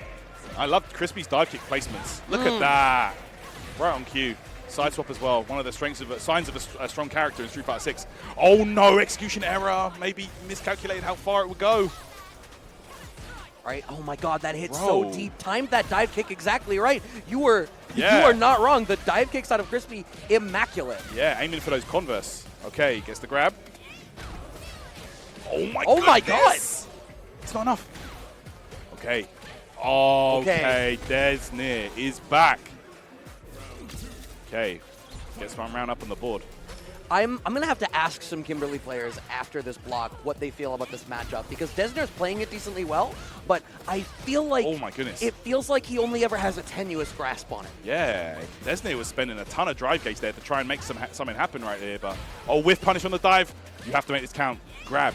Very little drive gauge left here for Crispy as well, so he spends it to get out. Like you said, I will burn out on my terms. Yeah, very nice. Out the corner as well. Trade. Conversion. Crispy. And the perfect parry. That was so good. Yep, doesn't go for the level 3 because even in that spot, perfect parry scaling makes that not feel super great. What a whiff punish. Yeah, low forward does convert. Won't be able to kill though with the level 3, but this will kill. No, it doesn't get the follow-up. Level 3, Dez steals it. That's dead. That's huge off of these scrambles. 1 game apiece. Wait, no. Oh, he's still alive. Still alive? How? I believed you, Tyrant. Yeah, it was jab, jab, jab. I guess it scaled it a lot. Okay. All the cans out?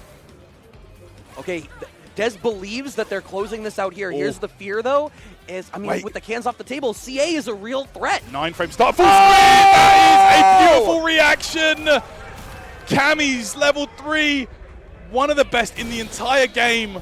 9-frame start. Anything you do, you can breathe at that point in the game and get punished for it.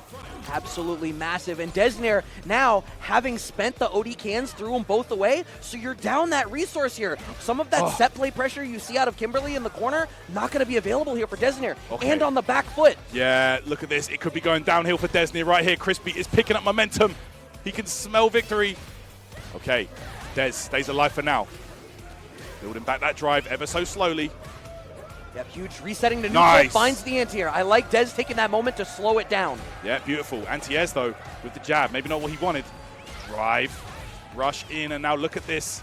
It's burnout. This is scary. Nice! Oh, we had the level 1. I got reactions too, says Deznere. Yeah, stays alive for now. Not out of the corner yet, though, but another DI, and that should just... Wait, no. Goes for a reset. Maybe not what Crispy wanted. Wait a sec. Not dead. One more. Oh, challenge. Brave. Oh, is this going to be enough? Level 1 on the way?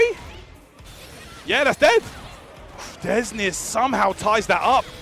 Wow, just when it was looking like he was at death's door, Deznere stays alive, and we're going to the final game here. Yeah, you're absolutely right. That was looking settled. Crispy had brought that back so strongly, but Deznere just managing to keep his hands on the reins, for just long enough. Backdash, expecting a meaty throw, but it's not quite going to work. So much of this game right now is being decided in those scrambly situations. Yeah, that's it. Oh, you can't jump away from Cammy, not when she's got those DPs on deck. Okay. Oh, Deznere now picking up speed. Plus frames. You have to hold all of this. Okay, nice. Oh my goodness. Low forward? Maybe a DP input. I don't know. I don't right know. Punish counter jab starter there for Deznere, who's firmly in the driver's seat. Yep, the bust out from Crispy, not wanting to deal with anything from that run stop pressure. Yep. With this now, the jump roundhouse, that was the perfect option. That great horizontal range on there. Okay. Ooh, both in burnout. Yeah, this is terrible right here. Oh my goodness, the reactions right there. Deznere. Oh my goodness. And if you're Crispy right now, you got to be thinking to yourself, this is a game that doesn't need to be played right now. He should have this 2-0. Right. It was super tight. Now level 3, we go for the can setup. Nice parry out of Crispy, but the throw pressure continues, and you still have to live in this pocket. Right. Plus frames again. Trying to parry. There it is, the air grab. Crispy trying to stay alive now. Look at the dive kick placement again. Oh. Incredible. I think that was just plus enough. Or maybe Dez was late trying to steal the turn back with the jab. Maybe trying to bait something out there, but whiff and parry. Okay, jump light. Gets the air to air. Here we go. Pressure's on. All right, Dez does have that level 3 available. I expect that he's going to try to cash out at the earliest opportunity. Oh my goodness, even going for those whiffed elbow drops is a risk. Cammy's level 3 will smoke her. Okay. And another throw.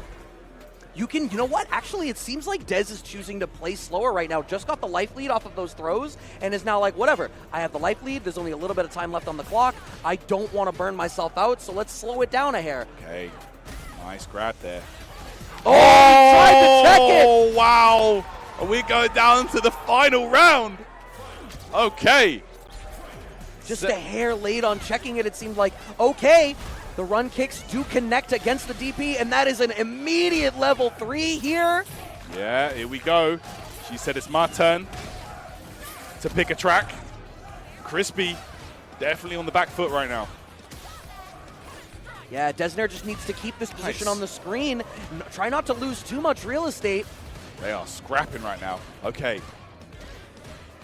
All right, Deznere with the buff installed. Yeah, and he's just choosing to, oh my god, force knockdown. Would you have been able to get a juggle steal Yeah, off of that? maybe not Tatsu. ready for it. Okay, oh, what a check. Huge. Oh, wait, no follow-up. Crispy, oh, no level 3. Okay, this is so dangerous right now. I think he didn't want to level 3. He did it! Reversal level 1 is going to get blown up. Crispy is going to take it, baits out the reversal super from Deznere to close it out. What a performance. Wow, that was one of the most back and forth sets we've seen all weekend. That could have gone either way. Crispy had it, then he didn't, then he had it, then he didn't. But in the end, he is going to take it right there and qualify for top 8. And you can see right there, celebrating with the homies. Amazing stuff right here. Oh my god, such a joy to watch. You know what? Genuinely, like watching it, I'm just like, damn, Cammy's kind of sick. Do I want to play Cammy? Is that what's going on here? I know a player has me amped when it's got me considering a character crisis where I'm like, I know I play this other character, but damn, they're making Cammy look kind of sick. And I love, like, so much of that set came down to them being very reactionary towards one another. Yeah. There was so much nuance in it. What impressed me the most was the way that we saw those dive kick placements. Yeah. Like, that was just so good from Crispy. Like, regardless of the height of the jump and the spacing, or whether Kimberly was airborne or, wherever she was, the perfect dive kick would always come out. We'd get the best frame advantage he could, and he made full advantage of it. Yeah, and you're right. The reactionary play was incredible. Whiff punishes on point.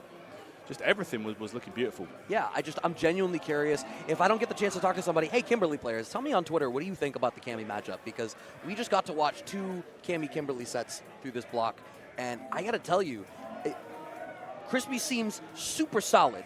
Let's not take it away from him. But everyone that we've seen playing into them, it seems like, at best, Kimberly, if I based it on what we just watched, that'd be like 4.5, 5.5. Yeah, it was definitely looking very back and forth. Like, it's hard to say. But we do have our next players sitting down. Burkish and Complex for another one of our losers top 8 spots. We are halfway through. There are only 2 more matches to go, y'all, and here is one of them. Ought to be Rashid versus Complex was on the DJ, yes? Yes, Complex has been rocking that DJ. And Burkish, of course, one of the Rashids here in attendance at East Coast Throwdown this year. A character that's been making a lot of waves this weekend, as we mentioned earlier. Shout outs to Gachikan qualifying for the Capcom Cup by taking the Singapore CPT event. Yeah, and I think it's cool that the character's seeing more love. I think he's got good neutral tools. Yeah, for he sure. plays the system decently well. He has good move speed, but also the way his minigame works of like empowering the special moves with the tornado and everything, it's really effective. And it forces you to engage with him at full screen because you can't just let him freely do what he wants or he's going to start to get free mix-ups on you. For sure. Yeah, you got to be very, very careful. But obviously DJ, no slouch in the full screen game himself, having a really solid fireball game, so I imagine that's going to give Burkish pause. Burkish must just see green and hit uppercut. He must be a crazy driver. Yeah, you're not wrong. Yeah, he did that earlier on as well, and it really impressive. Oh, what an interruption. Yeah, crazy jab check. Pressing the issue. Counter hit back throw out of Complex, and we are back to neutral. No, actually wants to keep pressing the issue. Okay, here we go.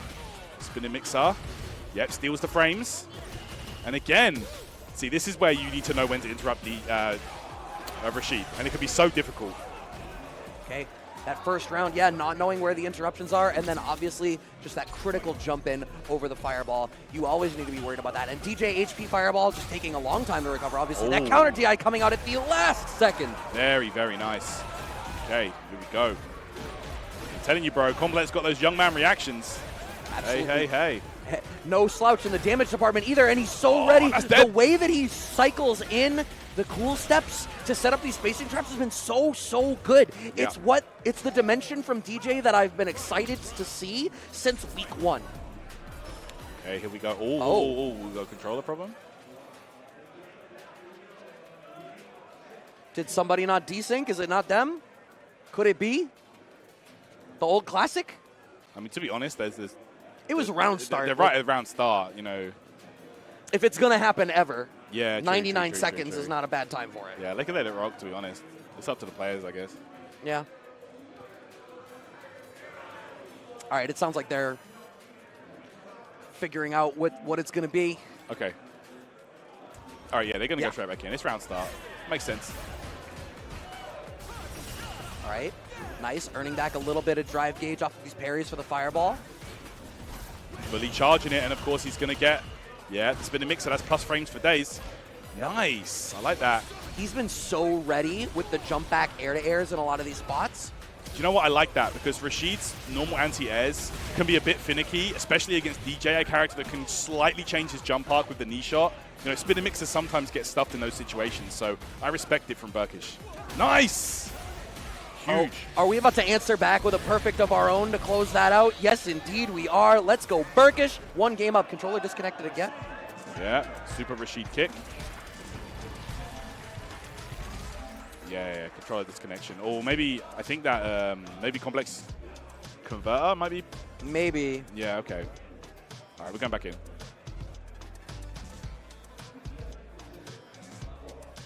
All right, here we go, guys. All right.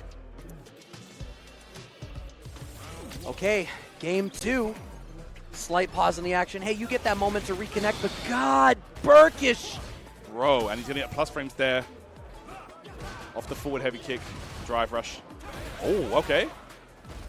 Yep, nice up kicks out of Complex. Trying to slow it down, but it feels like in that mid-range, I feel like Complex has not had the opportunity to play that solid game that we've seen out of him so much. Yeah, I think like Rashid as well, he gets great Oki off of a lot of situations. If he hits you with that eagle spike, not only are you in that corner, you're kind of guessing.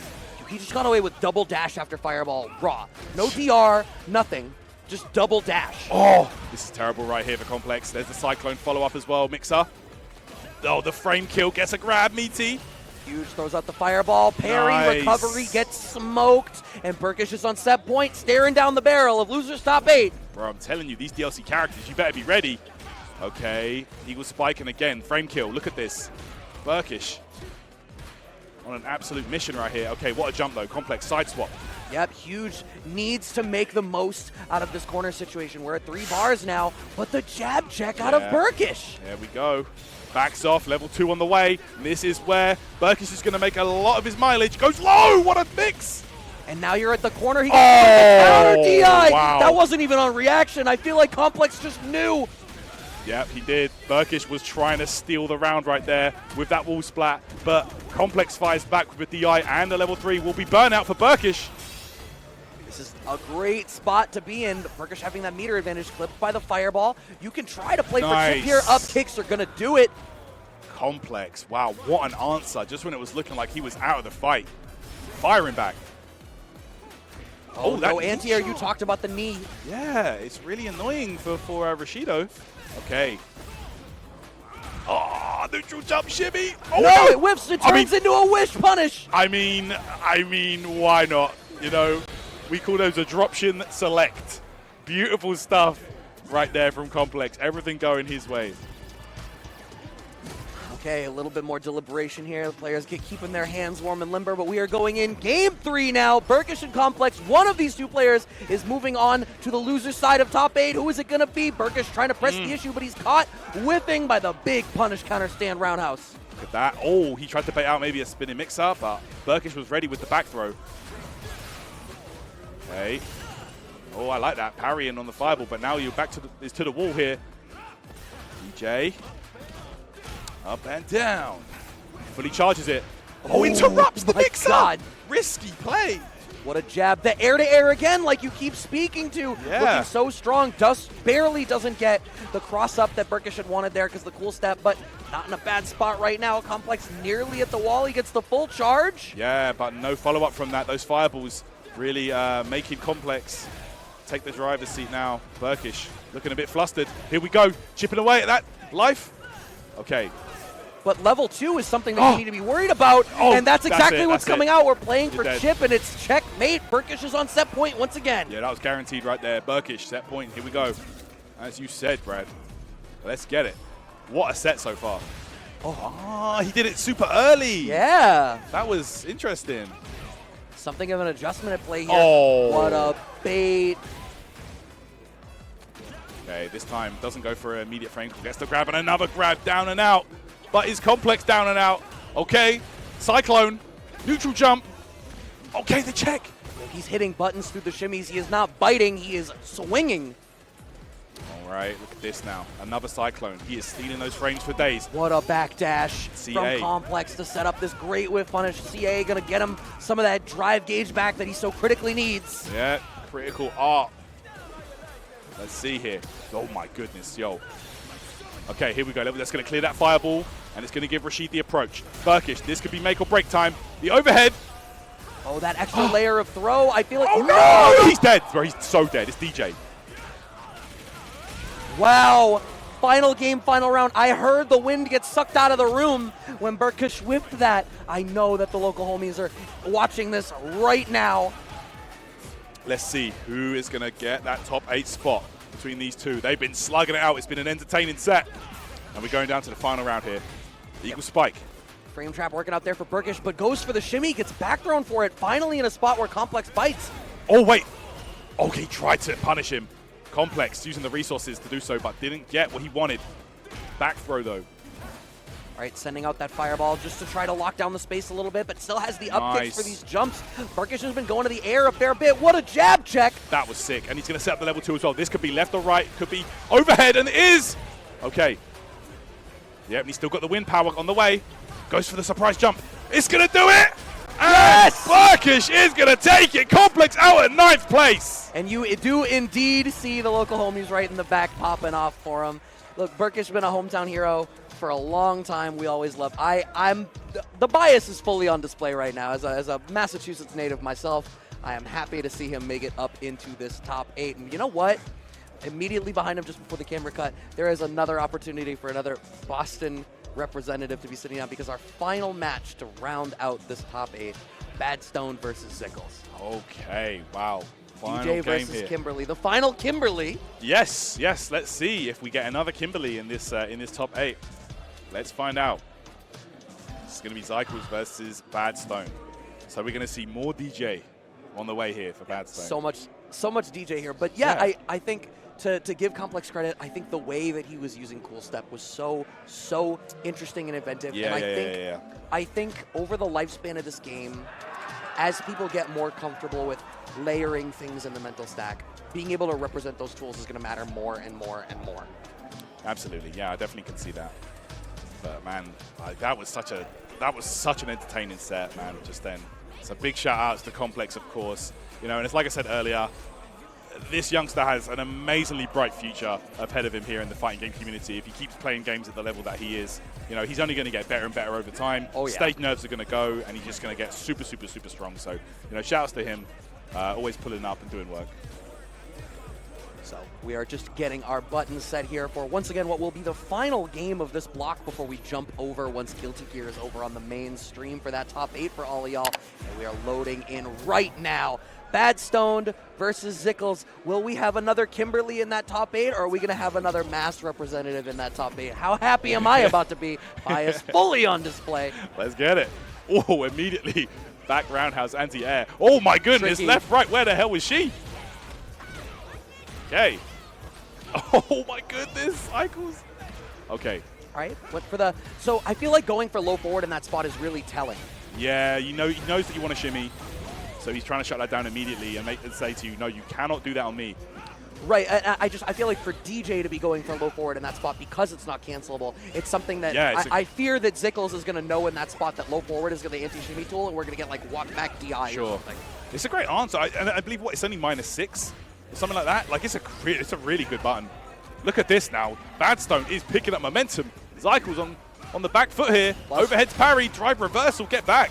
Huge, but the thing is, off of that drive reversal, Chip. Did he chip? Chip was going to be the factor, so Zykles had to go full intensity. You couldn't block anything. There you go. Oh my goodness. You see how he's so ready with that. And I like how he's using that because he's aware Zykles wants to try and, you know, fake left-right mix with that elbow. Nice block. A lot of people so far in this block had not been bothering to block that overhead, so BadStoned obviously ready to block that. Level 3 coming out early here from Zykles, as we keep saying. The earlier you get it, the more you get out of the investment. We keep saying it because we keep seeing her. You know, Kimberly's been so prevalent here in this top 24. And that's plus frames for days. DJ, one of the worst characters to fight against when you are in burnout. Oh, you're absolutely right. He already has solid stagger pressure. You add 4 frames of block stun top to bottom. For sure. That is a tough hill to climb, but climb it Zykles does. Yep. We're going to it. I got hit too. Oh man, the way these young guys play this game is never ceases to entertain me. Non-stop. Okay, goes for the throw bait, but BadStoned is out the corner. Oh my God, up forward out of the overhead mix from BadStoned. Now BadStoned back up against the wall, and a great read from Zykles to recognize that BadStoned wants out so desperately, he will commit hard to it. No block on the reset either, and Zykles ought to be able to finish up this game, and indeed he does. 1 game up for Zykles over BadStoned. Beautiful stuff there. Closes it out. Zykles 1 game away from making top 8 here. What I believe would be his first offline major. Is it Zykles or Zykles? Am I saying it wrong? I just call him Zykles. That's what I was, when I commentated his games at the Shopify tournament, I just called him Zykles. And no one corrected me, so. Word. You know what? Let's ask him after. We'll ask him after. We'll ask him. Until then, it's the option select. We got him covered on both sides on comms right now. Both sides, speaking of, that was a both side combo as BadStoned gets that side swap, but Zykles side swapping as well. Both of them both characters equipped to do that here. Yes, they really do have the tools. You're right, Brad. Nice pressure. Look at this. Mount up the offense. Okay. Okay. Interruption, though. Gets a throw as well. Okay, BadStoned. Fireball's out there. And the Fireball game, like, if you can play a solid Fireball game against Kimberly, you can really do a great job of keeping her away. But no, here we go. Okay, that perfect parry out of Zykles there. A good spot to try to bring it out. Wow, I got hit too. That was so meaty, that overhead. My good. Yo, he's ready like that. Not dead yet, though. Oh, don't try that. Oh, my God. And you see the crowd right there popping off. Beautiful reaction from BadStoned. Oh, what a whip punish, plus frames. Okay, we went for a different button press that time to try to vary up the timing because Zykles already shown an ability to perfect parry after that situation. Okay, punish counter sweep. Knocked down, but immediately Zykles back up. Going crazy. Okay, we're going straight into level 3. And let's see. How are you going to take advantage of this situation, young man? Okay, BadStoned though. Oh, delayed back throw. I like that. Back throw. Just in case of another up kicks. But yeah, the back throw could be a little bit of a risky one. It's just usually easier to do that one if you're expecting a DP. No, of course, but it's just the positional advantage as a result of it is a little bit not ideal. Medium kick check works out far better for BadStoned, and another big counter hit. Level 3 on the way. Here it is. All right, we're going 1-1 here. Playing super solid right now. The anti-airs from BadStoned have been on point, but the mix-up game out of Zykles has been among the best of all the Kimberlys that we've been watching so far today. Yeah. The neutral game has been, I mean, admittedly, probably a little bit harder to play against DJ. He can be so crafty in the neutral, but nobody has demonstrated the set play pressure like Zykles has. And as I say that about the neutral, a nice whip punish starter here. Yeah, the way he weaved in and out of those buttons was just beautiful. Zykles has absolutely no fear. Okay, look at this. Okay, fishing for something. Oh, that was a failed knee shot. Okay. And again, that frame kill works out again. Tried and tested. If it ain't broke, don't fix it. Level 2, that's going to be the round. Zykles on set point hit. Super solid round from him there. After a little bit of scrambly neutral at round start, it just snowballed straight away. BadStoned did have that great backdash away from the throw and the throw loop pressure in the corner, but Zykles was just ready to adjust off of that. But Zykles being a little bit the defender here, but the same kind of start. DR into low short. Yeah, Kimberly becomes so unpredictable at that range. You know, is it going to be stand medium, low medium, drive rush? It's so hard. Jump. Okay, anti-air, here we go. Oh, baits it out. No punish. Oh no. BadStoned has been just a hair lead on a couple of these punishes right now. Zykles is, that was so hungry for the burnout. Yeah, you can see it. The overhead lands, and that should be enough. Zykles just has to finish his plate, level 1. And another Kimberly makes it into top 8 on the loser's side, Brad. I mean, you know what? Well deserved. As close as, like, game 1, game 2, super close, super tight. But I got to tell you, by game 3, Zykles had found that cadence and that rhythm. The DRs into the low threat, really blowing him up. Did a great job of dancing in and out, as you had said, in and out of DJ's range. And I think by game 3, when Zykles had found that rhythm and had a finger on the pulse, BadStoned just kind of got smothered. And it's a real shame. The anti-air game had been super solid, but just didn't adjust to that new dimension in time. Yeah, and that overhead as well, like the reset into the overhead, the meaty, was getting him so much damage. And that's where Kimberly gets her damage. It's those resets. She's going to kill you by paper cuts. It's going to be like, what, 4 or 5 combos per round, you know, and it's going to mount up. She gets the mixes. She's a deadly character. And we're going to see so much more of her in this top 8. So I am hungry for it. I'm ready. Yeah, I mean, I know you and I are probably both ready to step out from behind this curtain because Guilty Gear Strive is finishing up. Street Fighter 6 is going to be coming at you over on the Team Spooky stream really shortly for your top 8 Tyrant. And genuine pleasure to sit in with you on this one. Always is, my man. Always is. Always is. Guys, we're going to be right back after a short break. Top 8 will be over on Team Spooky, so don't miss out. East Coast Throwdown 2023. We keep on going.